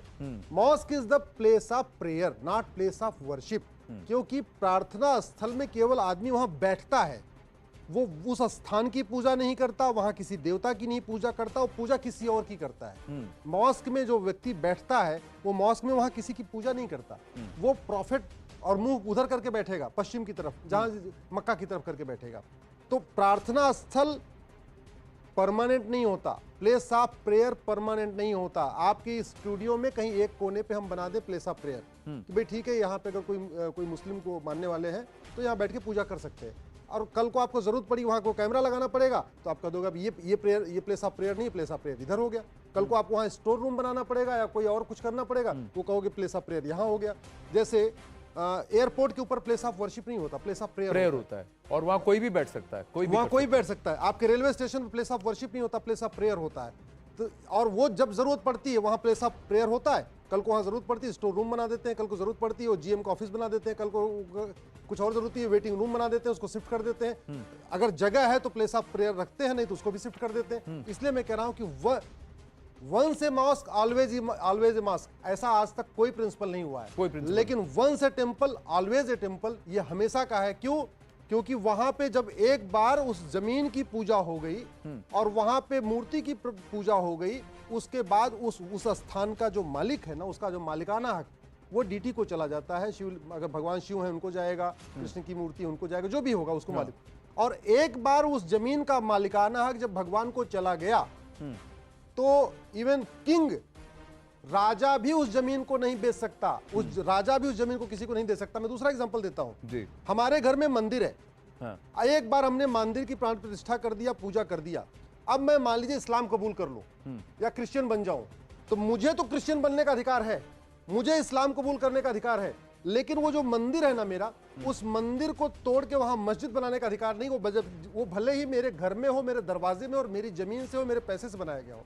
This is the principle. But that's a principle, but that's not what is followed. That is not what is followed. What is followed right now, and that's what the point is. Like Dushan Sridhar, there can be a counter argument. If Ma Shringar Gauri, where she is today, if that is going to create social strife and there is going to be a perennial conflict, why can't Ma Shringar Gauri be moved from there and established somewhere else, so the devotee can still access the deity, but there is a process of reconsecrating the deity? Anand, I just have to intervene if you can. Yeah, that is, I'm asking you only, Dushanti. Now to the question, I'll give you a very similar example in the south of India. For example, when Parvati was cursed by Shiva that she should be born on earth and she should be worshipping him, there is a place where she uses the mud, the earth, to construct a lingam. That is the place called Ekamreshwara temple in Kanchipuram. So now what happens is the lingam becomes important. At the same time, she has chosen that place. See, that place is very, very important for us. So, for example, you tell, let the Shringar Gauri move out. Probably, as per the Sthala Puranam of Kashi, Gauri has chosen that place. So, she has chosen that place, so she should be asked again if she is okay to move to that place. In Kali Yugam, it is a belief in Sanatana Dharma that in Archa form, Archa is the form where the god exists in the form of idols. So, in that form, Archaka Paradhinaha, she always listens to the priest, or he or she listens to the priest. So, in this case, the gods have chosen in the previous yugas that this is the place where they are going to station themselves. So, I don't think you or I, even though we might call ourselves devout Hindus, have any right to shift the idol to another place. We don't have the right. Rajat Sethi. Now, Asaduddin Owaisi has... have the right. No, Asaduddin Owaisi comes out and says that this is going to have a destabilizing effect, the court order. Well, that's for the law and order agencies of the respective states to take care of. He is not in charge of the law and order of Uttar Pradesh. Yogi Adityanath ji is. So we as citizens of this state, we expect him to ensure that no untoward incident happens. He has no locus standi on that. That's point number one. Point number two is that these two laws, which all the legal luminaries sitting in your studio today clearly said, the Places of Worship Act, and the second is the Waqf Act. These two are the principal troublemakers which have been challenged at various levels. Ashwini ji has challenged the Waqf Act even in the Delhi High Court level. These two acts, the more you read, the more you feel that these two acts cannot exist in a secular polity like that of India. They must go. We are establishing the basic foundations. As you said, there is a difference between places of prayer and the places of worship. These arguments, once concretized in the courts of the law, will form that foundation to completely finish off these two dark chapters of our legal history. And once that is done, it will pave way for ensuring that the titles are also cleared, the rightful, the title to the rightful owner goes, and whatever is done strictly as per law. And whatever the consequences, the state governments and the national government are both empowered to take care of. No, but we've seen that the similar sort of fear psychosis was built even with the Ayodhya issue. We've seen how deftly it has been handled. There are prior sort of experiences that the law and order establishment has had. Even today, they ensure that there are strict vigilances across the length and breadth of the state. And you see, there is not a single incident. So this fear-mongering Owaisi should limit himself to his areas where he does that perpetually and not worry too much about Uttar Pradesh. I just want to play out what Asaduddin Owaisi had to say, and then Ashwini ji, I'll get your reaction on it. ये जो आज order आया है, इससे देश में अब बहुत सी चीज़ें शुरू हो जाएंगी, क्योंकि 91 का एक्ट इसलिए बनाया गया था ताकि इस तरह के कॉन्फ्लिक्ट जो है वो हमेशा के लिए ख़त्म हो जाए। मगर आज के ऑर्डर के बाद ऐसा लगता है कि फिर अब ये लिटिगेशन शुरू हो जाएगा इन तमाम इश्यूज़ के ऊपर, और हम दोबारा 80 और 90 के दहे में वापस जा रहे हैं। फिर इससे अगर खुदा ना खास्ता अगर हम 80 और 90 के दहे में वापस चले जाएंगे तो ये हर जगह पर एक डिस्टेबलाइजिंग इफेक्ट पैदा हो जाएगा। साहब पहले अपने आप को ये क्लियर कर दें कि वो बाबर के वंश से हैं या तुगलक के हैं, लोधी के हैं, तैमूर के हैं, किसके हैं मुझे नहीं पता। अगर वो किसी डायनेस्टी के हैं, उसी से आगे बढ़ रहे हैं, उसी की ब्रांच है, फिर तो उनको एक बार बोलना चाहिए, क्योंकि ये लड़ाई हिंदू मुस्लिम की है ही नहीं है। ये लड़ाई भारतीयों की और आक्रांताओं की है। ये लड़ाई सनातन संस्कृति और विदेशी संस्कृति की है। ये लड़ाई स्वतंत्रता और गुलामी की है। हम आज 75वीं वर्षगांठ मना रहे हैं, हम आज़ाद हो चुके हैं। हमारे पूर्वज जिन्होंने जजिया दिया, बहुत सारी परेशानियां झेली, उन मंदिरों को बचाने के लिए बलिदान भी दिया, उन्होंने कभी ये सपना सोचा होगा कि कभी ये देश आज़ाद होगा, कभी ये यहाँ से जितने आक्रांता बर्बर आक्रांता जाएंगे, हमारे आने वाली पीढ़ियाँ फिर से यहाँ पे अपना उनको आज़ादी मिलेगी, तो उन मंदिरों को मुक्त कराएंगे, सपना सोचा होगा। जैसे आज हम जो काम नहीं कर पाते, हम अपने बच्चे से आशा करते हैं कि मेरा बेटा ये करेगा, मेरे बेटे का बाद वाला जनरेशन ये करेगा। अब अगर आज़ादी की 75वीं वर्षगांठ मना रहे हैं, आपके पास दो रास्ता है। एक रास्ता है भाईचारा वाला, तो अगर आप भाईचारे के रास्ते से चलना चाहते हो, सबसे अच्छा तरीका है कि जिन स्थानों का जिक्र कुरान और हदीस में है, आप वहां नमाज कंटिन्यू करिए। जिन स्थानों का जिक्र वेद, पुराण, गीता, रामायण, महाभारत में है, रामचरितमानस में, उसको छोड़ दीजिए। भाईचारा भी, सेकुलरिज्म भी मेंटेन होगा। अगर आप ये भाईचारा नहीं चाहते, आप चाहते नहीं कोर्ट के जरिए हम लड़ेंगे, फिर आप किसी को दोष मत दो। फिर आप टीवी पे मतलब ये धमकी देने की कोशिश मत करो कि ऐसे हो जाएगा, वैसे हो जाएगा, देश में उबाल। क्यों उबाल आ जाएगा? क्यों उबाल आएगा भाई?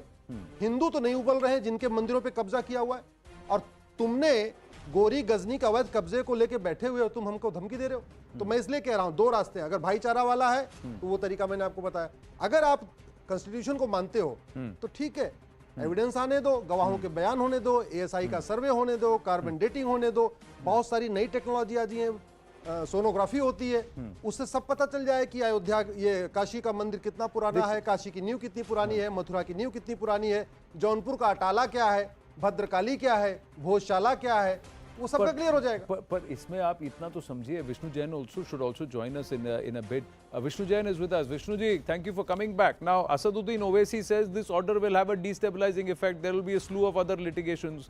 So Ashwini Upadhyay is saying that Asaduddin Owaisi should clear his point of view. Where does he stand? Does he stand with Bharatiya or Bharat, or with the Akrantas? Our Astha or Akrantas?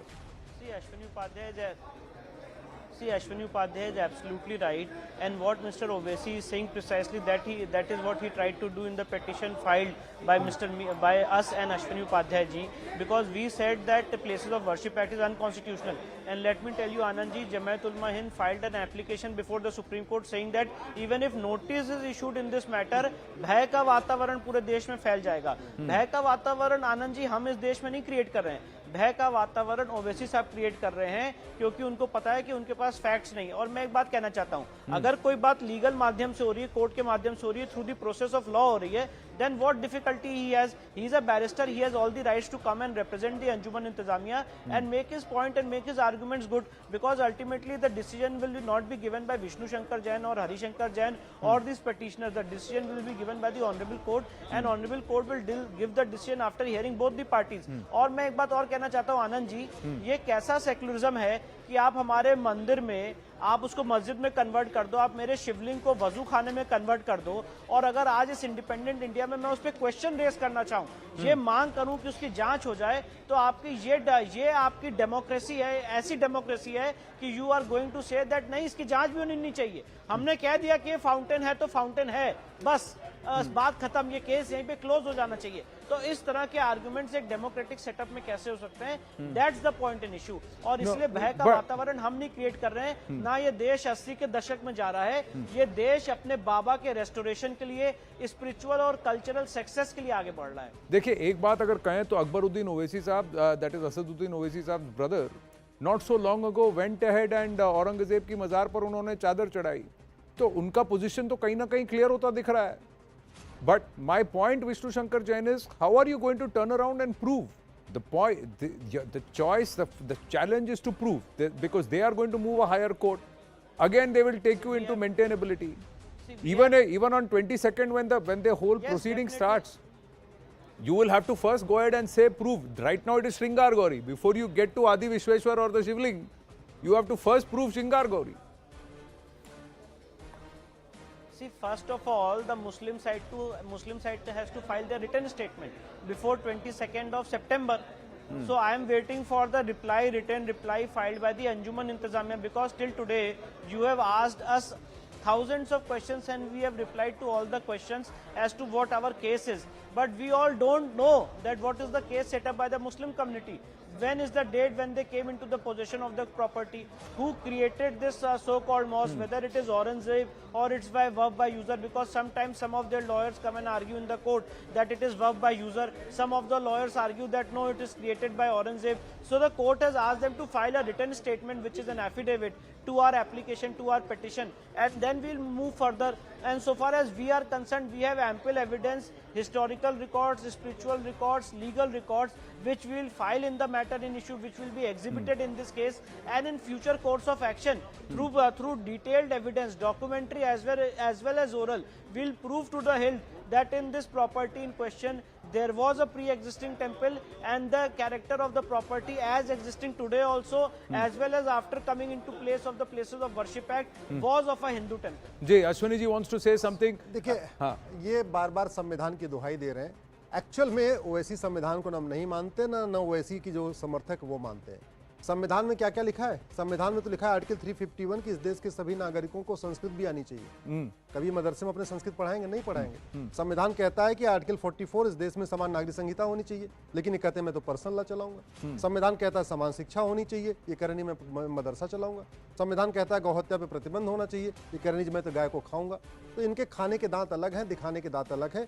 मेरा बहुत सीधी सी बात है, हमारे पूर्वजों के ऊपर तलवार के दम पे राज किया गया।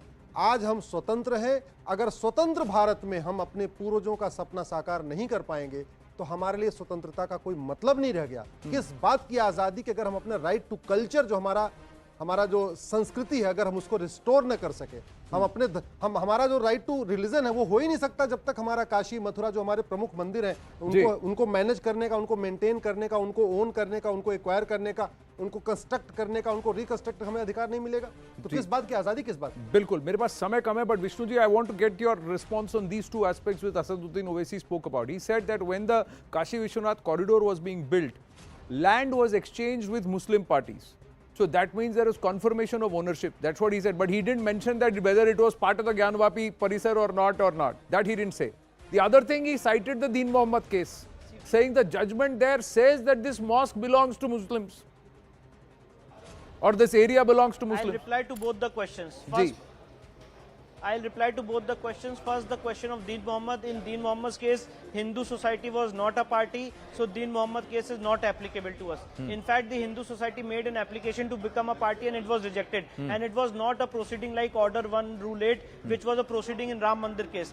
Nobody is a party in Ram Mandir case, but despite of the fact that it was a proceeding under Order 1 Rule 8, it is binding on everyone. Point number one. Point number two, you asked that there was an exchange. Owaisi said that there was an exchange of this property, therefore the title has been accepted. Now the point is that if exchange of the property of the deity has been done by the government, then that exchange is not binding on us, And in that, I want to make a sub point, and we argued it before the court, that this so-called exchange was in violation of the Waqf Act, because no permission and no NOC was taken by the Waqf board. So there the provisions of Waqf Act has also been violated. And apart from that, if government makes some exchange, the concession given by the government is not binding on the devotees, as well as the trustees, as well as the deity. So that's how you have tried to answer this question. But let me just ask Dushyant Sridhar, prima facie, is there enough for the court, for the Hindu Paksh to go ahead and prove that Ma Shringar Gauri, access to her is a fundamental right? As per Vedic rights and our Sanatan rights, Yeah, right. From the verse of Ramayanam, which is regarded as Adi Kavyam and has been even ratified by many historians as one of the earliest works, there is a word called as Aradhaya Jagannatham Ikshvakukula Daivatam. So from this verse of, from this line in Ayodhya Kandam of Valmiki Ramayanam, Aradhaya Jagannatham, Aradhanam, which is worship, was performed in Ayodhya. So there is we have a precedent to worship. Next, coming to Bhagavatam, we have the worship of the idol, which was done by Krishna, and later it was given to Guru and Vayu. So there are ample evidences in our Dharma Shastram and in our Anika Shastram and in the Agama Shastram, which says that idols have to be worshipped, which the word idol itself is wrong. Idol is a very Western word. The Vigraham, the Murti, has to be worshipped, and it has to be worshipped in the very same place. And there is precedence even till 1991 or 93 that you have quoted in this particular debate, that people were worshipping the deity. So when the worship is happening once a year, it doesn't matter even if it happens 365 days a year. So what can be, it can be extrapolated, right? So it can be done 365 days a year. So there is precedence for this, and Kashi is a very important and a recorded kshetram in all our Puranas. And I honestly feel, without any bloodshed, without any kind of hatred by one community to the other, I feel there should be a lot of magnanimity from the other side, telling the devotees that, well, this is the Bhaichara can now come into picture, saying that let me allow my brothers and sisters to come in. Well, the Hindu Paksh expects magnanimity, but then there are others who believe that if there are those who can continue to use what the Hindu Paksh believes is the place of Adi Vishweshwar, the seat where he resides, and that's being used to play as a place as a Vazu Khana, then is there really the magnanimity from both sides? So that's another counter, but it's all a matter that needs to be proven in court. Vishnu Jain ji, घूम फिर के सवाल एक बहुत छोटा सा है कि अगर साल में एक बार मैं पूजा कर सकता हूं तो 365 साल क्यों नहीं? आपको लगता है यहाँ पर आके सारी सुई अटकेगी? बिल्कुल absolutely right Anand ji. I think you have got the heart of the matter कि अगर एक बार पूजा हो सकती है तो ये कौन सी डिक्टेटरशिप है कि साल में रोज पूजा नहीं हो सकती. और ये हमारा सिविल राइट है, ये हमारा कॉन्स्टिट्यूशनल राइट है to do puja of Maa Shringar Gauri also as visible and invisible deities which are existing in the property in question every year, every day in a year. So therefore we have filed petition with that perspective and that aspect, and I think in future it will find favor with the honorable court and the judgment will be passed, and we are ready for a very long battle even before the High Court and the Supreme Court, but we are not going to compromise even on a single inch of this land. जी, final word Ashwini ji, 30 seconds. देखिए, media is the fourth pillar of democracy. We'll file a petition in the Varanasi court. We'll request the court, please allow the electronic media, English, news, Malayalam, Telugu, every media for one day. एक दिन के लिए वहाँ media को allow होना चाहिए. Media जाए वहाँ पे क्या क्या एविडेंस है पूरे देश को दिखाए, क्योंकि जब तक मीडिया वहाँ एंट्री नहीं होगी एक दिन के लिए, तब तक ये झूठ की जो फैक्ट्रियां घूम रही हैं झूठ घुमाती रहेंगी. मुझे लगता है ओवैसी क्या बोलते हैं उससे ज्यादा इफेक्टिव होगा जब CNN का चैनल जाएगा और वहीं से लाइव दिखाएगा और पूरा इंडिया नहीं बल्कि पूरा दुनिया देखेगा. देखिए, आप बस वो टेप्स ही पब्लिक करा दीजिए जो सर्वे कमिश्नर, एडवोकेट कमिश्नर ने किए, वहीं से सब कुछ दिख जाएगा. प्रत्यक्ष को प्रमाण क्या? If you make that public, everybody will know. I have to end on that note. Shivam Shivakaram Shantam Shivatmanam Shivottamam. So thank you very, very much. Let's see. You have to prove your case. You've got a hard task ahead. So far, it's the first step. Thank you very, very much. We're going to take a very, very short break, ladies and gentlemen. Stay with us. Ram Madhav on the Gyanvapi Shringar Gauri when we come back.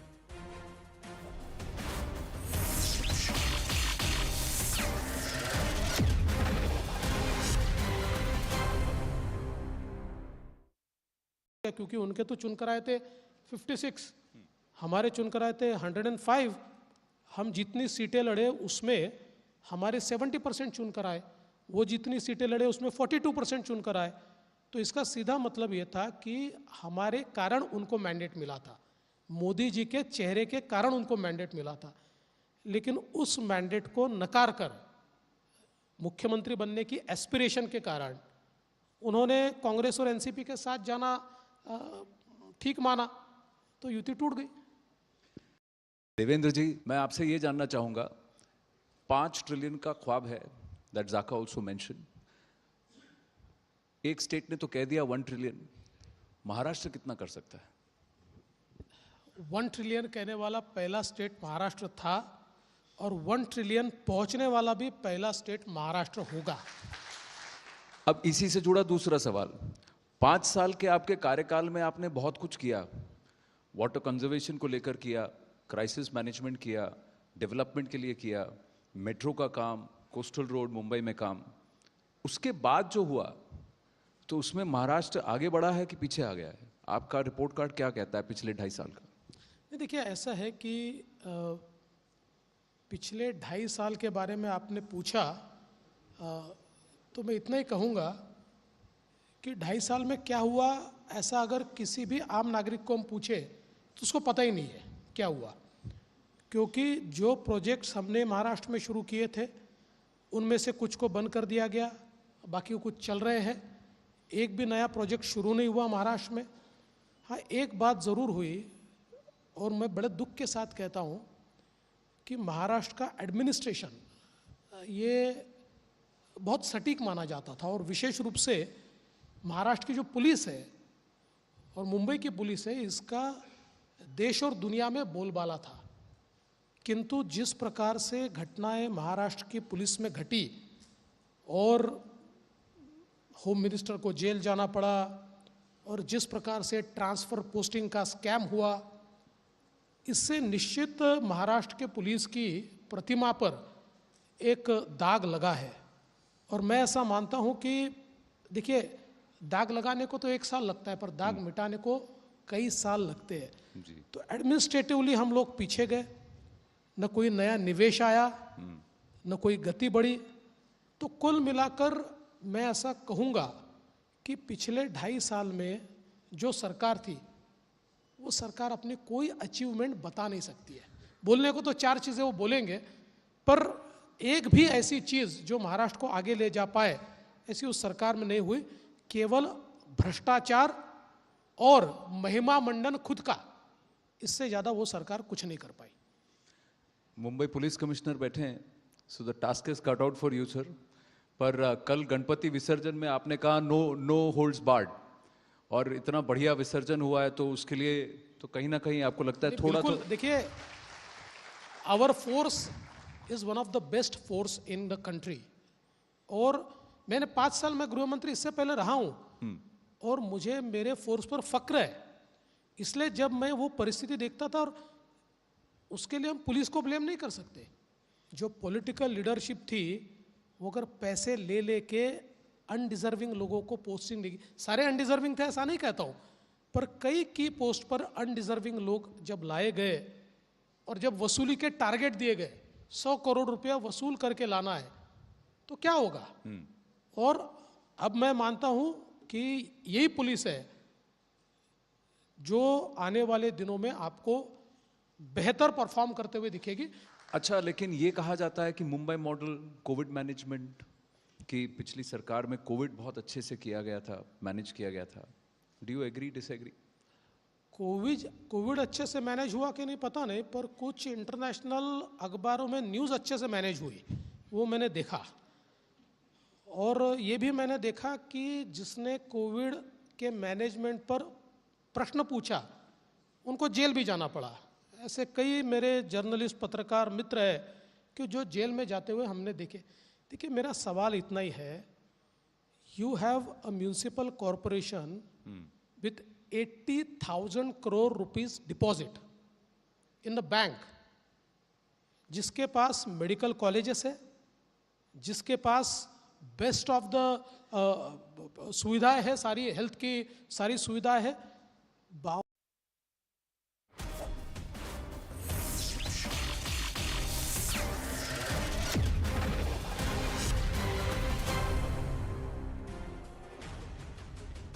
Welcome back, ladies and gentlemen. Author and, of course, RSS leader and functionary Ram Madhavji is with us at this point. Ram Madhavji, namaste. Big day today. Places of Worship Act 1991, Kashi Vishwanath Act 1983, and even the Waqf Act. All of them did not stand the test as far as maintainability issues concerned.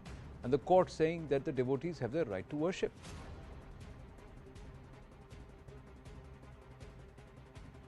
See, firstly, this is still a sub judice matter. And a few devotees approached the court seeking full permission for worship of Mangal Gauri in the Kashi Vishwanath temple premises. Now, the question before the court, the challenge before the court from the Waqf Board side was that this petition itself was not maintainable. Today, the court held that the petition is maintainable. The substantive issues will be debated in subsequent hearings. But what is important in this judgment for everybody to understand is that the judge was very clear about 2-3 aspects. Number one, he said that the very right of the Hindu devotees to go inside and continue their worship of certain murtis, which we call in English as idols, present in that vicinity, is a right that has been continuing even after partition, even after independence, right up to 1993 on a regular basis, and post 1993 due to some intervention by the then UP government on an annual basis. So it is in no way, it can in no way be interpreted as violation of the so-called Freedom of Religious Places Act of P.V. Narasimha government's vintage. So that is a very important observation that he has made. Based on that observation, I am sure the further proceedings about the actual case will go in the court. So this right of the devotees, which has been a continuous right there, which has been going on, is all that the devotees wanted to be restored. They wanted just to continue the right that they have been enjoying for many years since the independence. Ideally, the other side, the Muslim side, having understood that this is a continuing process, there is nothing new that these devotees have demanded in this case. They have not asked for the ownership of the premises or anything. They only said our right to worship, which has been curtailed over last, say, 2 decades or more than 2 decades, should be restored. The other side should have happily accepted it, but they contested it, they challenged it, and now the question of maintainability has been upheld. Now the matter will be examined by court. So let courts take further view on this. It's common sense, Ram Madhavji. If I do puja once in a year, I should be allowed to do puja 365 days. Or is it the fact that the right to pray, right to worship of Hindus is inferior or not equal to the right of any other community? Right, but this right of worshipping those murtis inside that premises on a daily basis has existed until 1993. That is the plea of the plaintiffs. And the court has more or less accepted that plea. So your point is very valid that after 1993, the state government's intervention had made it a restricted affair. On Vasant Panchami day, on one day of the year, Vasant Purnima day, on one day of the year, they were allowed, but rest of the 364 days, they were not allowed. The devotees were not allowed to go in and do their daily puja, archana and aarti. Now, all that these devotees are asking is please restore. So, to link it to Places of Worship Act by the defendants, in this case the Muslim Waqf Board, was an unnecessary, kind of thing. But they have done it, and court came out very categorically stating that neither Waqf Act comes into picture here, nor the Places of Worship Act comes into picture. So I think the judiciary will further examine the matter and give a final verdict. Yes, it is the Chaitra Navratri. So in 2021 also they have gone in April 21 to go ahead and worship there. But Mr. Owaisi says this order will have a destabilizing effect across the country.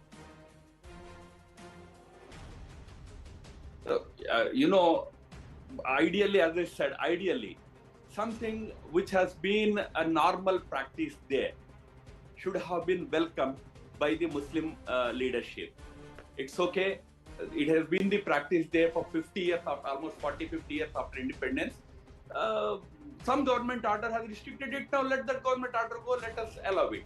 But they don't want to allow that easily. Now, government of the day now also wants, and for that matter, organizations like ours, we all want that now that the matter is between the devotees and the other party, and it is before the court. Let the courts take appropriate decision in this matter.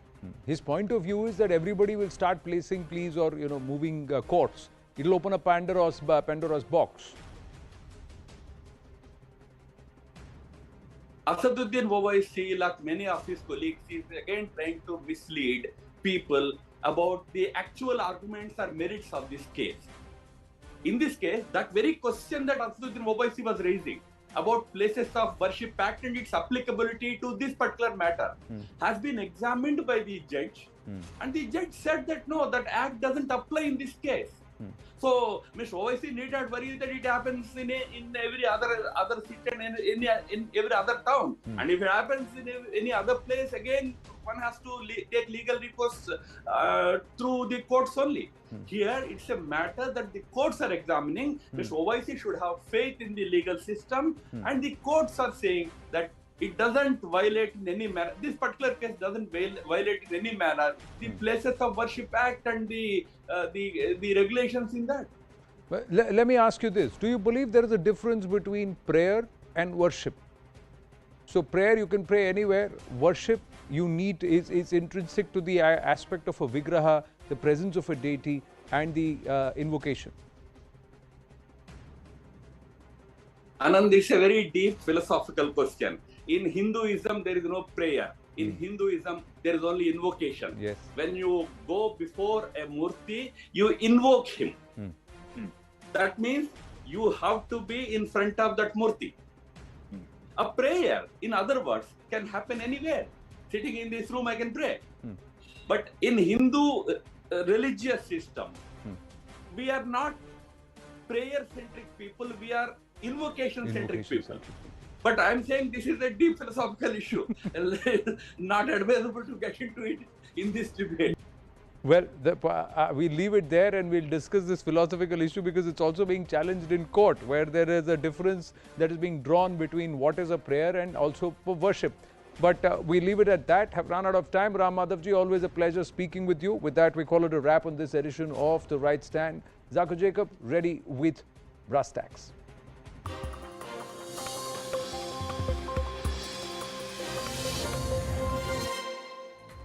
Good evening, this is Brass Tacks. I'm Zakir Jacob. There's been a major decision today by the District Judge of Varanasi that the plea of the Hindu side to allow prayers at the Mata Shringar Gauri temple inside the Gyanvapi Masjid complex be allowed. The court has ruled that the suit is maintainable, that the plea does not in any form violate or is not a bar from the Places of Worship Act, thereby admitting the plea. Now there will be subsequent hearings in which the court will have to assess what is the original character of this complex and whether prayers can be allowed there on a daily basis. But first, this is indeed a big first step, if not a giant leap, for the Hindu side in their fight to offer prayers, something that was happening in this complex till 1993, till right after the demolition of the Babri Masjid. But first, the story so far.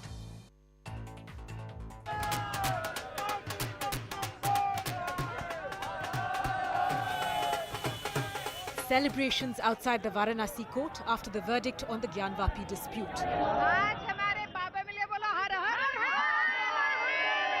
In a big win for the Hindu side, the court agreed to hear a petition filed by 5 Hindu women seeking the right to pray inside the Gyanvapi mosque.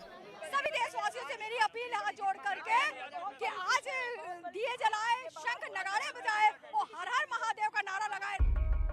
The court rejected the Muslim side's argument of Order 7 Rule 11 and held that the suit filed by Hindu parties is maintainable in court. There is also no bar on redetermining the religious character of the complex. The only issue was whether the suit is barred by place of worship or not. That was the only question. Earlier, a lower court had ordered filming of the mosque complex, and a leaked report to the court stated that a shivling was found inside the mosque's wazu khana. Therefore, the artificial walls which are existing beneath the Wazu area has to be demolished first, because let me tell you that the arga of the Shivling is still to be found. The Muslim side had claimed that the Gyanvapi Mosque is a Waqf property and had questioned the maintainability of the plea. ये जो आज order आया है, इससे देश में अब बहुत सी चीज़ें शुरू हो जाएंगी। 91 का एक्ट इसलिए बनाया गया था ताकि इस तरह के कॉन्फ्लिक्ट जो है वो हमेशा के लिए ख़त्म हो जाए। खुदा ना खास्ता अगर हम 80 और 90 के दहे में वापस चले जाएंगे तो ये हर जगह पर एक डिस्टेबलाइजिंग इफेक्ट पैदा हो जाएगा। When the hearing commences, the court will decide if the 5 Hindu women can access the Shringar Gauri complex. But will it open a Pandora's box for other disputed religious structures? All right, joining us on the talking point this evening, Mohit Paul is advocate on record of the Supreme Court, Rahul Ishwar, author and activist. We'll also be joined by Rekha Pathak, petitioner in this case, Kailash Adhikari, political analyst and managing director at Governance Now, Sumansi Raman, policy analyst, also joining us, and we'll be joined by Maulana Ali Qadri, Islamic scholar. Let me start with you, Rahul Ishwar. The contention that's been put forth by the Muslim side is you are now, by admitting this plea, by saying it's maintainable and that it does not violate the Places of Worship Act, you are basically opening a Pandora's box. There are thousands of temples, thousands of mosques across the country that were built on temple ruins. You're going to just open this up to a nightmare. Sakaji, 3 points. One, Wilduran said it rightly, the famous historian, that the conquest of India was the bloodiest story in human history. One. Second point, but we all understand that we cannot take revenge on history. Pujaniya Sarsang Chalak Mohan Bhagawatji rightly said, we cannot take revenge on history. Sadhguru Jaggi Vasudev said, we cannot take revenge on history. But at the same point of time, we need to have consensus and reconciliation regarding some spaces. Pujaniya Sarsang Chalak Mohan Bhagawatji pointed out that we cannot search for Shivling under every mosque. At the same point of time, Gyanvapi, Mathura are very sensitive spaces. These are extremely important, significant Janmasthans or irreplaceable birthplaces of Hindu deities or avatars or incarnations that we need to talk about. But I understand and respect the inhibition of our Muslim brothers, especially regarding 1991 Place of Worship Act. That's the reason why moderate voices from the believers community, Hindu community, have only been asking for adding of more places like Gyanvapi or Mathura. It cannot be an endless list. Yes, there may be a fringe which talks about 40,000 temples reclamation. We all understand that that is not realistic, that is not pragmatic, and that is not to be done. All the senior sober voices have called for these 3 places, Ayodhya, Kashi and Mathura, because they are Janmasthans. And just one last point, had Father of the Nation Mahatma Gandhi been alive, what would have he done? Let's think about it. He would have called for a Hindu-Muslim unity meet. He would have sung Raghuvati Raghava Rajaram, Ishwar Allah Tero Naam, and he would have searched for some kind of consensus. K.K. Mohammed rightly says, who's a famous archaeologist and scholar, says Muslim community should talk with their Hindu brothers and find consensus for these 3 or now these 2 places. Then there can be a goodwill. And Maulana Qadri is also joining us. Maulana Qadri जी, आज के जो order है district court का बड़ा simple सा सीधा सा order है कि ऑर्डर 7 रूल 11 जो मुस्लिम पक्ष का आर्ग्यूमेंट था, दलील था, उसको उन्होंने खारिज कर दिया। उन्होंने बोला है कि ये जो मामला है, ये जो सूट है, ये प्लेसेस ऑफ वर्शिप एक्ट इसको बार नहीं करती है। तो they have admitted the plea maintainable है और इस पे सुनवाई होगी। क्या आपको लगता है कि मुस्लिम पक्ष को इस डिसीजन के बाद, इस अदालत के फैसले के बाद उनको छोड़ देना चाहिए? बिकॉज क्या ही मांग रहे हैं, सिर्फ वर्शिप का परमिशन ही मांग रहे हैं, जो हो रहा था 1993 तक, उसके बाद ही बंद हुआ है जो भी ये डेली पूजा और आरती जो चल रही थी। 1993 तक तो चल ही रहा था, तो सिर्फ वही मांग है हिंदू पक्ष का। देखिए जेकब साहब, मैं तो फ्रॉम द फर्स्ट डे एक ही बात कह रहा हूं कि ये जो ज्ञानव्यापी मथुरा काशी का जो मसला है, इसको अगर हम कोर्ट में चलाएंगे तो यकीनी बात है काफी ज्यादा प्रोलॉन्ग होगा। और जिस तरीके से बाबरी का इशू चलता रहा और जितना हमारे देश में हालात बिगड़ते रहे, नफरतें फैलती गई, कई रियॉट्स हुए, आपके सामने सारी तारीख रखी हुई है।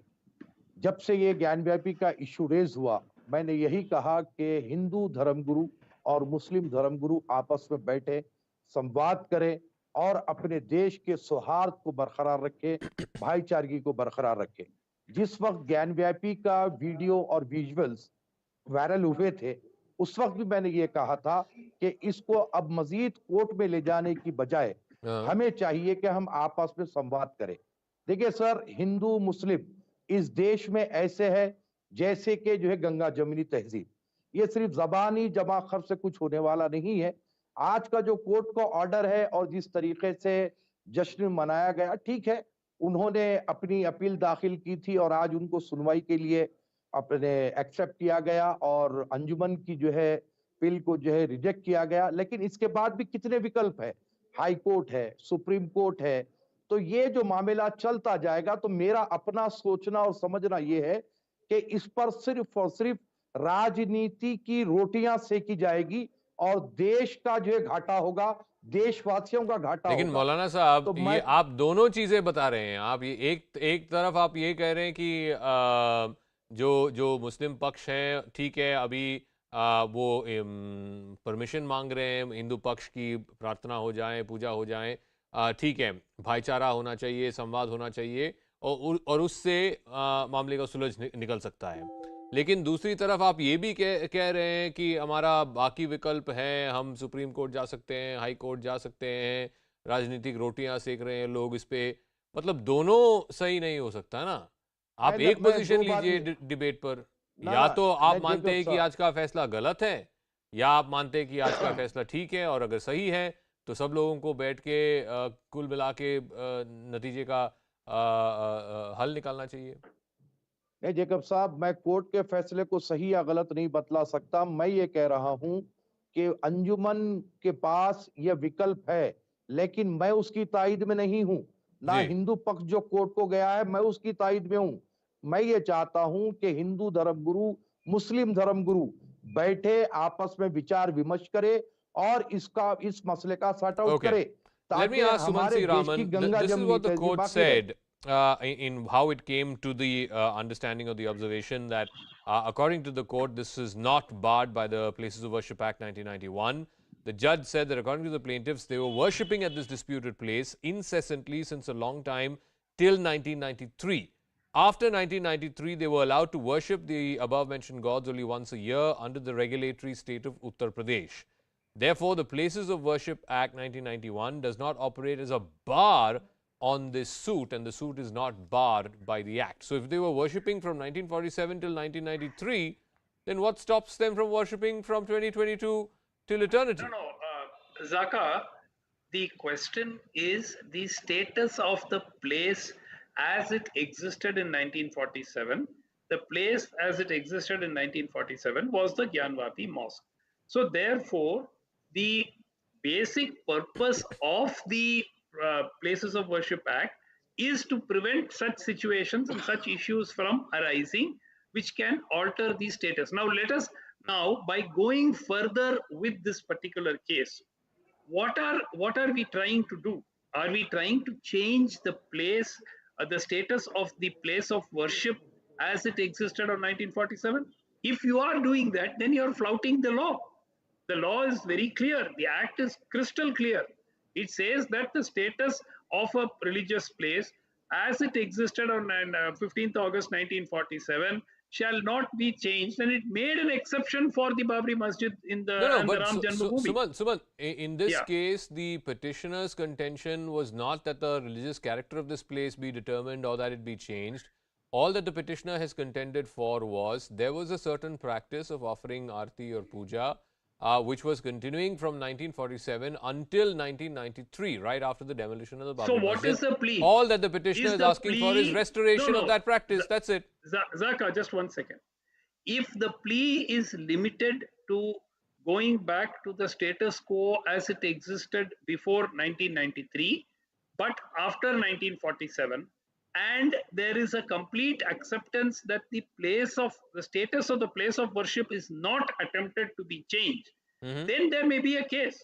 But my point is, clearly what is actually starting off as step 1 is a prelude to a logical leading towards a step 2, which is an attempt to change the status of the place of worship. Let me ask Mohit Paula, this is the fear of the Muslim side, this is the fear of many people like Sumant Raman, that, you're starting off with this maintainability of a plea of offering worship, but who's to say that it will stop there? Because after all, we've seen the Advocate Commissioner's report. Now the court has said that that be taken into cognizance.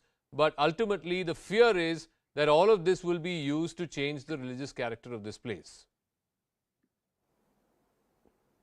But Zaka, that cannot be done. You see, you have to see what the suit is for and the reliefs which are there in the suit. So therefore, I really doubt that can actually happen, and the fears are misplaced. No, but if at some point the Hindu side takes this forward and says there needs to be carbon dating, there needs to be the incorporation of the Advocate Commissioner's report, what its findings are, so on and so forth, wouldn't that be a prelude or laying the groundwork for changing the character of this place of worship? You see, as on date, that is not the plea which is there before the court, and on the basis of that, the judge has held that Places of Worship Act is not applicable. So therefore, as and when if that plea comes, it will be judged as per the law at that point of time. Okay, let me also get a word in from our other guests. Let's go across to Kailash Adhikari as well. Kailash, so, one of the things, historically, if you were to look at the records, there is evidence to show that the Kashi Vishwanath temple was demolished. It was later rebuilt. And there is evidence to show that it was during Aurangzeb's time that this masjid came into existence. But be that as it may, the question that's being asked is, that is also part of our history. Why are you making modern day Muslims pay for the sins of omission and commission made by people 300, 400 years ago? Zaka, the current plea in front of the court is simply where certain petitioners are asking their fundamental right, which they were following, that is the right to follow one's religion and to offer their prayers to the deity, which are there in a certain area of a particular complex. Now, since the matter is in front of the judiciary has taken note of it, and I don't see that this matter should be blown up into any political one, because judiciary is an important pillar of our democracy, the non-discriminatory as well as the impartial one. If a plea has been accepted by the Honorable Judiciary and the next date of hearing, I believe, is stated on 22nd September, then I believe that both the party, that is the petitioner as well as the respondents, must obey by the same. And I don't see any cause of action here which could lead to any political turmoil or any kind of disturbance. The order, today's verdict is simply of acceptance of a plea, and going forward, the plea will be decided on merits. So naturally, we must now see how the matter unfolds in front of the Honorable Judiciary. Let me ask Rahul, the Places of Worship Act was enacted in 1991. This was in the run-up to the Babri Masjid demolition. And basically what it said was, as per Section 4, that the religious character of a place shall not be changed. In fact, wouldn't it be better that an amendment were brought to the Places of Worship Act rather than go on a case-by-case basis? And there are, God knows, thousands of, masjids that have come up on top of Hindu temples because of our own unique history.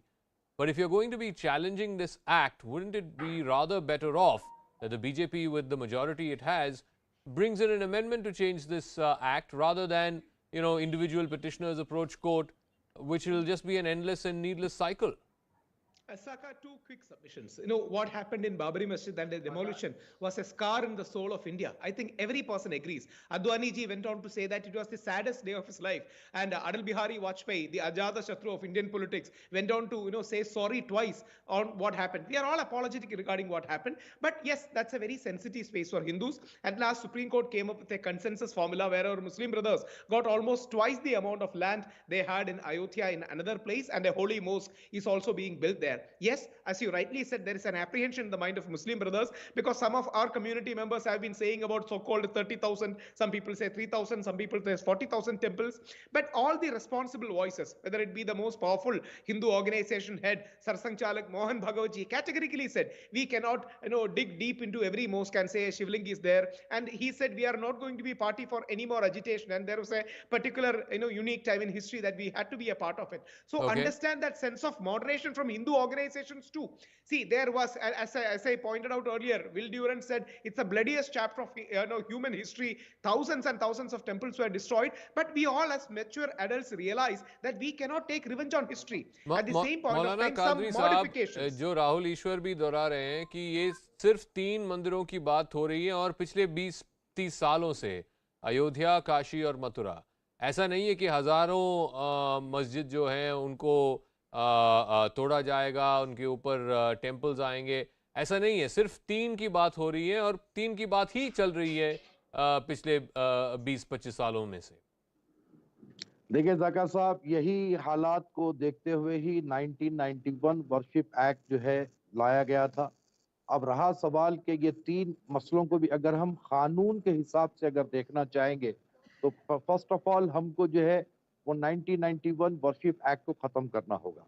अगर हम कानून से हट करके भाईचारगी से और आपस में संवाद के ज़रिए कोई ये तीनों इश्यूज़ पर अगर बात कर सकते हैं देन ये बात हो सकती है। लेकिन अगर आप कानून के दायरे में जाते हुए, जैसे कि अभी आपने कहा कि कोर्ट की बात जो चल रही है, तो कोर्ट में तो सर आज ये जो है रिजेक्ट हुई अंजुमन की जो बिल थी, अब इसके ऊपर सुनवाई होगी, एक लॉन्ग प्रोसेस से चलता जाएगा। लेकिन चाहे मथुरा हो, काशी हो, ज्ञानव्यापी हो, इनको कानून के दायरे में अगर काम करना चाहते हैं तो फर्स्ट ऑफ ऑल हमको वर्शिप एक्ट को खत्म करना होगा, उसके बाद में ये काम होगा। नहीं तो फिर नहीं, कानून के दायरे पर ही आज जो कोर्ट ने फैसले सुनाया आज, वो तो कानून के तौर पे ही हो रहा है ना। कम से कम अदालत की तो मानेंगे आप ना। अदालत की तो मानेंगे, सुनवाई होगी, लेकिन नेचर कैसे चेंज करेंगे सर? सुप्रीम कोर्ट की रूलिंग को क्या हम इग्नोर करेंगे? नेचर किसी को चेंज करने की मतलब अपेक्षा भी नहीं है कादरी साहब। सिर्फ उनका अपेक्षा ये है, उनका प्ली ये है जो 1993 तक वो करते आ रहे थे, उसको बस रिवाइव करना है। But anyway, let me go back to just give me 30 seconds, Jacob sir. मैं आपको बोलना ये चाहता हूँ कि गौरी श्रृंगार की पूजा की अनुमति मांगी जा रही है, तो फिर बाबा दिख गए, ये क्या है सर? फिर वहां पर क्या होगा? तो क्या वहां पर नेचर चेंज नहीं होगा? होगा बराबर। तो फर्स्ट ऑफ ऑल हमको सुप्रीम कोर्ट को ओवररूल करना पड़ेगा। क्या करेंगे हम सुप्रीम कोर्ट को overrule?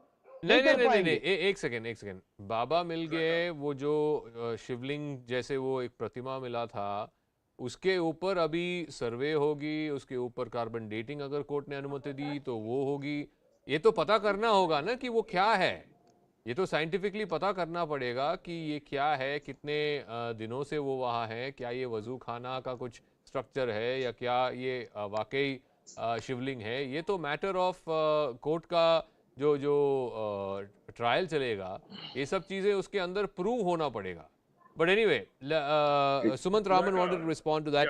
You know, Sumant Raman, this is what the court said while delivering the Ayodhya verdict in November 2019, that the 1991 law, the Places of Worship Act, addresses itself to the state as much as it does to every citizen, that the norms bind those who govern the affairs of the nation at every level.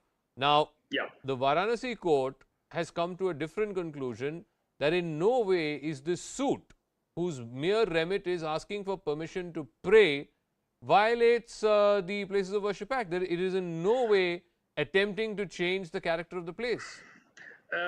Zaka, there will be a lot of debate on what actually defines the character of a place of worship. Now, if we offer puja as opposed to namaz at a particular place, does it constitute change in the character of that particular place of worship? In my opinion, it does. It is for the courts to decide. The point I want to make is... what if Sumant, what if that said puja had been happening for a good 30, 40, 50 years till it was stopped for a law and order reason? Let's be very clear about it. In the aftermath of Babri Masjid, tensions were running high, and the UP government brought about this act to ensure that other, questions of history are not dug up and therefore, violence spills over to the streets. But it's not like that practice was not happening since independence. It was very much happening. No, let us assume that practice has been happening since independence. Now, if the plea is merely to restore the practice of worship, and the matter is to end there, then the courts would need to view it differently. But let's be clear, Zaka. This is being disingenuous to say that I want. Why do you want a carbon dating done on the structure to identify if it's a shivling? You are already offering prayers there till 1993, and you are wanting permission to re-offer or to restart the process of offering prayers there. So that is itself being disingenuous, because once you establish it's a shivling, then the next stage of the process goes. Look, it's crystal clear. The BJP says they don't want to pass any resolution on this, on Kashi or Mathura. The clear idea is the pot can be kept simmering up to 2024. No, that's a political election, question. Let me ask Mohit Paul, the advocate on record. Or bring in amendments to the places of worship. Let's leave the political question aside. What I do want to know is if the remit of today's plea, which has been allowed as maintainable by the court, is simply to restore worship rights as they existed before 1993. If that is the remit, then so be it. But why then is the Hindu side saying, we need to examine this quote-unquote shivling that was recovered from there. We need to have carbon dating on that shivling to see how old it is. All of this, and if it turns out indeed that it is a shivling, then will the Hindu side say, okay, we'll go and install that shivling at an alternate location? No, they will want to install the shivling at that very same complex where it was found. Mohit Paul. See, Zaka, this is not something which one should look as whether it's a Hindu and a Muslim issue. If I don't know whether you've covered this on your channel, but in July this year, Madras High Court actually restored a temple which was following Hindu practices, and when antiquity was done on that temple, it turned out that it was actually a Buddhist temple. And a plea had been filed in the year 2011 that it should be handed over to a Buddhist trust. And Madras High Court passed a judgment in July wherein it has said that this Hindu temple should henceforth be given to the Buddhist trust.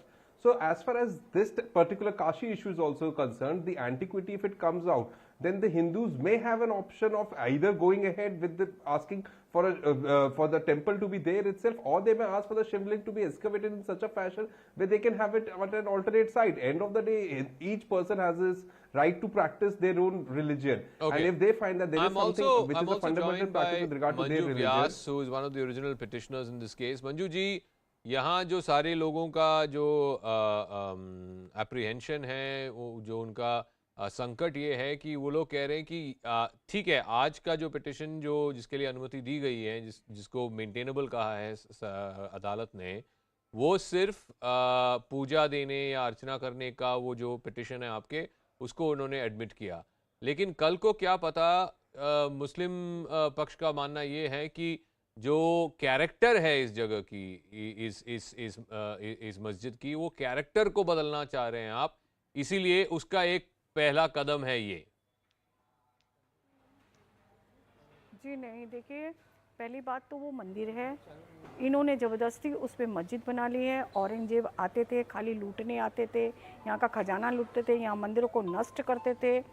और ये सख्त ये यहाँ पे हमारे शिव शक्ति, जिसको कहते हैं महादेव की नगरी है, यहाँ पे तो कण कण में ही शिव हैं.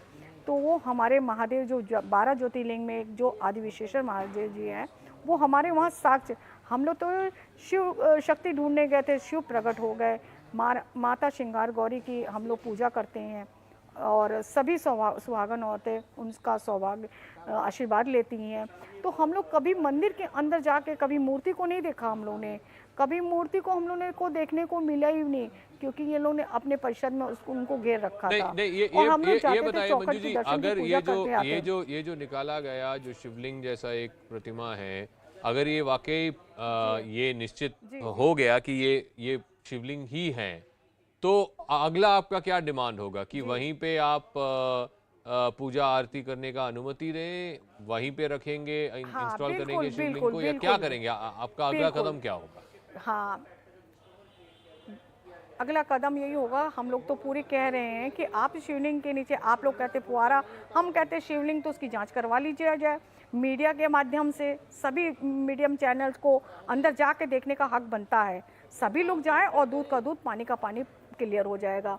क्योंकि ये लोग हर समय अपनी अड़चने पैदा करते थे. हम लोगों को सर्वे के लिए भी इन्होंने रोक लगाया. कोर्ट में अपनी बात इन्होंने पहले अपने पक्ष में रखी, उसके बाद हम लोगों ने उसका जवाब दिया। अब जो कोर्ट ने, न्यायालय ने जो फैसला दिया उसको तो हम लोग स्वीकार कर रहे हैं। ये लोग तो तलवार की नोकों से इन लोगों ने काम किया था, मगर हम लोग ने कलम की ताकत से आज बहुत बड़ी विजय प्राप्त की है। मंजू व्यास, और हमें लोग को बहुत गर्व हो रहा है। सारे हाँ, मंजू व्यास, बहुत बहुत धन्यवाद हमारे साथ जुड़ने के लिए और आपके जवाब बड़े संक्षेप रीति में देने के लिए।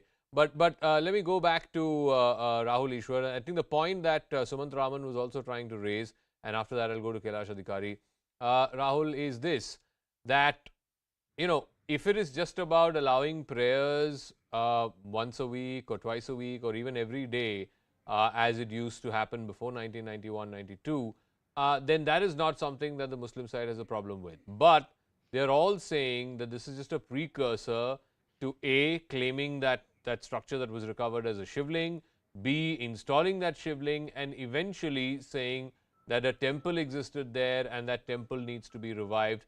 There's no place for the Gyanvapi Masjid. Saka, I partially agree with what Sumanji said. I'm a Hindu activist, so I know the pulse, how it is going to progress in a certain way. That's the reason why I didn't sugarcoat and I didn't want to be disingenuous. I wanted to be honest. That's the reason why I was being forthright. Even back in 1990s, it was Swami Chinmayananda who first put forward the idea. Then Shankaracharyas came. Then 3 temples were, or 3 Janmasthan were given special sensitivities. There may be other minor voices regarding other temples, somebody in West Bengal and somebody in other places, but 3 are the core demands of Hindu community or the major Hindu organizations. That's the reason why there is a natural progression. But I understand, as a strong Gandhian and a watcher of Hindu-Muslim unity, our Muslim brothers have their own inhibitions, have their own, their own sadness. We respect and we accept that. That's the reason why some kind of conciliation should be there. That's the reason why I request Maulana Sahib, with great respect, had Mahatma Gandhi been alive, or Maulana Azad been alive, he would have called us both for some kind of a conciliation. He would have called all the Hindu-Muslim communities, and inshallah, we can arrive at such a consensus and avoid any kind of confrontation. There may be hardliners in all community, in my community, your community, and all community. They may be taking advantage of these issues. Nobody is denying the fact. But at the same point of time, the moderate voices want peace. At the same point of time, they want temple and mosque and some kind of harmony to be there. That's the reason why it's a nuanced debate. We are not attending any kind of school debate where one side wins and the other side loses. We want some kind of peace, consensus, and at the end of the day, harmony to be there along with temple and mosque. Let me ask Kailash Adhikari, you know, what happened during the Ayodhya movement, at that time the government and of course the BJP was in and out of power at that time. It waited patiently for the apex court verdict. The apex court went into the entire gamut of that issue and decided on the title, ownership, and what exactly or who exactly has claims to that complex. That took 30 years for that verdict to come through. In this case, again, as the Muslim side was saying earlier on in the program, they have access to High Court after this and then Supreme Court after that. Are we looking at another 30 years where another Ayodhya has been created?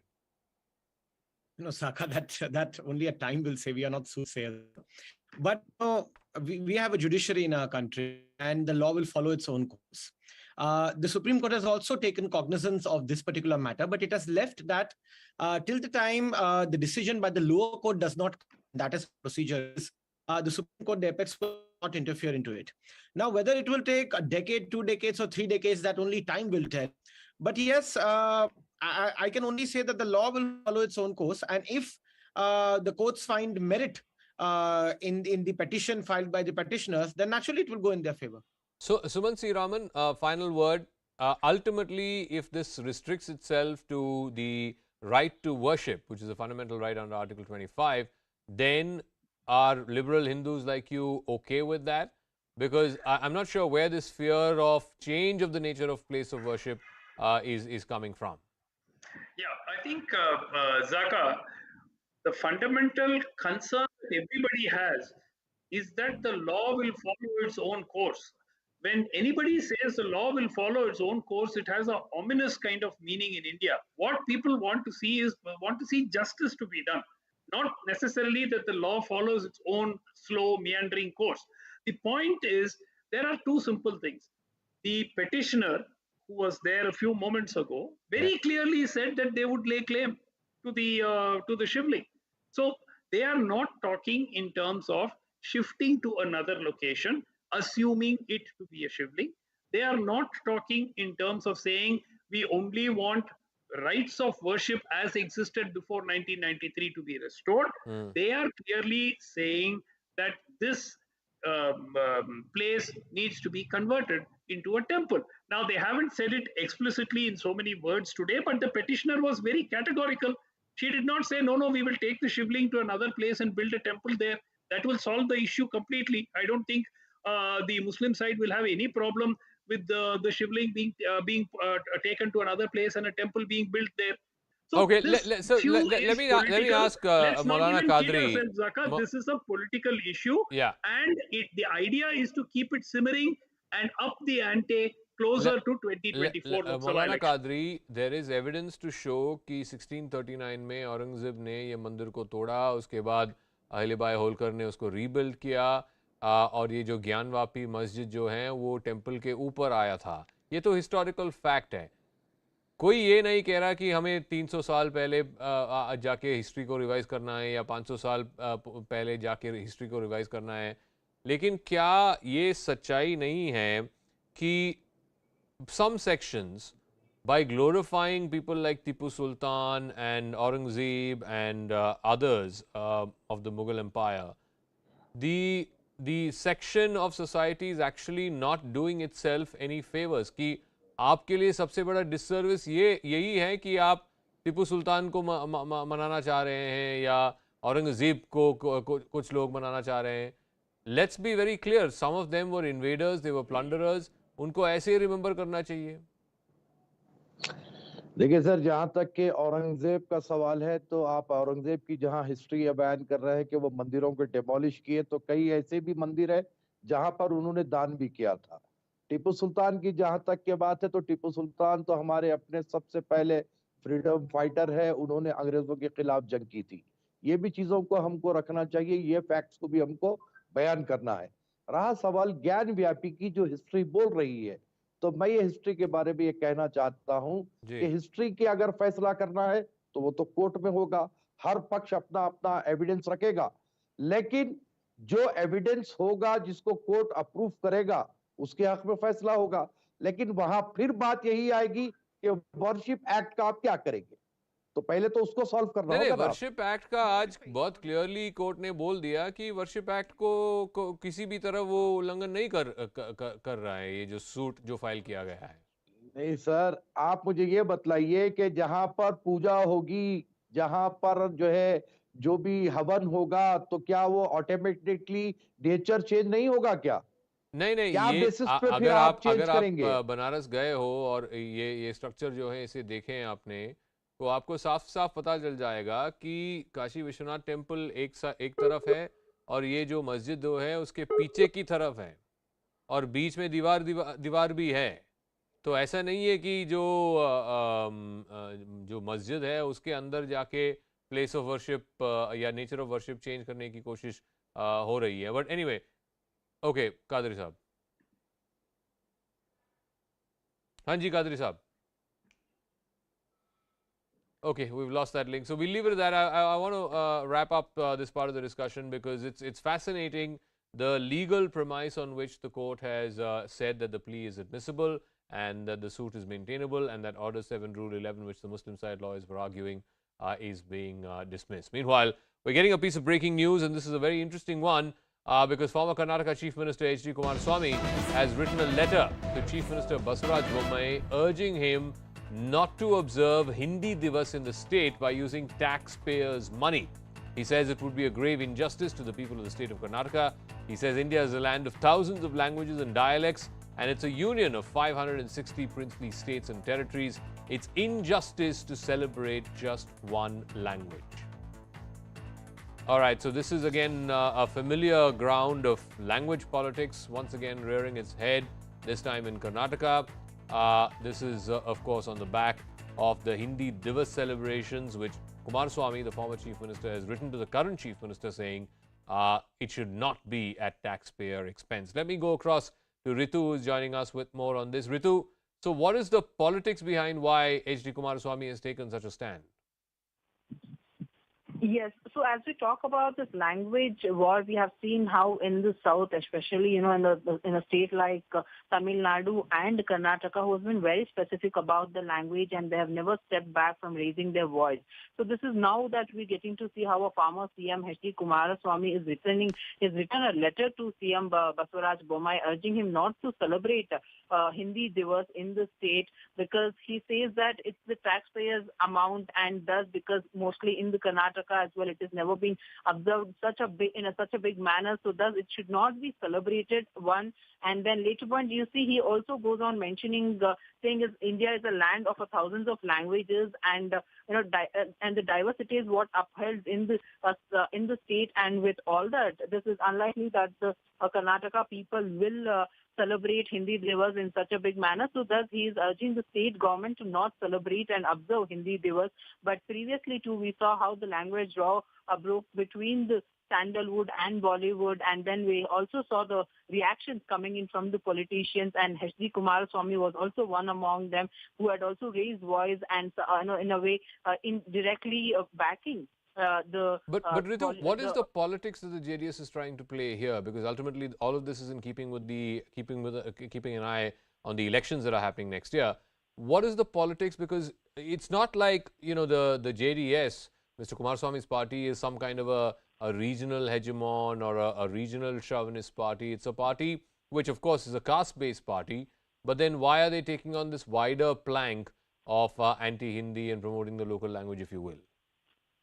True, but we see, in the past as well, wherein the BJP party somewhere had always backed the Hindi language and have never even opposed whenever there has been such a language law, because it's all that the BJP party has went on to listen to what BJP, the high command has to say, the central government has to say. But because previously as well, when Amit Shah too had put out a word about celebrating Hindi as in the national language, so that time too, the state government did not oppose it, and there was not even a single word that had come out from the state BJP. So that was also a time where we saw how the JDS had actually took a jibe at the BJP party, saying that why is that the state government is silent about it and not raising a voice. So since then, this has been a scene in the Karnataka wherein the Congress party and the JDS party had somewhere always taken jibe at BJP party, saying, why is that, you just have to go down to what the central government has to say and not look up to the state and the Karnataka. All right, the Kannada language. Ritu, we'll leave it at that. We'll see how this story plays out politically. So a first move being made by JDS chief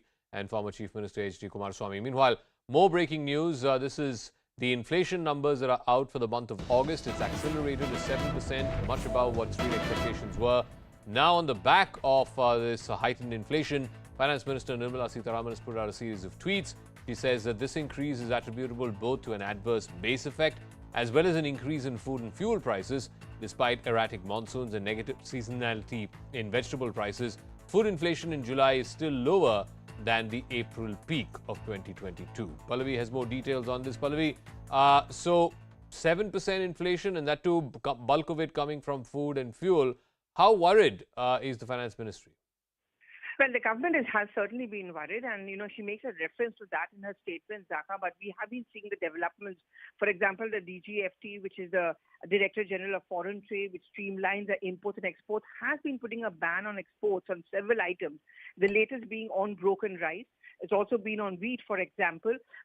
All of these steps essentially has been taken to control food and fuel inflation, more particularly food inflation, which the finance minister, of course, makes a reference to. What the government is worried about is that this inflation has been triggered off because of what she says, not so satisfactory monsoons, not enough sustainability, and also food and fuel inflation or prices rising. But more importantly, what she also says, she paints an optimistic picture by saying that it's still within the tolerable limits. There's a benchmark which are sent by the economic experts and also by the finance ministry and the commerce ministry. That benchmark has not been breached. That's what her statement also implies. So the government is worried, but not in a panic mode.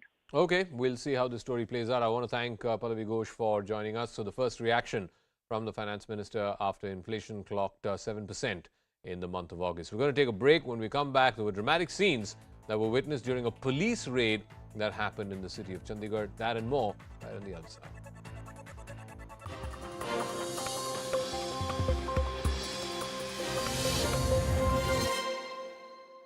हम लोग पीछे गए, न कोई नया निवेश आया, न कोई गति बढ़ी। तो कुल मिलाकर मैं ऐसा कहूँगा कि पिछले 2.5 साल में जो सरकार थी वो सरकार अपनी कोई अचीवमेंट बता नहीं सकती है। बोलने को तो 4 चीज़ें वो बोलेंगे, पर एक भी ऐसी चीज़ जो महाराष्ट्र को आगे ले जा पाए ऐसी उस सरकार में नहीं हुई। केवल भ्रष्टाचार और महिमा मंडन खुद का, इससे ज़्यादा वो सरकार कुछ नहीं कर पाई। मुंबई पुलिस कमिश्नर बैठे हैं, so the task is cut out for you sir. पर कल गणपति विसर्जन में आपने कहा नो होल्ड्स बार्ड, और इतना बढ़िया विसर्जन हुआ है, तो उसके लिए तो कहीं ना कहीं आपको लगता है थोड़ा तो देखिए, our force is one of the best force in the country. और मैंने 5 साल में गृह मंत्री इससे पहले रहा हूं, और मुझे मेरे फोर्स पर फक्र है। इसलिए जब मैं वो परिस्थिति देखता था, और उसके लिए हम पुलिस को ब्लेम नहीं कर सकते। जो पॉलिटिकल लीडरशिप थी वो अगर पैसे ले लेके अनडिजर्विंग लोगों को पोस्टिंग देगी, सारे अनडिजर्विंग थे ऐसा नहीं कहता हूँ, पर कई की पोस्ट पर अनडिजर्विंग लोग जब लाए गए और जब वसूली के टारगेट दिए गए 100 करोड़ रुपया वसूल करके लाना है, तो क्या होगा। और अब मैं मानता हूं कि यही पुलिस है जो आने वाले दिनों में आपको बेहतर परफॉर्म करते हुए दिखेगी। अच्छा, लेकिन ये कहा जाता है कि मुंबई मॉडल कोविड मैनेजमेंट की पिछली सरकार में कोविड बहुत अच्छे से किया गया था, मैनेज किया गया था। Do you agree, disagree? Covid अच्छे से मैनेज हुआ कि नहीं पता नहीं, पर कुछ इंटरनेशनल अखबारों में न्यूज़ अच्छे से मैनेज हुई, वो मैंने देखा। और ये भी मैंने देखा कि जिसने कोविड के मैनेजमेंट पर प्रश्न पूछा उनको जेल भी जाना पड़ा। ऐसे कई मेरे जर्नलिस्ट पत्रकार मित्र हैं कि जो जेल में जाते हुए हमने देखे। देखिए, मेरा सवाल इतना ही है, you have a municipal corporation with 80,000 crore rupees deposit in the bank, जिसके पास मेडिकल कॉलेजेस है, जिसके पास बेस्ट ऑफ द सुविधाएं है, सारी हेल्थ की सारी सुविधाएं है, बावजूद उसके आप पेशेंट में नंबर 1 हो, आप मौत में नंबर 1 हो, और आंकड़े छिपाकर भी नंबर 1 हो। जब आंकड़े निकलते हैं तो ध्यान में आता है कि आपने आधे आंकड़े तो छिपा दिए। तो मैं ऐसा मानता हूँ कि जिसके पास इतने रिसोर्सेस है वो अगर इस प्रकार से परफॉर्म करता है तो इसके लिए हम उसको शाबाशी दे या उसको प्रश्न पूछे। सवाल इतना ही है कि सारे कोविड के दरमियान सरकार फेसबुक लाइव थी और पब्लिक डेड थी। इससे ज़्यादा मैं बोलना नहीं चाहता। 80,000 करोड़ का डिपॉजिट आपने कहा। आशीष शेलार जी भी आए, नमस्ते। बहुत सारे परिचित दिख रहे हैं। मुंबई नगरी आते हैं तो सब हर जगह दोस्त नहीं मिलते हैं। But Devendra ji, I want to ask you, 80,000 crore का डिपॉजिट आपने बताया, तो मुंबई शंघाई बन सकती है? मुंबई को शंघाई क्यों बनाए? मुंबई मुंबई है, मुंबई का अपना एक कल्चर है, मुंबई की एक अपनी अलग प्रकार की रचना है। मुंबई को मुंबई ही बनाएंगे और शंघाई से अच्छा बनाएंगे, और वो बनाया जा सकता है। ये मुंबई शंघाई वाली बात भी इन्होंने ही कही थी, अब मुंबई वाली बात भी यही कह रहे हैं। नहीं जी, मुंबई शंघाई वाले हमारे पीछे वाले कह गए थे, जिन्होंने मुंबई में एक भी प्रोजेक्ट शुरू नहीं किया। अब एक और बात मैं आपसे पूछना चाहता हूं, ये युति टूटी कैसे?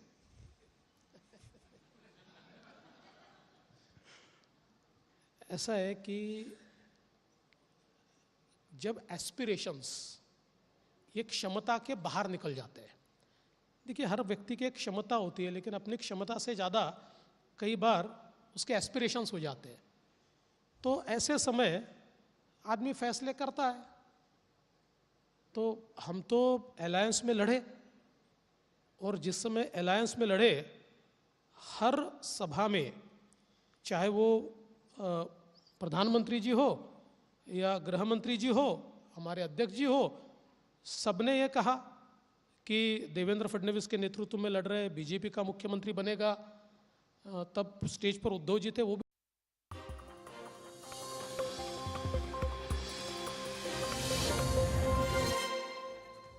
Welcome back to Brass Tacks. There were dramatic scenes that were witnessed today in Chandigarh during a police raid.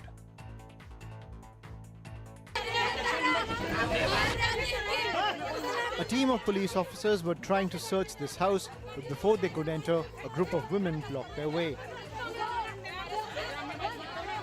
The family of the accused went on to manhandle the cops, even pulling one of them by the hair and drag them. The family of the accused gathered in large numbers and confronted the cops as soon as they landed up for the raids.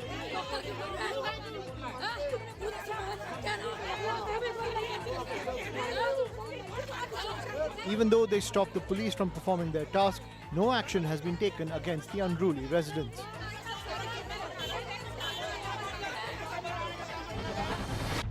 And now to this video of a young woman allegedly under the influence of drugs in Amritsar in Punjab is going viral. The woman can be seen slouching, unable to even stand or walk properly. After the video, cops rounded up 3 people and recovered narcotic substances from them. The woman has been identified and sent to a de-addiction center. This video from Kerala shows an auto rickshaw being struck by a bison. The wild animal can be seen charging at the auto rickshaw before striking it. The vehicle is then raised by the horns of the bison. Even as the driver is perched inside, the angry bison then runs off into the wilderness. The Indian Army's impressive engineering skills have been witnessed in this video of a bridge being constructed by troops across the Indus River. In this video shared by the Army, heavy metal parts are mechanically launched into the water body to complete the bridge. The building of the bridge included carrying out mobility tasks as well as training. The drill was carried out by the Sapta Shakti engineers in eastern Ladakh. Amid the standoff between India and China, the Indian Army has undertaken a massive reorientation of its troops.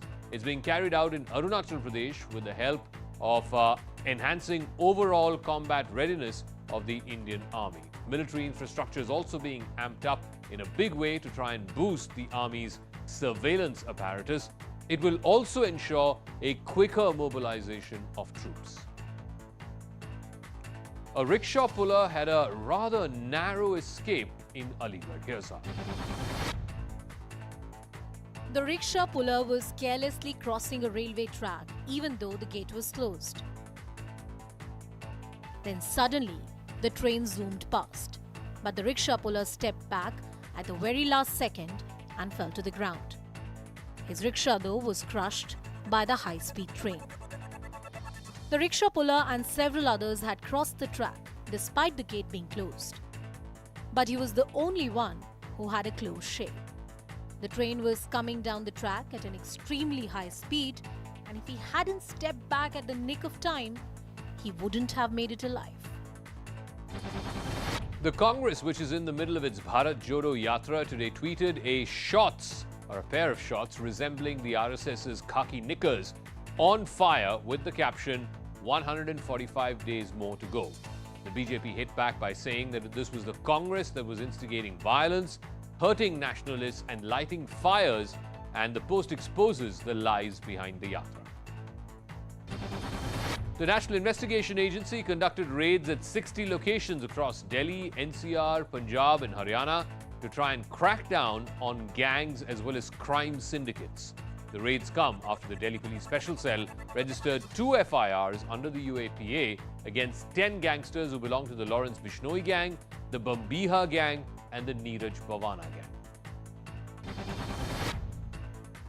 A team of the officials, they reached here around at 6 a.m. this morning. In fact, we have been told that there are 5 to 6 people from the NIA agency, and they are currently, investigating and questioning all the people who are part of this particular residence. Apart from it, we have been told that there are different locations as well which are being raided. So there are multiple gangsters where the raids are currently ongoing. Their residences are being raided. Now, even as the Uttar Pradesh government has begun its survey of unrecognized mosques, a madrasa that was constructed on a piece of land meant for pasture was demolished by the local administration of Amethi. According to the authorities, the madrasa was being run illegally for the last 30 years and no academic work was being carried out from the building for the last couple of years.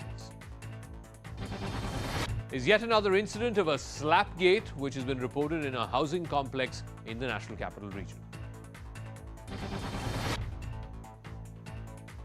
A woman got out of her car, walked up to one of the security guards and slapped him repeatedly. She was annoyed because the guard had been late in opening the gate for her. While no one came to the guard's rescue, his colleague managed to film the entire incident. Based on the guard's complaint, the woman was arrested briefly and then released on bail. This is the second such incident coming out of NCR in a month. A few weeks back in Gurugram, a man assaulted a security guard after he was rescued from an elevator which got stuck. And then in Noida last month, a woman manhandled and abused a security guard for a delay in opening gates. Actor Jacqueline Fernandez, who's been named as an accused in the 200 crore extortion case involving conman Sukesh Chandrasekhar, has been issued a fresh summons asking her to appear before the Delhi police on the 14th of September. This is the third time that the actor has skipped. In fact, the first two, she said that she had busy work schedule. On the request of the Goa government, the Home Ministry has recommended a CBI probe into the murder of BJP leader and TikTok star Sonal Phogat. In fact, she was found dead in Goa on the 23rd of August after consuming drugs allegedly administered to her by her personal assistant Sudhir Sangwan and his friend Sukhwinder Singh. Bengaluru's excruciating traffic made one doctor make an unthinkable decision. Dr. Govind Nandakumar was on his way to work to perform a gallbladder surgery when he got stuck in traffic. 3 kilometers, OD, hospital.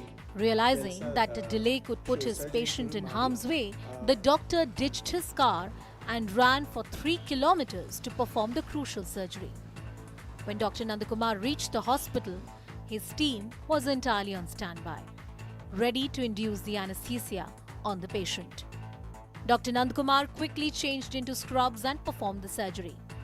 The surgery was successful and the patient was discharged thereafter.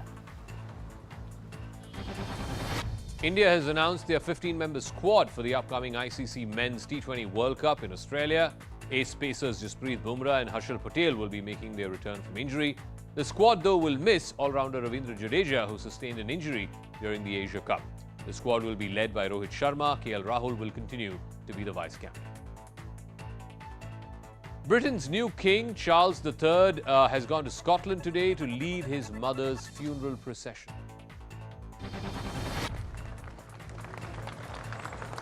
Many mourners broke out into tears, seeing the hearse carrying Queen Elizabeth's coffin pass through the palace of Holyrood House Gate.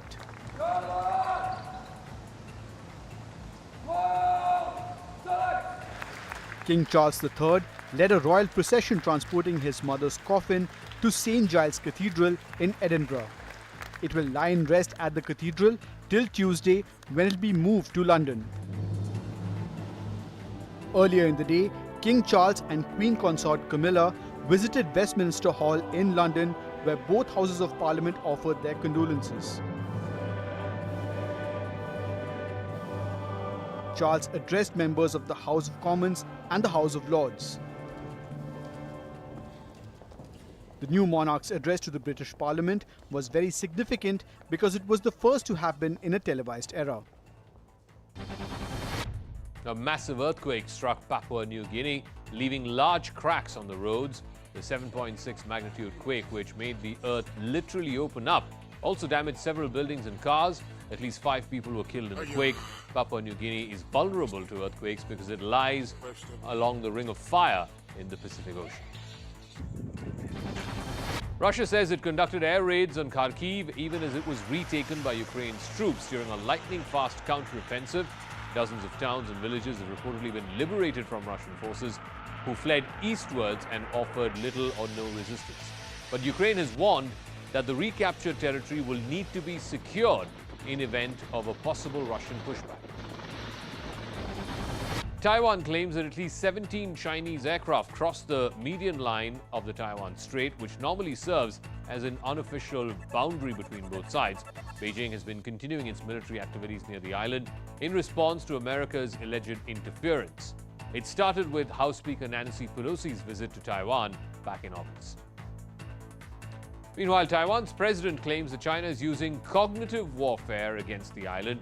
Let me explain what that means. It means breaking the enemy's resistance without fighting. It means spreading misinformation, using public opinion, planting false narratives in social media, and of course using legal means to gain international support. It also means demoralizing the enemy soldiers and civilians. A Taliban member's attempt at flying an American Black Hawk chopper went horribly wrong. The chopper can be seen swirling dangerously above a military training base in Kabul. But within the next few seconds, it crashes to the ground. The Taliban member who was flying the chopper, a training pilot and one crew member were all killed in the crash. The Black Hawk chopper that crashed was a four-bladed, twin-engine, medium-lift utility military helicopter. The Taliban had taken control of some US-made aircrafts after they seized the country just over a year ago. The Taliban's defense ministry confirmed the crash but called it a technical malfunction.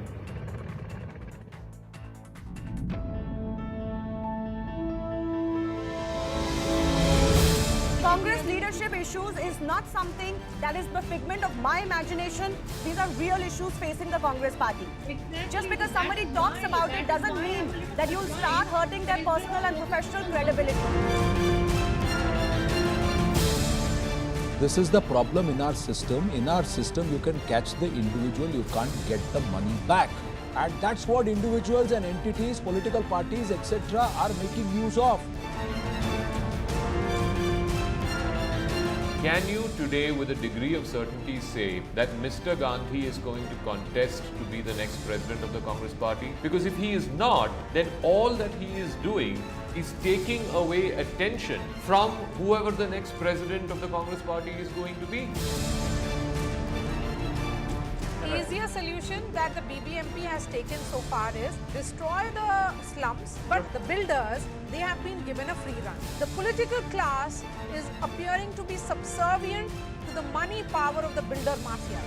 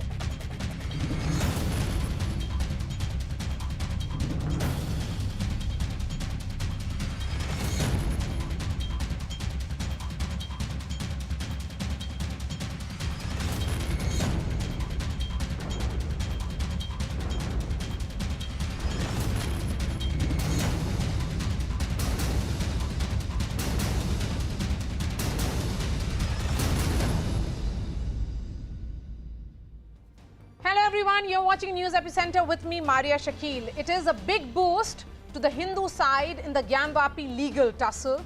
The Varanasi District Court has upheld the maintainability of the Hindu side's plea, where 5 women filed a petition seeking permission for daily worship of Hindu deities, claimed to be located on the outer wall of the Gyanvapi Mosque. The Muslim side opposing the plea argued that the mosque is a Waqf property and questioned the maintainability of the plea, an argument that was rejected by the district court. The order stated that the suit is not barred by any provision of the Places of Worship Act, adding that the Hindu side was able to lay the foundation for the Hindu character of the site, which existed on and before the 15th of August 1947. Remember, the Places of Worship Act states that the evident religious character of sites on the day India got independence cannot be changed. The order also stated that the Ayodhya verdict establishes the right to initiate suits to protect deities as well as a legal personality for deities, adding that destruction does not result in the termination of a pious purpose. The order also says that devotees were freely allowed to worship Ma Shringar Gauri till 1993. But access was restricted by the UP government without a written order. Remember, that order came right after the demolition of the Babri Mosque in 1993. The court ruled that the plaintiffs are only demanding the right to worship and there is no place or plea. In fact, there is no plea to declare the disputed property as a temple. So there is no ownership claim here. The Muslim side has said they will approach the High Court to oppose the order. They will be challenging the order. The next hearing in this case in the lower court is on September 22nd. While one obstacle has been crossed for the right to worship, it opens a legal debate on a host of different issues. This sparks the debate over the ambit of the Places of Worship Act 1991, as it gives validity to the videography survey of the Gyanvapi complex, where the Hindu side claims there is evidence of a shivling in the Wazukhana. This also gives a push to the larger argument over the mosque itself, where it is claimed that a temple was demolished to construct the Gyanvapi complex. This also comes ahead of a crucial hearing in the Supreme Court of a plea calling for the abolition of the Places of Worship Act 1991, saying it is arbitrary. The court order also boosts the argument of the Hindu side in other disputes as well, namely the Krishna Janmabhoomi dispute in Mathura. So how should we look at this ruling? Is this a boost to the fundamental right to pray, or is there a bad legal precedent? Because there's subservient, there is a method in which the 1991 Places of Worship Act has been subserved. And does this really open dangerous Pandora's box? Before I get the guess, here's what happened today.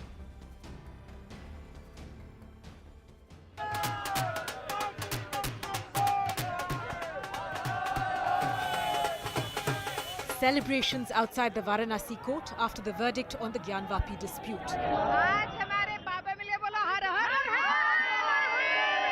In a big win for the Hindu side, the court agreed to hear a petition filed by 5 Hindu women seeking the right to pray inside the Gyanvapi mosque.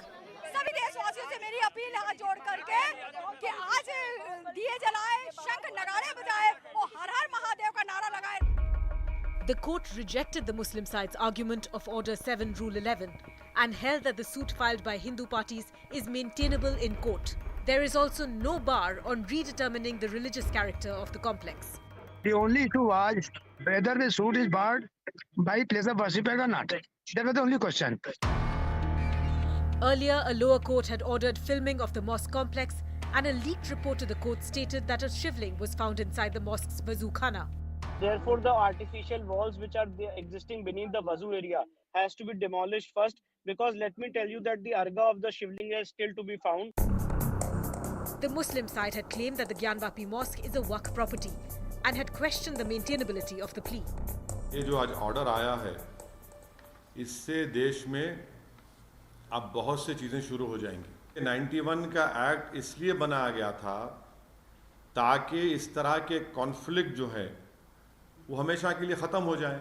खुदा ना खास्ता अगर हम 80 और 90 के दहे में वापस चले जाएंगे तो ये हर जगह पर एक डिस्टेबलाइजिंग इफेक्ट पैदा हो जाएगा। When the hearing commences, the court will decide if the 5 Hindu women can access the Shringar Gauri complex. But will it open a Pandora's box for other disputed religious structures? And joining me right on the top of the show is Vishnu Shankar Jain. He is the advocate of the 5 women petitioners. Vishnu Jain, really appreciate your time. It's a big step forward, certainly, for the 5 women petitioners of yours. The district court clearly said that it's not about ownership, but it's about right to pray. But will your petitioners stop at just seeking the right to pray, or will the petition eventually change and look at challenging the overall religious character of the Gyanvapi mosque? See, very good evening, Maria, and I'm so happy to be there on your show. The point in issue is, and let me tell you that there are 6 suits which are pending before the Varanasi Civil Court, and this is just one of the suits. The other 5 suits are filed with the relief of title. So we are claiming title over the property in question, and this suit is for right to worship. The point in issue is that in this particular suit, the commission was ordered, and now the report of the commission is there. And as per Order 4A of the CPC, all these suits have to be clubbed together and tried together. And when that will happen, the report of the commission will be read in all the suits. So it is not just right of worship. There is a title relief also which is pending in other 5 suits which have been admitted. Notices have been issued, and the Masjid committee has still not filed their reply. So that's the whole long and short of the matter. And so far as this particular issue is concerned, let me tell you that in this case the Places of Worship Act was not attracted. We had argued it for a long time before the civil judge as well as before the district judge, Honorable Mr. Justice A.K. Visheshwar. And the fact of the matter is that in this case the Waqf Act is also not attracted. So all these are the points and the legal arguments which we made before the court, and therefore the application under Order 7 Rule 11 has been rejected. And now in future the commission report objections are already invited from the Masjid committee on the commission report, and if they don't file that, the commission report will become final and it will be read into evidence, and in future other evidences also will be led in this matter. Okay, given the nature of evidence collected so far, Vishnu Jain, will you seek scientific survey of the evidences? See, definitely as per Section 45 of the Indian Evidence Act, a scientific survey is required to establish our claim, and I had already moved a petition before the Honorable Supreme Court seeking carbon dating of the Shivlingam which has been found. The Honorable Supreme Court was pleased to direct me to file my application before the trial court. Now those applications will be filed. Apart from that, apart from scientific survey, the artificial walls of the Shivlingam which has been found beneath the Wazu area has to be demolished to see the Arga of the Shivling, and therefore other further ASI surveys and other scientific demands will be made in the future. Okay, since you are saying that this is just a beginning here, you will be challenging the entire nature of this structure as well. You are talking about the title suit as well. Help us understand, Vishnu Jain, because you are clearly saying that the Places of Worship Act 1991 doesn't apply here, neither does the Waqf Property Act apply. Talking specifically about Places of Worship Act 1991, should that be repealed because there is already a petition pending in the Supreme Court? See, Places of Worship Act, we have challenged the constitutional validity, and it's a dream situation when Places of Worship Act will be repealed. That's a separate issue which will be debated and argued before the Supreme Court on 11th of October before a 3-judge bench. Now the point in issue is this, that within the framework of Places of Worship Act, we have argued and we have made the Honorable Court to reject the application under Order 7 Rule 11, and the argument is precisely this, that under Section 4 Subclause 1 of the Places of Worship Act, the religious character of the property in question has to be determined, which was existing on 15th August 1947, and therefore on 15th August 1947 we have categorical pleading in our plaint that this property in question was having all the characteristics of a Hindu temple, and before 15th August 1947 also it was having all the characteristics of Hindu temple. And let me tell you that till November 1993, Vyasji used to do puja in the so-called Tehkana beneath the mosque, and on the western side of the mosque till November 1993, all the women devotees and all the devotees used to worship Ma Shringar Gauri every day till November 1993. It is only in November 1993 Vyasji has been ousted from his position from the Tehkana, and the puja of Ma Shringar Gauri has been restricted only to one day in a year. So the point in issue is that which kind of masjid can exist in this country where on the western wall the puja is happening from time immemorial on the western side of the mosque, and beneath the mosque Vyasji is doing puja, and in the center of the mosque where Wazu is there, Shivlingam has been found. And I am not saying, Maria, that whatever I am saying is the final authority and the final verdict. Lot of work has to be done in the future. The scientific evidence has to be led. If one side is claiming it's a fountain, if the other side is saying it's a Shivlingam, it has to be gone gone into by an independent agency, by an expert agency, and all those evidences has to be led and brought on the record before the Honorable Court, and then only the final verdict will be there. But today, let me tell you what the Muslim side and the Masjid committee is trying to say. They are saying that if we have said it's a fountain, please reject their petition under Order 7, Rule 11. We need not go further into this question. Against that approach, I have an objection, because if there is a dispute, this dispute in a democratic setup has to be resolved by courts of law. This dispute cannot be decided by the parliament. This dispute cannot be decided on the streets. In a democracy and in a democratic setup and a civilized society, all these disputes can be decided peacefully in a court of law. And the Muslim side was given ample hearing. Masjid committee was given ample hearing to make their point before the Honorable Court, and after hearing them, this order has been passed. Okay, my final question to you. Since you're talking about the Masjid committee, the Anjuman Intizamiya Masjid committee have already moved the Allahabad High Court. What next for you? See, we will definitely file our caveat before the Allahabad High Court. We will request the Allahabad High Court not to grant any stay in this matter, because this is an issue where the trial has to go on. We will ask for day-to-day trial of the matter. We will ask fast-track courts to be constituted, and this matter should be referred to a fast-track court, and day-to-day trial should happen. And ultimately, the point is that all these disputed questions of fact, Places of Worship Act attracted or not, whether this property is waqf or not, it has to be gone into and looked into by cogent evidence, and that's what precisely the Honorable Court has ruled today. All right, Vishnu Jain, really appreciate your time. Thank you so much. Let me bring in other guests on this debate.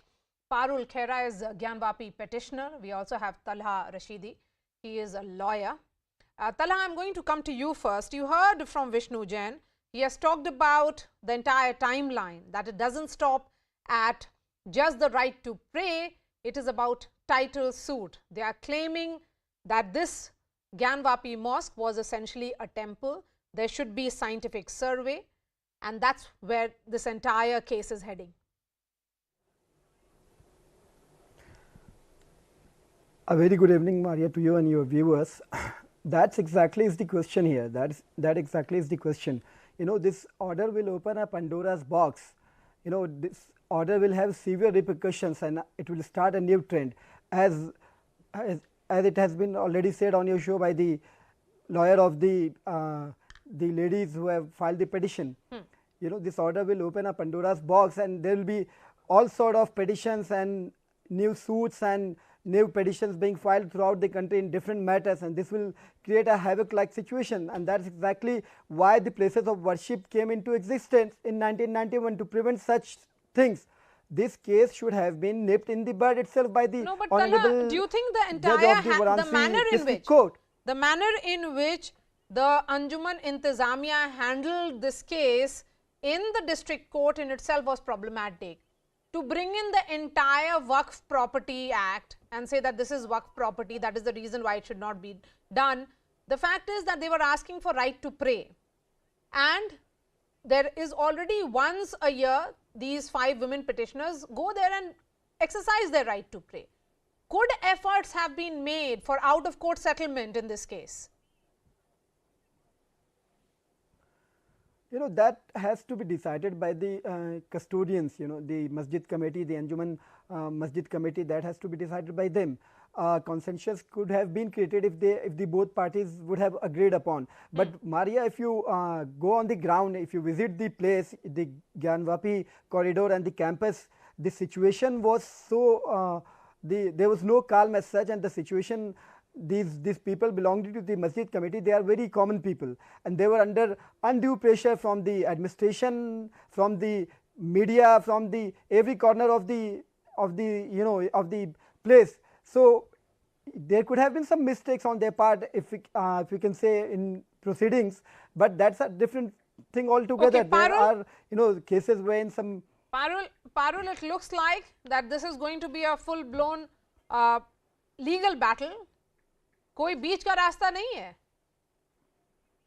देखिए, बीच का रास्ता तब निकलता जब ये हमें बोलते कि आप पूजा करते थे, आप पूजा करते रहे। इन्होंने ऐसा कभी नहीं कहा, चाहे ये हो, अभी he is representing Muslim side, ऐसा कभी हुआ नहीं। और अगर आप जाए अंदर, अगर आप जाए मस्जिद में, तो देखेंगे वहां तहखानों में हमारी we have our deities, we have our Jyotirling. There is Ma Gauri, Shingar Gauri Puja that used to happen, and it is very evident that it's not a masjid. ऐसा कौन सा डोम है जिसके नीचे एक और मंदिर का डोम है? I mean, कौन सी ऐसा मस्जिद है जिसकी दीवार जो है वो मंदिर से जिसकी दीवार मंदिर है? तो ये मतलब इसे बता देना, और अगर जहां तक प्लेसेस ऑफ वर्शिप एक्ट की भी बात है तो वो यही है कि 15 अगस्त 1947 में जो रिलीजियस कैरेक्टर था वो बरकरार रहे।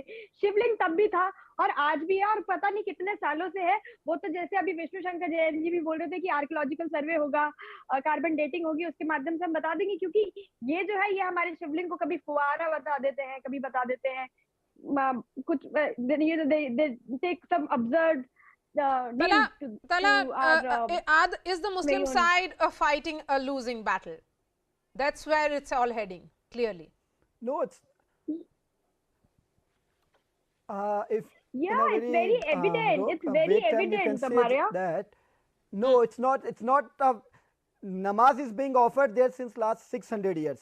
इन्होंने and our Shivlingam is there from I don't know how many years. From before Muhammad Ghori, let me respond to you. Demolished it 1194.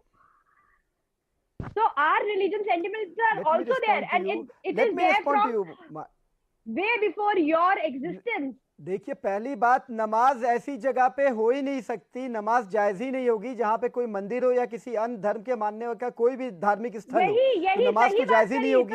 अगर ये मुगल राज में बनी थी, औरंगजेब ने बनाया था या किसी और ने बनाया था, तो जो पूरे देश का बादशाह था वो कैसे जबरदस्ती ऐसी जगह पे मंदिर बना देगा और पाप का भागी बनेगा कि जहां पर मंदिर हो वहां पे मस्जिद बना दे? जो पूरे देश का बादशाह था, जहां वो जिस जमीन पे हाथ रखता वो जमीन उसकी होती। आप बताइए, धार्मिक हमारे धर्म में ऐसी जगह पर मस्जिद नमाजी नहीं हो सकती जहां पर मंदिर हो या किसी भी धर्म की कोई पूजनीय स्थल हो। तो ये चीज कहना कि वहां पर शिवलिंग था, ये अपने आप में it's sub judice, so I can not comment on that, but we do not agree on that. There was a wazukhana, there is a wazukhana, there will be a wazukhana, and you have to accept that.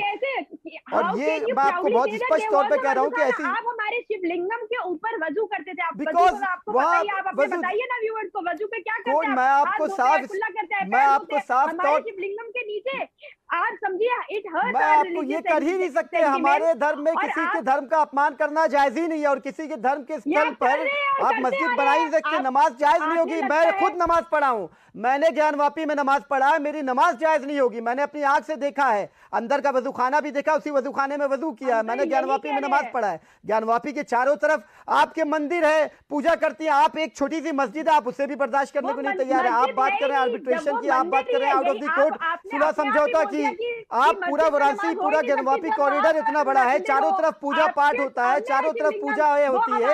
एक छोटी सी मस्जिद है premises में, वो भी बर्दाश्त नहीं कर सकते, और आप हमसे उम्मीद कर रहे हैं कि आउट ऑफ द कोर्ट समझौता किया जाए।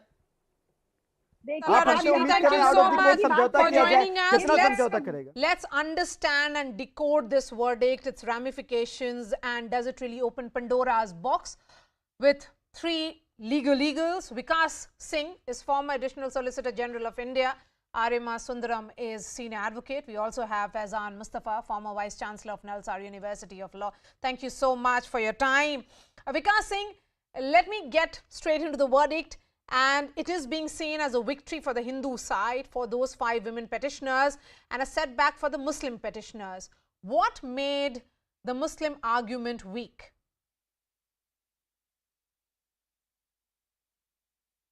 So, Maria, I don't know what has been argued, and to be frank, I have not seen the order also which has been passed today. I've only read it from the from the news feeds that have come so far. But there are apparently trying to make a distinction between turning a place into changing the character of a place and vis-a-vis the right to worship in a particular place. Now, according to me, these are completely intertwined, and these can't be separated.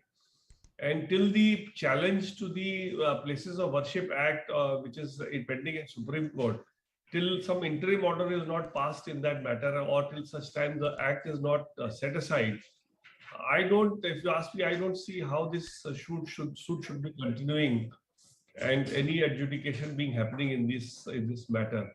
So unless I see the actual judgment, I really can't comment. But that is my prima facie view, that this order has gone trying to make a distinction between conversion of a religious place to a right to. So it will be very, just imagine somebody wanting to come and offer nawaz in a temple. It's something which is not done. So similarly, you can't say that I want to offer prayers in a mosque without it being converted into a temple. So really speaking, it is begging the real issue, and somebody will have to grapple with that issue at some stage. And according to me, it should have been now only. Okay. Narima Sundaram, this exact point that is being made by Vikas Singh, petitioners have prayed for the right to worship, they got that. However, can this question really be sorted out or settled without determining the religious character of this place? The point and issue is this. We are on the question of maintainability of a suit. That is, whether such a suit can be filed at all, assuming everything was right. There is certainly a bar to reopening questions of title, questions of when a place of worship has been in existence for a number of years, as the statute is. But this is not a suit for type. It's a suit for right to worship. And it appears to be a suit based on both custom and what I would call a civil right, not an ecclesiastical right necessarily, but definitely a civil right. Okay. So as to whether this right is made out finally, as to whether all this can be proved in a court, is a matter to go for trial. The aim today was to see whether this suit should go for trial at all or is barred by some law. On the face of it, when the declaration is not with regard to either altering a place of worship and saying it can no longer be a place for the worship of a given community, given religion, denomination, but should be for somebody else. If that is not so, then it's not changing a place of worship. To ask for yourself having a right to worship there may not amount to a change of a place of worship. Equally, it is not a claim on a property right by which the right to the mosque is being claimed. And therefore, on the face of it, on the bare allegations in the plaint, it cannot be that the suit is barred by any law, which appears to be what the district court had said. Of course, this will be subject to various appeals which will be filed, I'm sure. But offhand, to comment on this judgment, would really say that the judgment has really only given these plaintiffs a right to proceed and say, all right, prove your case that your civil right or your right to worship has been in some manner been prevented. And we'll have to, in the trial, ensure that the trial does not get broadened into a question of seeing whether the place of the worship in the very mosque should be changed, or the religious denomination who can worship ought to be somebody else, or the mosque should be turned into a temple. Those are not the questions. And the court should also see that those issues don't go into it. But it's restricted to what the plaintiffs are claiming, which is they say we have a right to worship. Not that the mosque should not be there. But that seems to be the prayer, and that seems to be what has appealed to the district court, to say that it is maintainable and let it go ahead for trial. As to whether they would get the relief, whether they can establish this, as whether they can show that what they are really asking for is not going to trammel on the religious rights of others, will be a matter for trial and final decision. Yes. So that is certainly the nature of petition, as you were pointing out rightly, Arima Sundaram, but you heard from Vishnu Jain. He seems to indicate that there are multiple petitions, and one petition is also about title of this entire site, which is Gyanvapi Mosque. Professor Faizan Mustafa, based on the evidence that is there already, can this place be converted into a temple until Places of Worship Act 1991 is there? The whole question is, Maria, that the judge in Varanasi court today very clearly in his 26-page order says that these 5 women petitioners are not seeking conversion of place from from mosque to the temple. They are not making any ownership claim either. What he is saying that the petitioners merely want to worship. They have asserted that they were worshipping till 1993 and thereafter they have been stopped. Yes. And therefore, the judge concludes that the 1991 Act prohibits conversion. Yes. But there is no relief of conversion sought in this petition. And that's why the 1991 Act does not apply. Similarly, he is saying that the 1991 Act would not apply in this case because there is a Kashi Vishwanath Temple Act of 1983. It's very, very technical. Passed by the UP Legislative Assembly, which defines a temple. And the argument of the petitioners is that this property within the meaning of Kashi Vishwanath Temple Act was declared as a property, as a temple. And if it was a temple in 1983, therefore the question of 1991 Act being applicable in this case simply does not arise. So I think the problem is far more complicated than it was commonly understood. As you go to the judgment, they say that even the property has not been registered properly as waqf. And of course, they say that Aurangzeb did not create a waqf. And the mere entry of a property as waqf in the revenue documents does not make it a waqf property. Now, these are all very, very important observations, highly technical and legal. I think it is a major setback to the Masjid Intizamiya, committee. You know, Professor Mustafa, you have made an important point that there is a setback here, that there is a victor and a loser here. Do you think that this entire issue should have been settled out of court? Because I remember you speaking about it, and now the hearing will begin on 22nd. There is another petition before the Supreme Court. The issue will get even more vexed. It will divide the two communities even more. Very good. Thank you, Maria. You recalled my earlier conversation with you. I am against litigation between the faith communities. These faith communities are not fighting for somebody's personal property. They are all fighting in the name of God. Yes. And ideally, in the name of God, there should be no fight. Yes. And that's why I had earlier on your show, when this whole Gyanvapi matter started, had said, and I reiterate, that it would be much better if the local Muslims of Varanasi and local Hindus of Varanasi sit together, have a dialogue, exclude all the politicians, exclude the clergy outside Varanasi, and think of a solution. If the problem can be solved by just permitting these 5 women to worship from some place, and prayers, Muslim prayers are also held and continued, that would be a win-win situation, because as you rightly recalled, in a litigation, only one party will win, the other party will lose.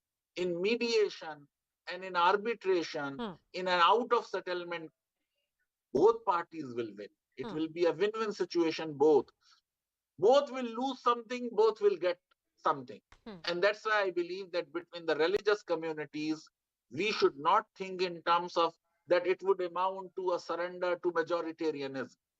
That should not be the spirit. We need to sit together and find a respectable, amicable, and a solution acceptable to the residents of both the communities. Yes, and Vikas Singh, what does it really do to the 1991 Places of Worship Act? Is it increasingly becoming redundant because there are ways of subverting it?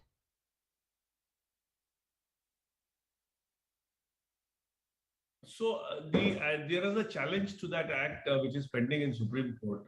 But as I said earlier, that till the act remains, or till the act is not, either withdrawn by the parliament, or repealed by the parliament, or till the act is not set aside or quashed by the Supreme Court, because there is a very important legal issue involved in the act, in the challenge to the act, and that is that whether the center has any right at all Yes. to bring this kind of a legislation, because it's definitely a matter covered by the state list, and the center is denuded of its powers to legislate on this subject. But that's all to be argued in Supreme Court. So far, that argument is yet to happen. So I personally feel that till the act is there on the statute book, courts will have to respect that, and courts can't go ahead with a determination of such suits without the act being set aside or brought out of the way by a repeal. Okay, Arima Sundaram, your take on what really happens to the petition that is there before the Supreme Court, because the Supreme Court judge, the bench that was headed by Justice Chandrachud Singh had clearly said that they would be taking the matter again up on 20th of October, and here the verdict has come and the hearing begins on 22nd of September.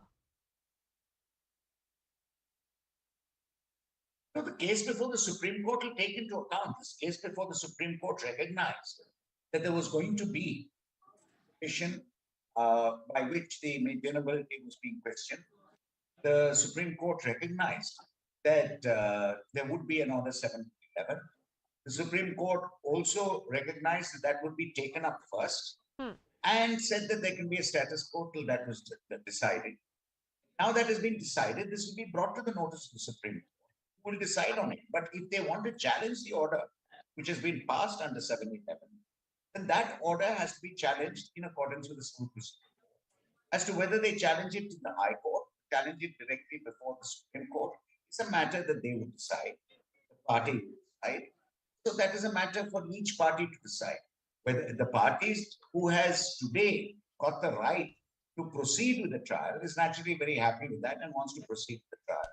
The party who wanted to stop the trial would be unhappy with it and would petition the court.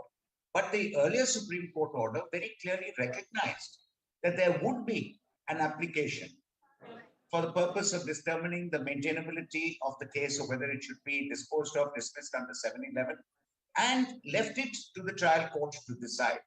And the trial court has now decided that. The correctness of it, of course, will be subject to appeals, will be subject to provisional jurisdiction, and that will be seen there. But you ask me a specific question as to whether I see some basis for the order of the district court. And I do find that basis in this, that it cannot be said that when what is being claimed is a right to worship alone and not to change the nature or character of the entire area, then it's a moot question and it's a matter which could go into trial and cannot be dismissed outright on the ground of not being maintainable, being against law, or not disclosing a cause of action. Now, that is what the district court has seemed to say. And I cannot personally, at first blush, without reading the entire judgment, at first blush, I cannot say that that is erroneous. Why? Because it is not as though the defendants have been shut out. All that the plaintiffs have been allowed to do is to proceed.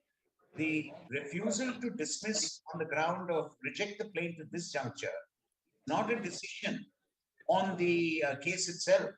It's not a decision as to whether there is a right to worship. It's not a decision as to whether they will be allowed to worship. It's not a decision on any of those points. It's only a decision that they are given their day in court to try to prove their case. That is all the decision today is, and nothing more. If it's made out to be more, well, it's not so. And I do not see it as anything more than the court saying, look, you've made out some cause of action. You seem to distinguish the act and say the act does not apply. Well, these are matters for trial. Let the trial go on, and the trial will decide as to whether you're right or wrong. Okay. Then in that case, Vikas Singh, are you of the opinion that the Places of Worship Act 1991 should be settled first before further judgment in this case, or the hearing should proceed in this case? According to me, yes. And if you ask my very personal view, I feel that this act should not have been brought in place at all, and this act should not. This act, Parliament would be well advised to repeal this act even today, because ultimately, why should a person be denied the right to agitate that this particular place was a temple and accordingly it should be restored to its original position, like they did in the case of Babri Masjid? So why make an exception to Babri Masjid and say the others are to remain whatever they are, in spite of whatever good case a petitioner may have? Because ultimately, Maria, you will recall that even in the Babri Masjid matter, Yes. once the court decided, there was no unrest on that basis. So really speaking, the act should only limit itself to forcible conversion of a religious place from one religious community to the other. So that forcible conversion should not happen. But if a judicial interpretation is taking place or a judicial determination is taking place, and if on a proper legal judicial determination, if a competent court were to take a view, that per se will not be a matter which will create any unrest, like it did not happen in Babri Masjid. So Babri Masjid, the wrong was definitely for the demolition of the mosque, and which of course the Supreme Court has noticed also and tried to assuage the feelings of the Muslim community by giving them that alternative piece of land. But that was not correct. Nobody can justify that. So if you wanted to bring an act, you should have brought it limited only to forcible conversion, and not to stay or to make redundant or to say that all these civil suits pending in any court in the country will abate after the coming in force of this act. So that, according to me, is a non-starter from the beginning. And Supreme Court will be well advised to either quash it, or the Parliament will be well advised to repeal this act. Let me give the final words to you. Limited to forcible conversions, okay, and Professor. not to legal conversions. Okay, Professor Faizan Mustafa, you were talking about an amicable solution, a possible mediation at this stage. Don't you think that we have crossed that bridge already? And what really happens now to Jaunpur, Mathura and several such places where it is about Ganga Jamuni Tehzeeb, but it has become a point of division between the two communities? Will this verdict then, and the nature of what really happens, open Pandora's box, or you may call it floodgates? It would, because the whole question is that what the judge is saying, that the 1991 Act prohibits conversion of a place of worship from one religion to another, but it does not bar the ascertainment of religious character of a place. I believe it is going to open a floodgate of litigation of this type, and that will not be good for the communal harmony of this country. So it's better that some give and take in the spirit of accommodation, in the spirit of mutual respect for each other, is resolved. And that's why, there have been people who have been saying that these three places, Ayodhya, Kashi, and Mathura, have special significance for the Hindus. And if some solution can be reached about these three places, then there would be, conducive environment to bring an end to, disputes about other places of worship. You see, some kind of out-of-box solution. I had before that. What about the silent prayer? Yes. What about creating some space for multi-faith prayers in our places of worship? At the airports, we all go to multi-faith prayer rooms. So the country has evolved. Our constitutional democracy should evolve rather than having exclusivity. I understand that for a Muslim, it would be very difficult to pray at a place where you have idols. But after all, there is a historic evidence that this was a temple and a part of it was demolished. Yes. So maybe we can move forward. I think in constitutional law, there has been a conflict between directive principles and fundamental rights, and then the courts evolved the concept of harmonious construction. Yes. Rather than saying that fundamental rights are superior to directive principles, they said find a way so that both can be given effect too. So my interest is, can we find a way in which both Hindu worshippers as well as Muslim worshippers, the management committees of both the places can reach some kind of a compromise and solution so that the politics in the name of religion can really be avoided. We certainly hope it is avoided, but that's not happening, so, given how the entire issue is evolving itself. Thank you so much for your time, Professor Faizan Mustafa, Vikas Singh, and Senior Advocate Arima Sundaram. Shifting focus to the other story. A picture of khaki shots have erupted, has in fact led to war of words between the Congress and the BJP.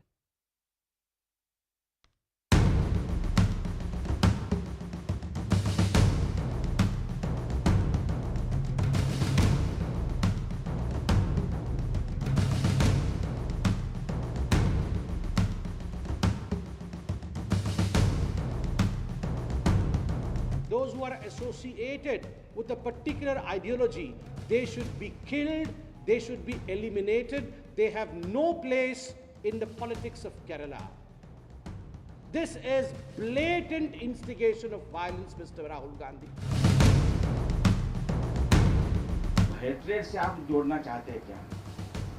Hatred वो पाल रखे हैं बहुत पहले से. Those who stoke the fires of hatred, those who stoke the fire of bigotry and prejudice, must be prepared to take some things back.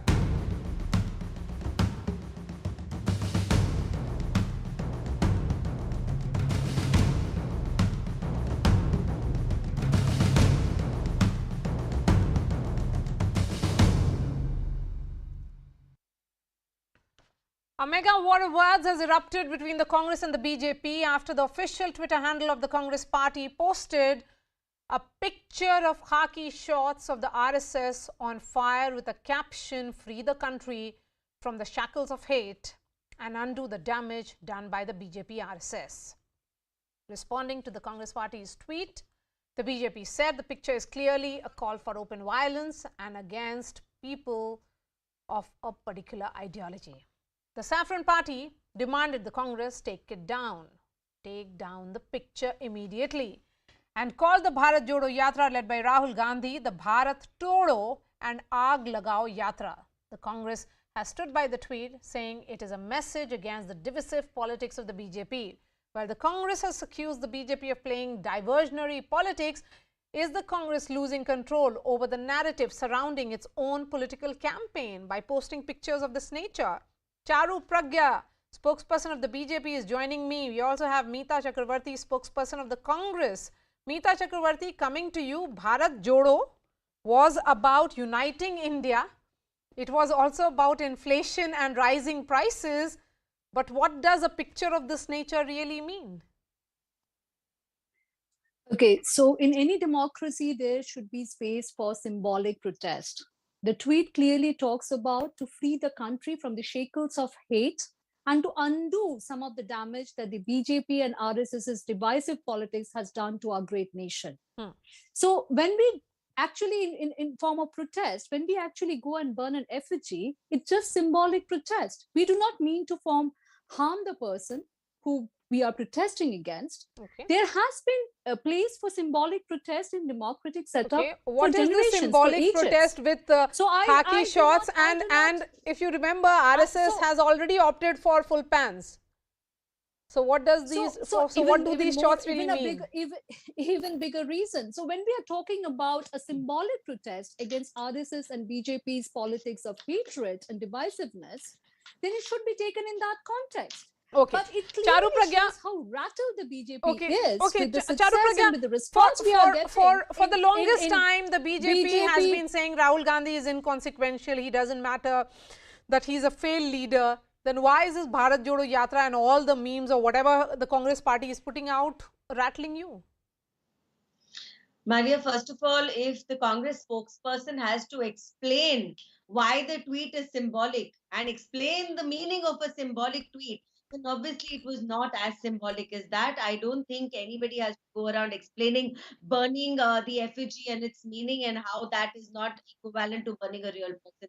That just shows that the intention of Congress was not as innocent as they are suddenly pretending everywhere. That being said, it's not Rahul Gandhi who is relevant today. It is what Bharat Jodo Yatra is standing for. It is basically the people who are walking with Mr. Gandhi today in this yatra. It is the message which is being spread. It is the conversation which is being carried forward. And who does this conversation come forward from? It comes forward from a leader who talks about Jodoing Bharat, but at the same time, he has been one of the leading people who's talked about dividing India time and time again. So whether in the last Lok Sabha elections he tried to create a north-south divide, you have heard his statements. I don't know now whether it is because his political acumen is low, his communication skills are low, or he really means to tell the people of northern state of Uttar Pradesh that they are not as good as the people of Kerala. Eventually, he lost his election in Uttar Pradesh. He is a member of parliament from Kerala only today. Meeta Chakrabarti wants to come in. The Meeta. people who are walking with him are the same ones. I would like to read out a few of the comments and quotes made by some tall BJP leaders. So when Anurag Thakur, a union minister of BJP, says "Gaddaro ko goli maro," is he not directly promoting violence? When Pragya Singh Thakur, a BJP MP, talks about Nathuram Godse Deshbhakt tha, Deshbhakt hai, is she not promoting terrorism? When Amit Shah calls Bangladeshi migrants termites, what kind of hate speech is that?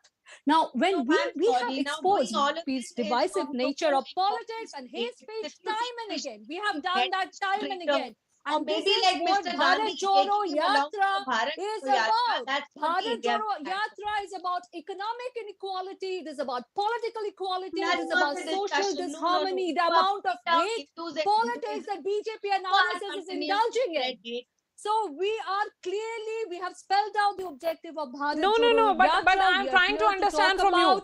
When you talk about this objective, why are these objectives not being communicated through your Twitter handle? Exactly. Why is this objective being talked about in the studios, but when it comes to the symbolic symbolism, because you yourself said no. Right, Meeta, you just said that this is a symbolic protest. I'm trying to understand protest against what? Protest against BJP and RSS divisive hate speech, divisive politics. I have just given you 3 quotations from Anurag Thakur to Amit Shah to Pragya Singh Thakur. Okay, Charu Pragya, why are the BJP leaders openly propagating hate and violence? Whether they want to live in Nathuram Godse's India or unfortunately, Maria, can the Congress spokesperson wait for her turn? Thank you. So unfortunately, the statement that Meeta is reading out today, she starts with the word traitor. What does she expect the India of today to do? Award a traitor? I am sorry, a traitor needs to be treated as a traitor. I'm sorry, doesn't agree. No, but why not? Don't we hang traitors? Don't we hang people who are rapists? So do not there.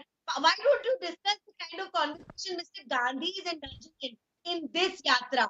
Why is he putting down Hindus and Hinduism? Why is he getting into a discussion which is on record, by the way? There is no way you can defend it. People walking with him are the same people who time and time again have professed hate, who have talked about dividing India, who have talked about appeasement politics, who have in fact said Bharat Hindi to honge.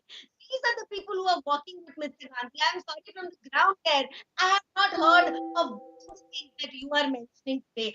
The whole motive of this yatra is to continue spreading hate and to continue spreading misinformation as Congress has been doing for a very long time. We are not going to stand for it. Every single time an incident like this happens, it's our job to shine the light on it.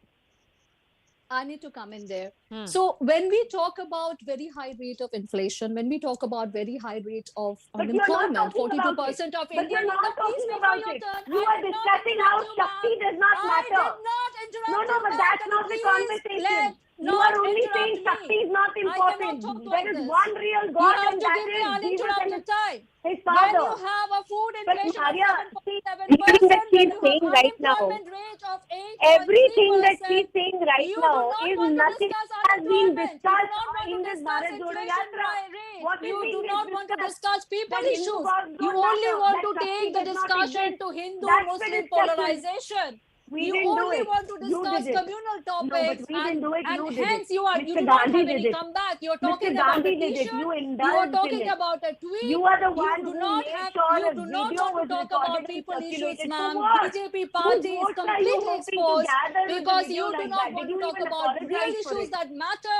No, I'm But sorry. you I'm want to sorry. take the This does not narrative make sense back to at all. communal polarization, ma'am, Can and I, that is the very, very Maria, unfortunate you know truth, what? It's and very that is weak of what the remains Congress exposed. spokesperson to try and put this on us. It's exposed But the that you fact are is, how rattled the you video are with the comes from success Mr. of this Gandhi. Bharat Jodo Yatra, because all you're doing is taking the narrative back to communal polarization. You're talking about a tweet, you're talking about a But t-shirt. but the You are question not is, refusing to okay, so engage the in numbers have come conversation today, about inflation real issues. figures have come today. The Congress party hasn't put out a single tweet. Rahul Gandhi hasn't said a single word. Yes. The only thing that is there on the Congress Twitter handle today is this khaki shorts, which is on fire. So questions will be asked as to who's polarizing this entire discourse. Thank you so much for joining us, Meeta Chakravarti and Charu Pragya. We are slipping into a short break. Up next, Britain continues to mourn the passing of Queen Elizabeth II ahead of a funeral on September 19th. A special report after a quick break. Stay with us.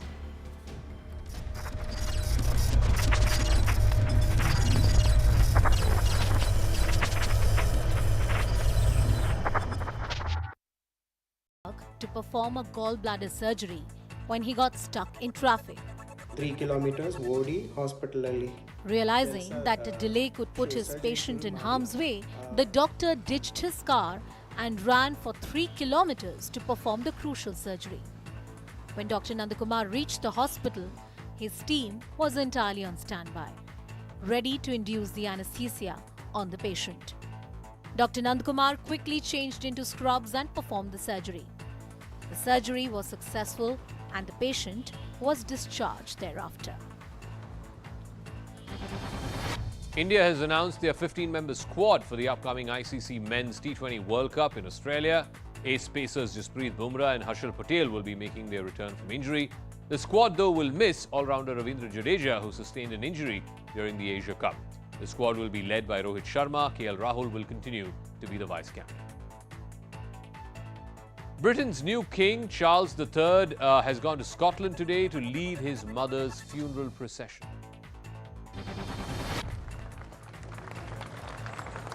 Many mourners broke out into tears, seeing the hearse carrying Queen Elizabeth's coffin pass through the palace of Holyrood House Gate.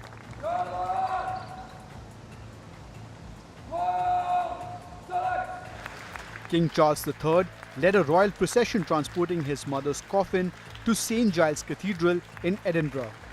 It will lie in rest at the cathedral till Tuesday, when it will be moved to London.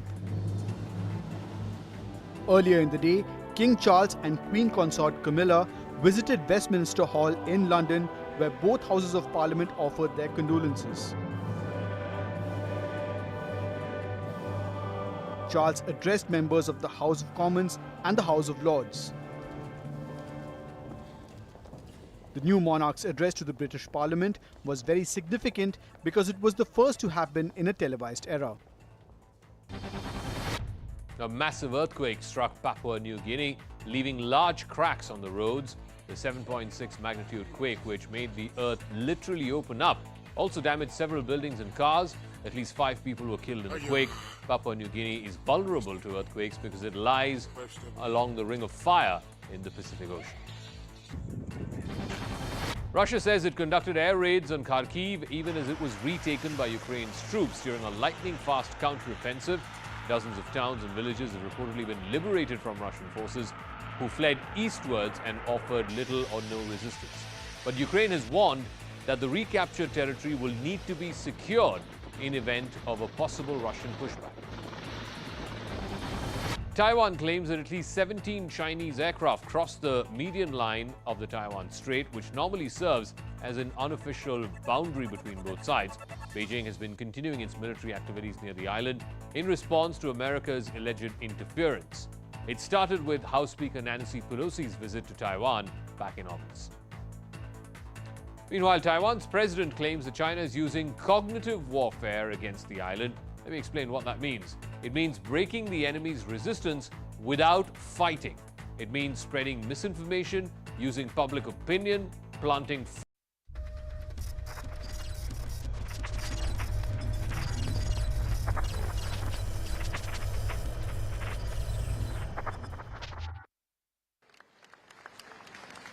A service of prayer for Queen Elizabeth II was held at St. Giles Cathedral in Edinburgh Monday. Her son, King Charles III, and the Queen Consort were in attendance, along with other members of the royal family. I think that it's important that we honour her as is due to our Queen. I think it's important that we reflect her life adequately. King Charles had a full schedule Monday, starting at the Houses of Parliament. In his first address there as king, he vowed to continue the Queen's dedicated service to her people. He then flew to Scotland for a prayer service and a meeting with the Scottish Parliament. All along the way, he greeted members of the public who showed up to wish him well and offer condolences for the Queen. On Sunday, her coffin made its way from her beloved Balmoral estate, where she died Thursday, to the capital. An honor guard and military band led the procession. She's the only queen I've ever known. I mean, I think she's done really good for us. It's just probably something quite historic. Like, she's been through quite a lot with the country, and then probably not going to see another queen again in our lifetime.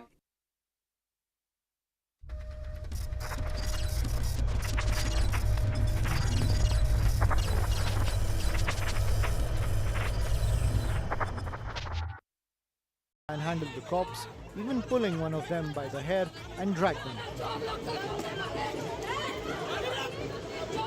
The family of the accused gathered in large numbers and confronted the cops as soon as they landed up for the raids.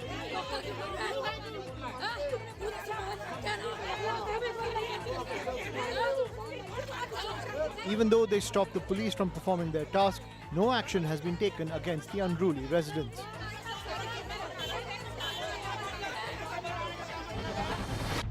And now to this video of a young woman allegedly under the influence of drugs in Amritsar in Punjab is going viral. The woman can be seen slouching, unable to even stand or walk properly.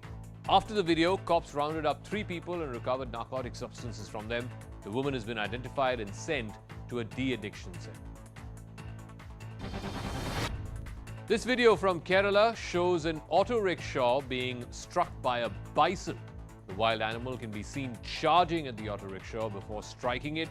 The vehicle is then raised by the horns of the bison. Even as the driver is perched inside, the angry bison then runs off into the wilderness. The Indian Army's impressive engineering skills have been witnessed in this video of a bridge being constructed by troops across the Indus River. In this video shared by the Army, heavy metal parts are mechanically launched into the water body to complete the bridge. The building of the bridge included carrying out mobility tasks as well as training. The drill was carried out by the Sapta Shakti engineers in eastern Ladakh. Amid the standoff between India and China, the Indian Army has undertaken a massive reorientation of its troops. It's being carried out in Arunachal Pradesh with the help of enhancing overall combat readiness of the Indian Army. Military infrastructure is also being amped up in a big way to try and boost the Army's surveillance apparatus. It will also ensure a quicker mobilization of troops. A rickshaw puller had a rather narrow escape in Aligarh. Here's how. The rickshaw puller was carelessly crossing a railway track even though the gate was closed. Then suddenly, the train zoomed past, but the rickshaw puller stepped back at the very last second and fell to the ground. His rickshaw, though, was crushed by the high-speed train. The rickshaw puller and several others had crossed the track despite the gate being closed. But he was the only one who had a closed shave. The train was coming down the track at an extremely high speed, and if he hadn't stepped back at the nick of time, he wouldn't have made it alive. The Congress, which is in the middle of its Bharat Jodo Yatra, today tweeted a pair of shots resembling the RSS's khaki knickers on fire with the caption, 145 days more to go. The BJP hit back by saying that this was the Congress that was instigating violence, hurting nationalists and lighting fires, and the post exposes the lies behind the yatra. The National Investigation Agency conducted raids at 60 locations across Delhi, NCR, Punjab and Haryana to try and crack down on gangs as well as crime syndicates. The raids come after the Delhi Police Special Cell registered 2 FIRs under the UAPA against 10 gangsters.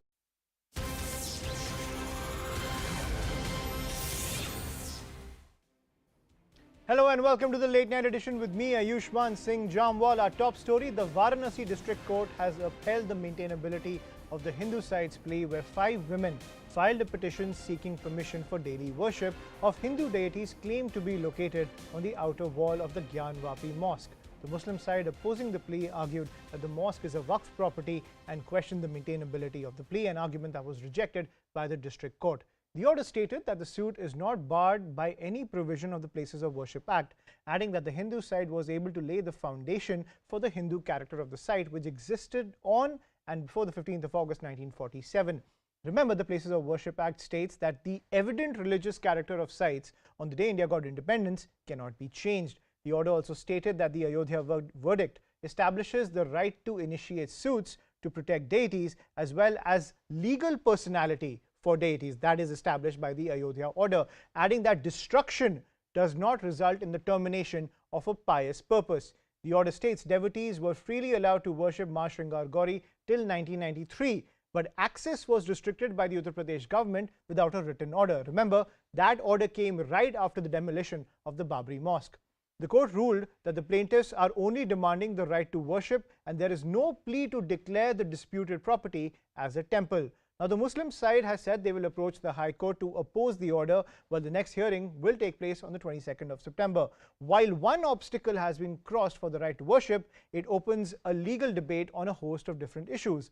The sparks over this debate have now stretched to the ambit of the Places of Worship Act, as it gives validity to the videographic survey of the Gyanvapi complex, where the Hindu side claims there is evidence of a shivling in the Vazukhana.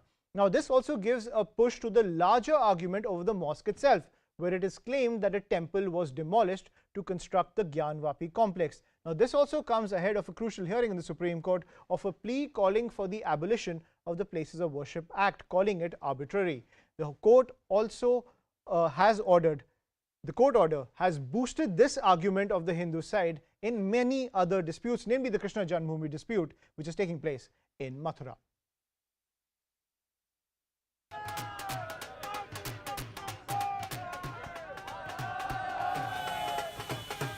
Celebrations outside the Varanasi court after the verdict on the Gyanvapi dispute.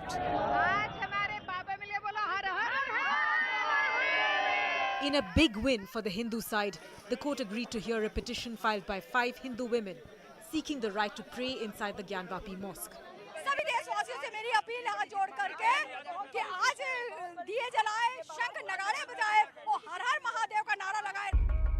The court rejected the Muslim side's argument of Order 7 Rule 11 and held that the suit filed by Hindu parties is maintainable in court. There is also no bar on redetermining the religious character of the complex.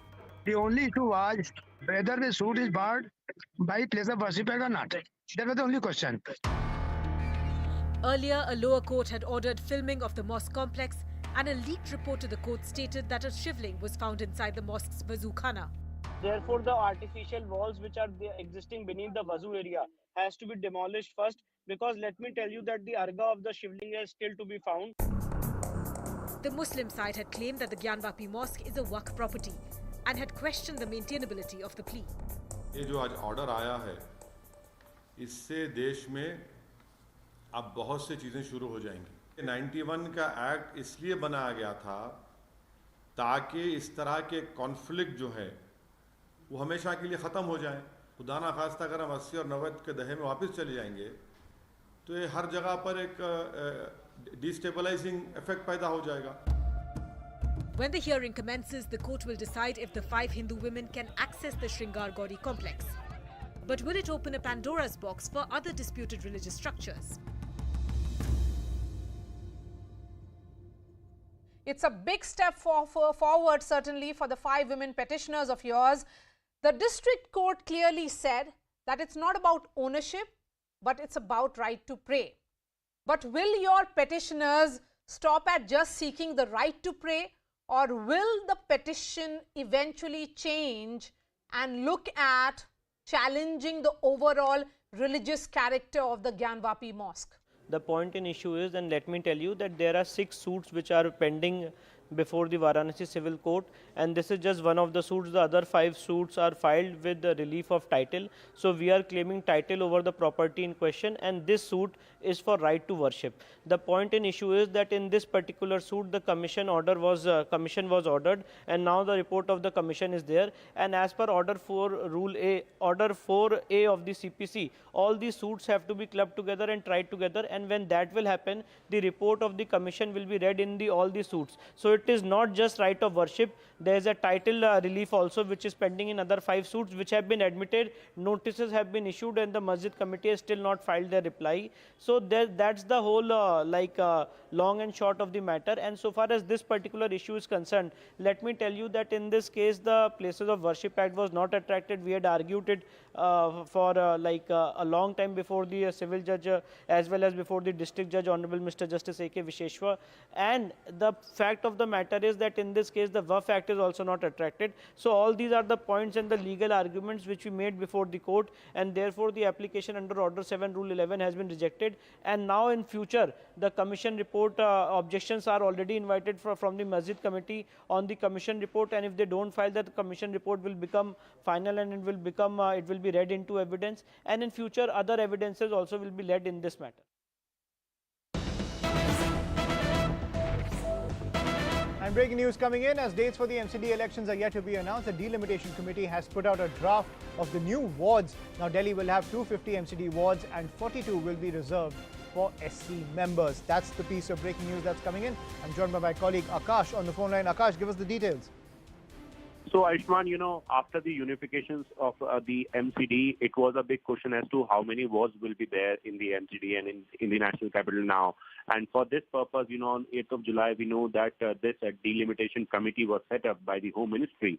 And after that, now the big development that we are getting is that, the draft notification is all ready. And as far as the information we got from the Home Ministry, it was decided that now Delhi will have only 250 wards, out of which 42 will be reserved for scheduled castes, and that's the reason why for 250 wards we have the draft document ready, and it will be published, and in fact will be available on the official website of the State Election Commission in some time from now.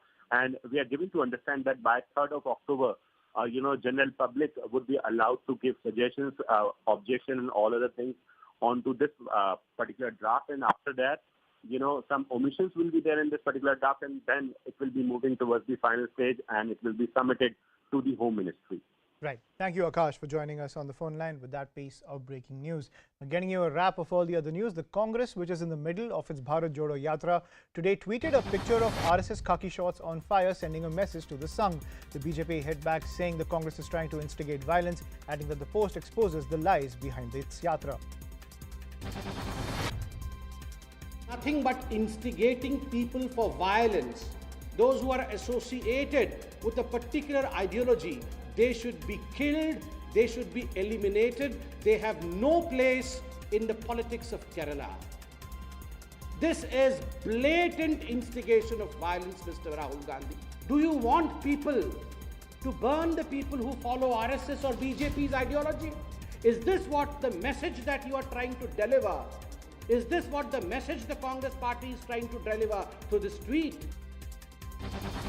The Delhi police has issued fresh summons to Bollywood actor Jacqueline Fernandez. The police has asked Fernandez to appear on the 14th of September. The questioning, which was scheduled to be on September 12th, that is today, had to be postponed as the actor sought an alternate date citing prior commitments. Jacqueline has been asked to join the investigation into the cheating case linked to conman Sukesh Chandrasekhar.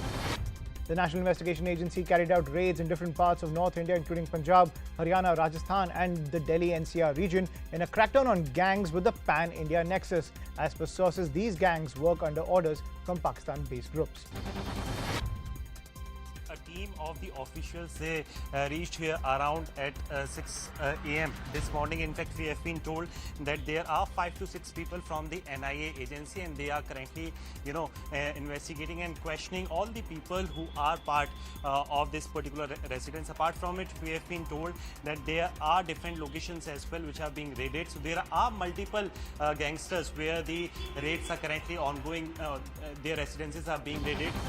The Union Home Ministry has ordered a CBI probe into the death of BJP leader Sonali Fogart. This comes after the Goa Chief Minister Pramod Sawant said the probe will be transferred to the Central Bureau of Investigation. Remember, Sonali Fogart's family has been demanding a CBI probe into her death ever since her post-mortem report revealed multiple injuries on her body. The Supreme Court will hear a batch of petitions challenging the Citizenship Amendment Act. This is on the 31st of October and has sought the centre's response. A bench comprising of the Chief Justice of India and Justice S. Ravindra Bhatt observed it would refer the CAA case for hearing to a 3-judge bench. The bench has asked the Solicitor General's office to identify and segregate the petitions so that submissions can be easily advanced and confined.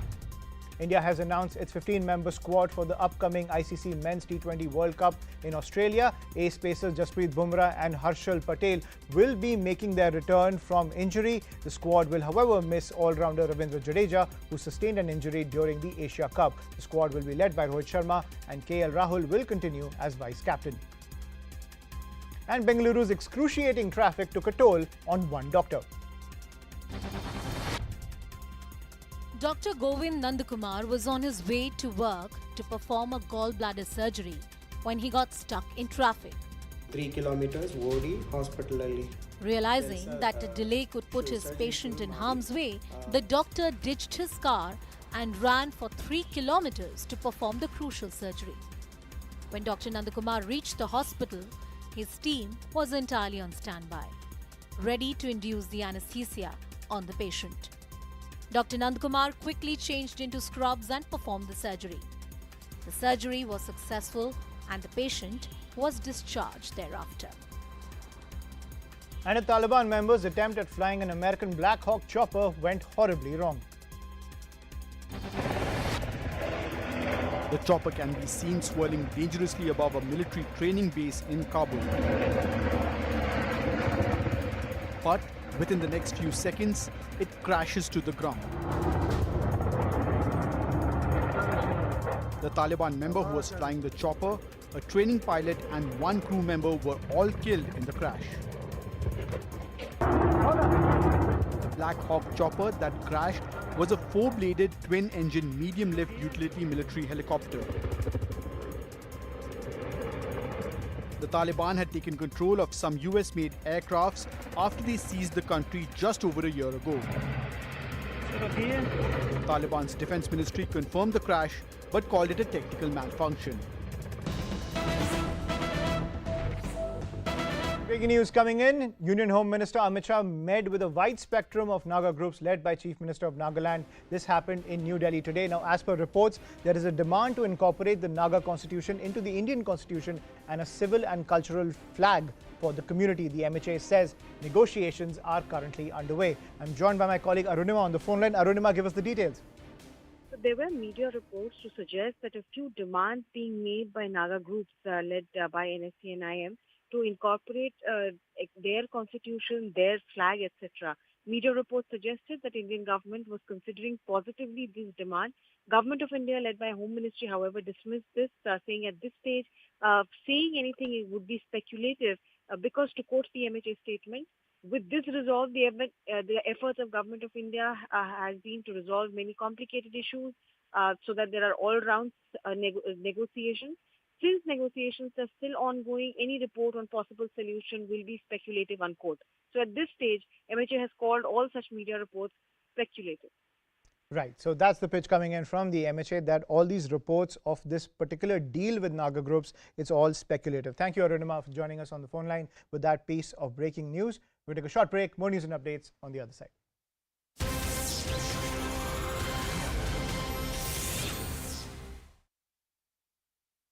Creating traffic made one doctor make an unthinkable decision.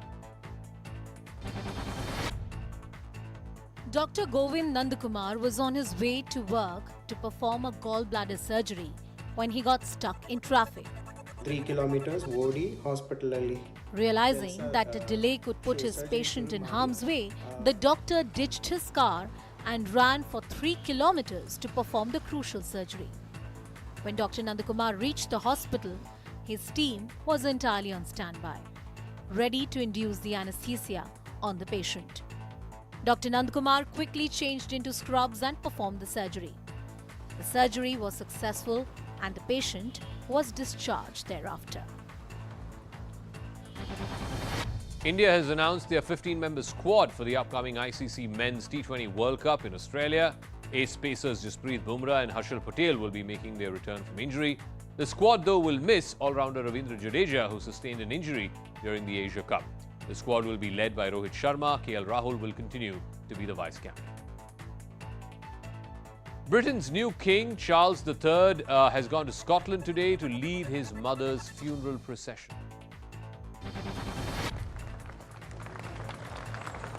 Many mourners broke out into tears, seeing the hearse carrying Queen Elizabeth's coffin pass through the palace of Holyrood House Gate.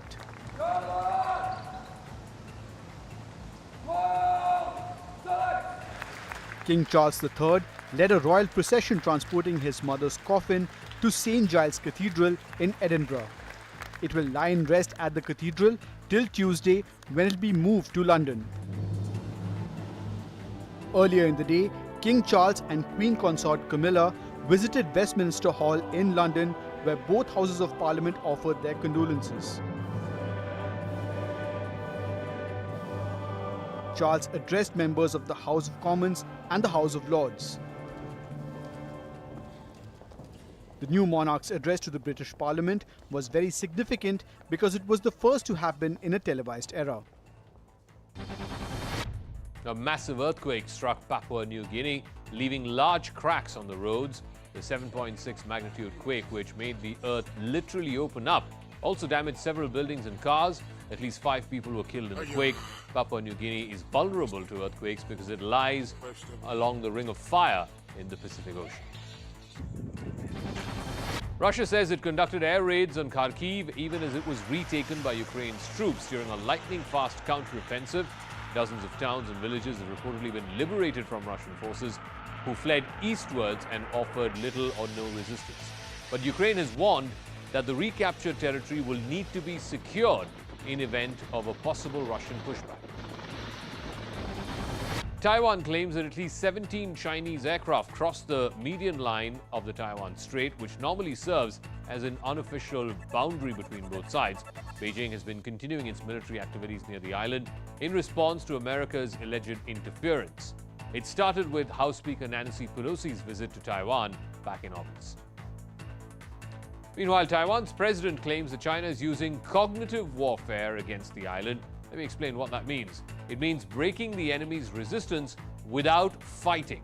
It means spreading misinformation, using public opinion, planting false narratives in social media, and of course using legal means to gain international support. It also means demoralizing the enemy soldiers and civilians. A Taliban member's attempt at flying an American Black Hawk chopper went horribly wrong. The chopper can be seen swirling dangerously above a military training base in Kabul. But within the next few seconds, it crashes to the ground. The Taliban member who was flying the chopper, a training pilot and 1 crew member were all killed in the crash. The Black Hawk chopper that crashed was a 4-bladed twin-engine medium-lift utility military helicopter.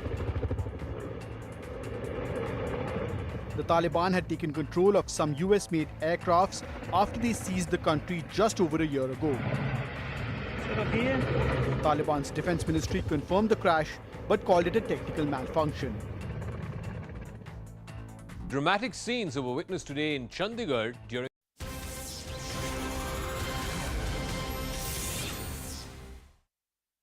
Welcome back. Scotland honoured Queen Elizabeth II with a prayer service at St. Giles Cathedral today. This is a CNN special report. A service of prayer for Queen Elizabeth II was held at St. Giles Cathedral in Edinburgh Monday. Her son, King Charles III, and the Queen Consort were in attendance, along with other members of the royal family. I think that it's important that we honour her as is due to our Queen. I think it's important that we reflect her life adequately. King Charles had a full schedule Monday, starting at the Houses of Parliament. In his first address there as king, he vowed to continue the Queen's dedicated service to her people. He then flew to Scotland for a prayer service and a meeting with the Scottish Parliament. All along the way, he greeted members of the public who showed up to wish him well and offer condolences for the Queen. On Sunday, her coffin made its way from her beloved Balmoral estate, where she died Thursday, to the capital. An honour guard and military band led the procession.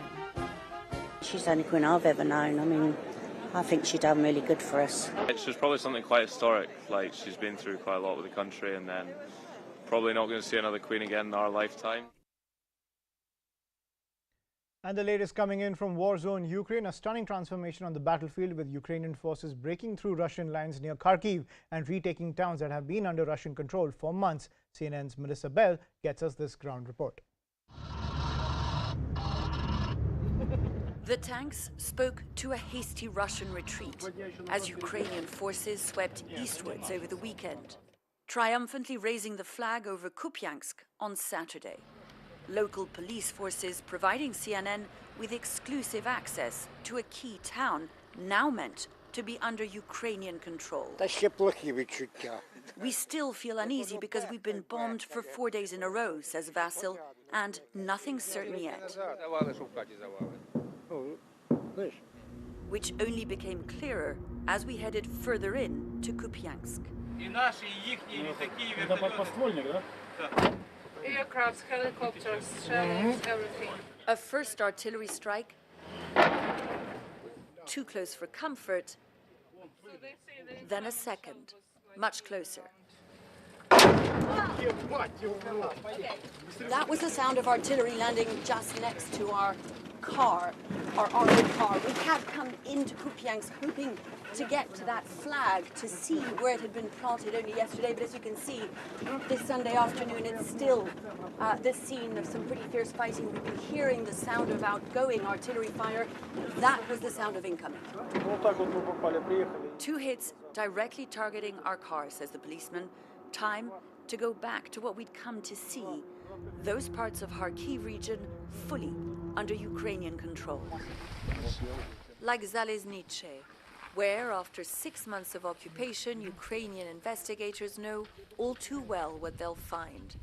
After Bucha and Borodianka that were under Russian control for only a month.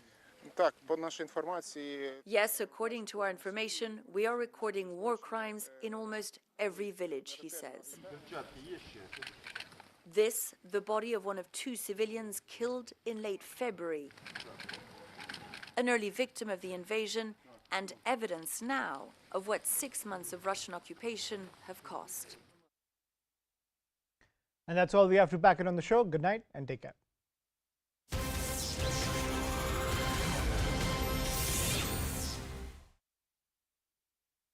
Iha gang and the Neeraj Bhavana gang. A team of the officials, they reached here around at 6 a.m. this morning. In fact, we have been told that there are 5 to 6 people from the NIA agency, and they are currently, investigating and questioning all the people who are part of this particular residence. Apart from it, we have been told that there are different locations as well which are being raided. So there are multiple gangsters where the raids are currently ongoing. Their residences are being raided.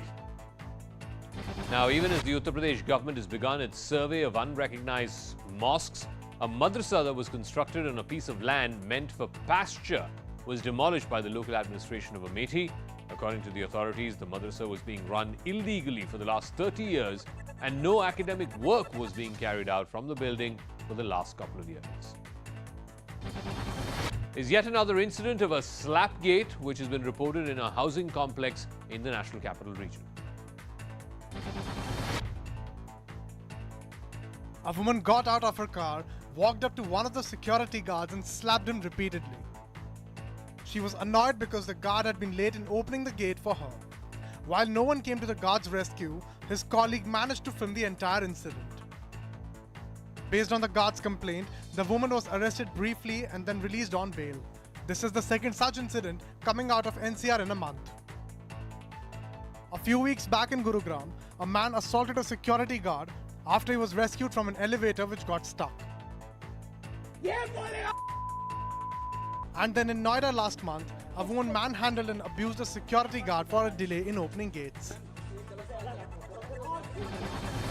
Actor Jacqueline Fernandez, who's been named as an accused in the 200 crore extortion case involving conman Sukesh Chandrasekhar, has been issued a fresh summons asking her to appear before the Delhi police on the 14th of September.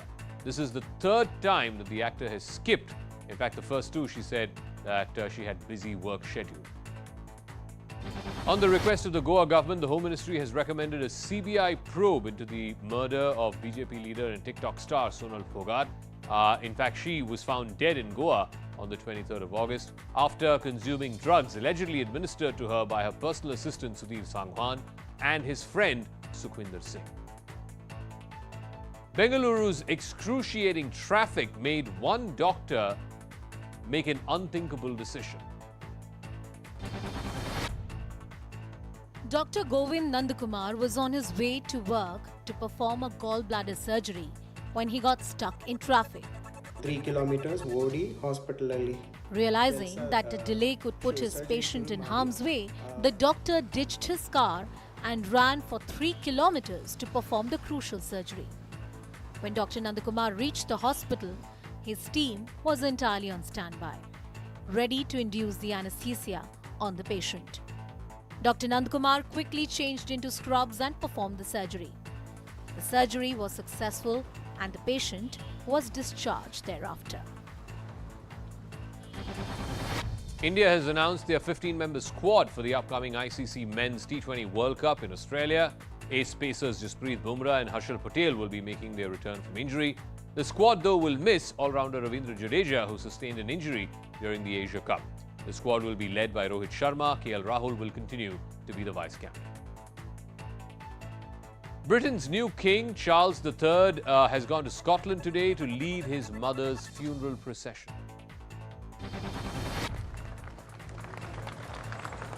Many mourners broke out into tears, seeing the hearse carrying Queen Elizabeth's coffin pass through the palace of Holyrood House Gate.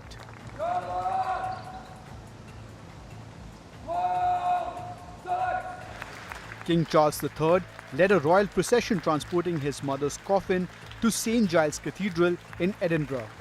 It will lie in rest at the cathedral till Tuesday, when it will be moved to London. Earlier in the day, King Charles and Queen Consort Camilla visited Westminster Hall in London, where both Houses of Parliament offered their condolences. Charles addressed members of the House of Commons and the House of Lords. The new monarch's address to the British Parliament was very significant because it was